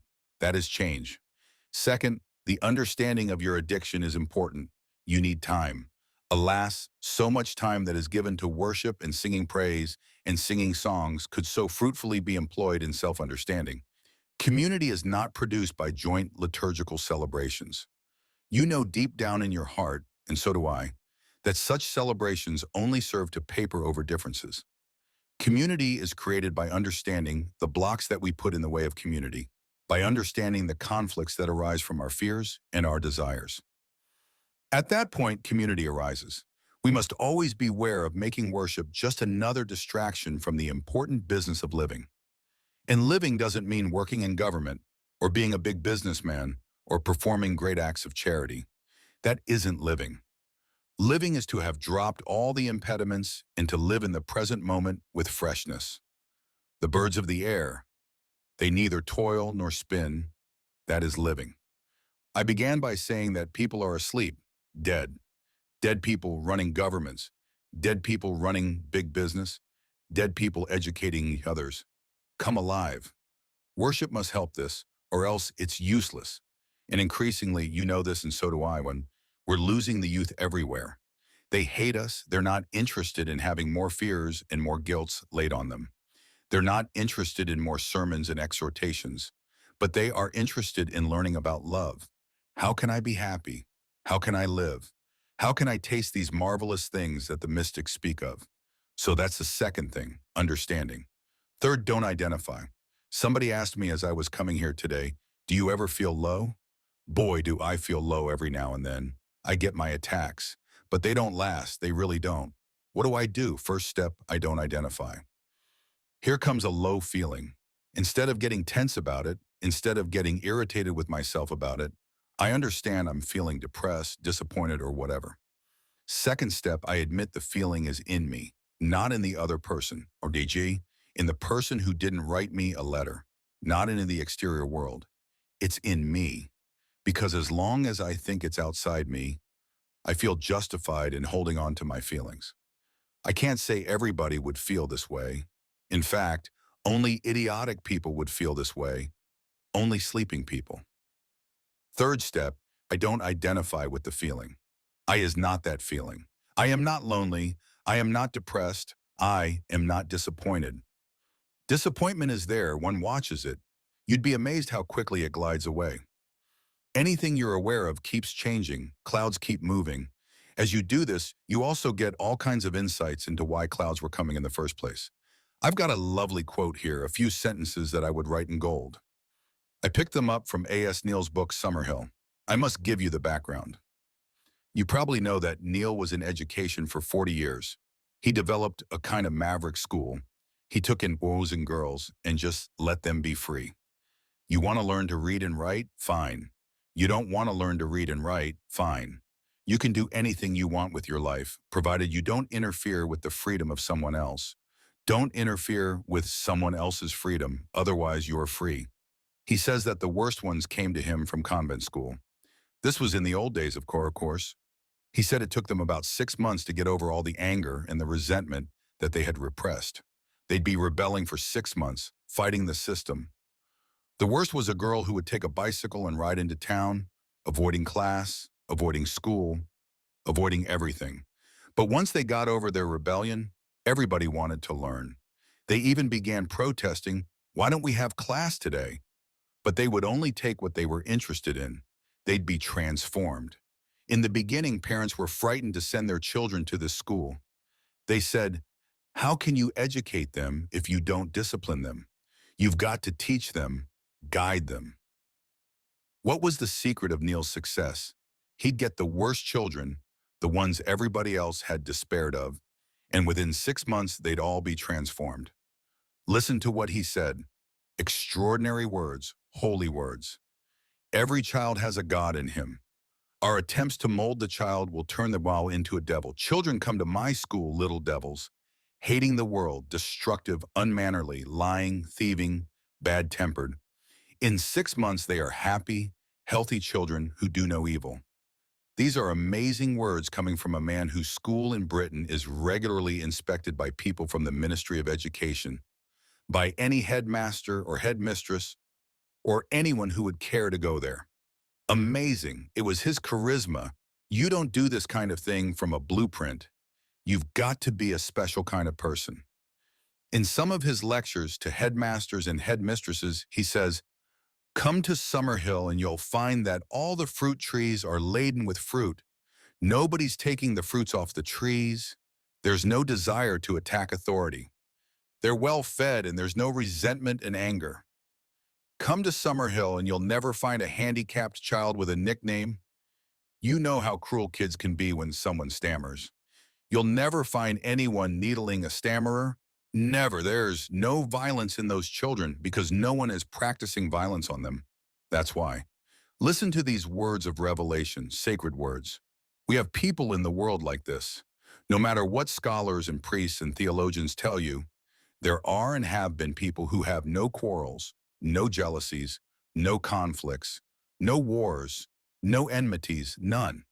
They exist in my country, or sad to say they existed until relatively recently.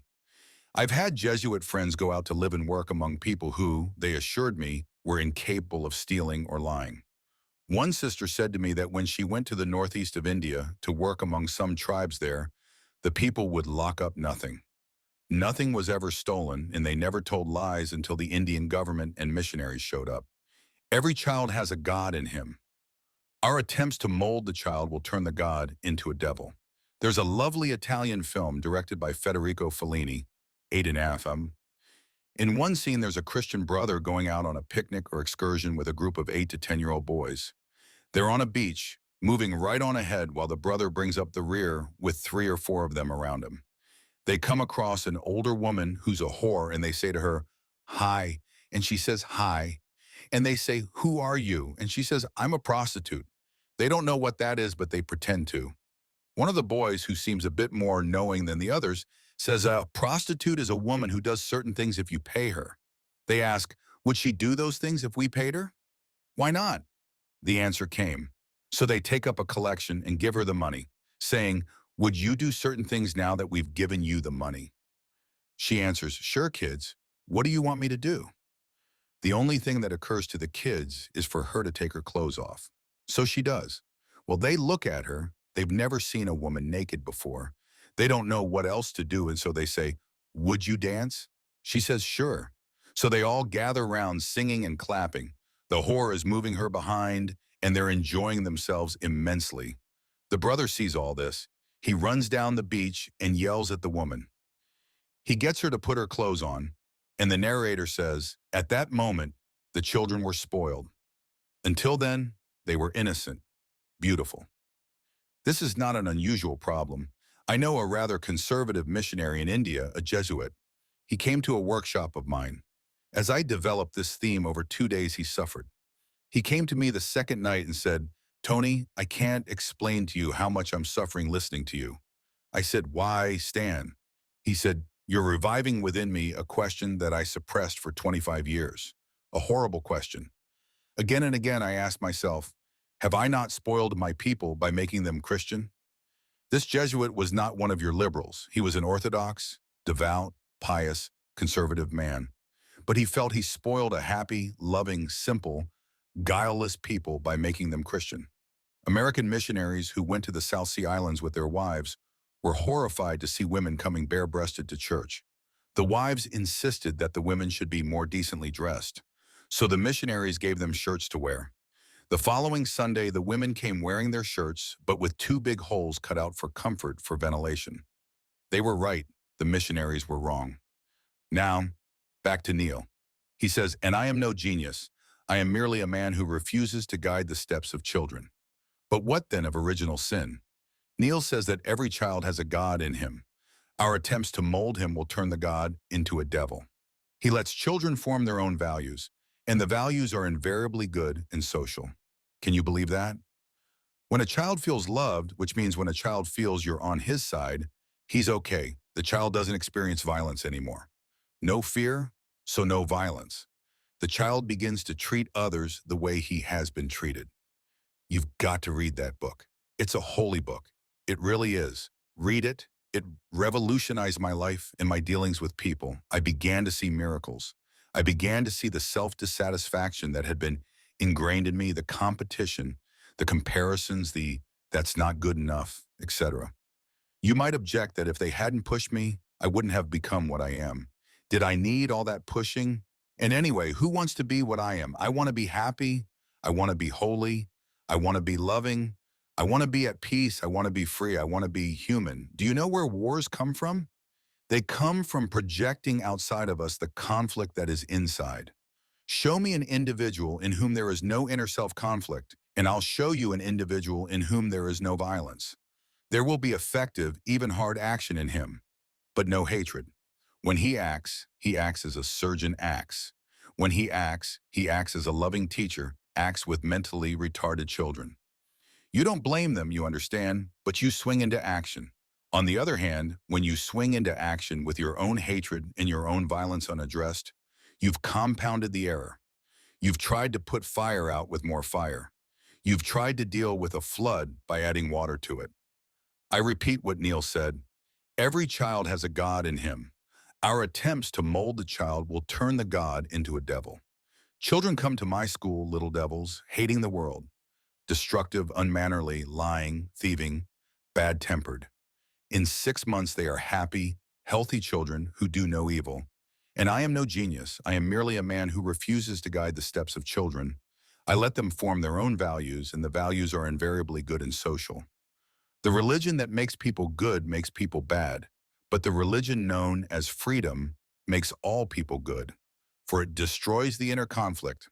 I've added the word inner, that makes people devils. Neil also says, the first thing I do when a child comes to Summerhill is destroy its conscience. I assume you know what he's talking about, because I know what he's talking about. You don't need conscience when you have consciousness. You don't need conscience when you have sensitivity. You're not violent. You're not fearful.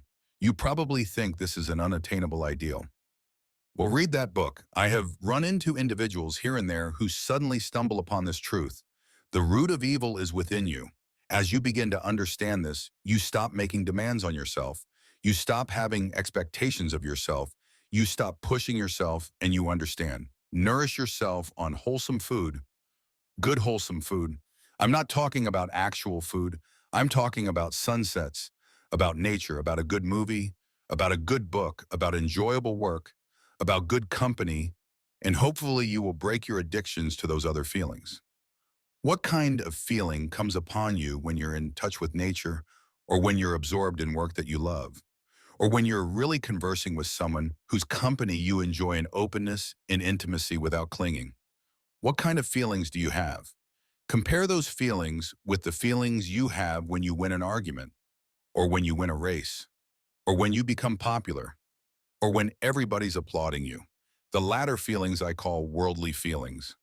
The former feelings I call soul feelings. Lots of people gain the world and lose their soul. Lots of people live empty, soulless lives because they're feeding themselves on popularity, appreciation, and praise. On I'm okay, you're okay, on look at me, attend to me, support me, value me, on being the boss, on having power, on winning the race. Do you feed yourself on that? If you do, you're dead. You've lost your soul. Feed yourself on other, more nourishing material. Then you'll see the transformation. I've given you a whole program for life, haven't I?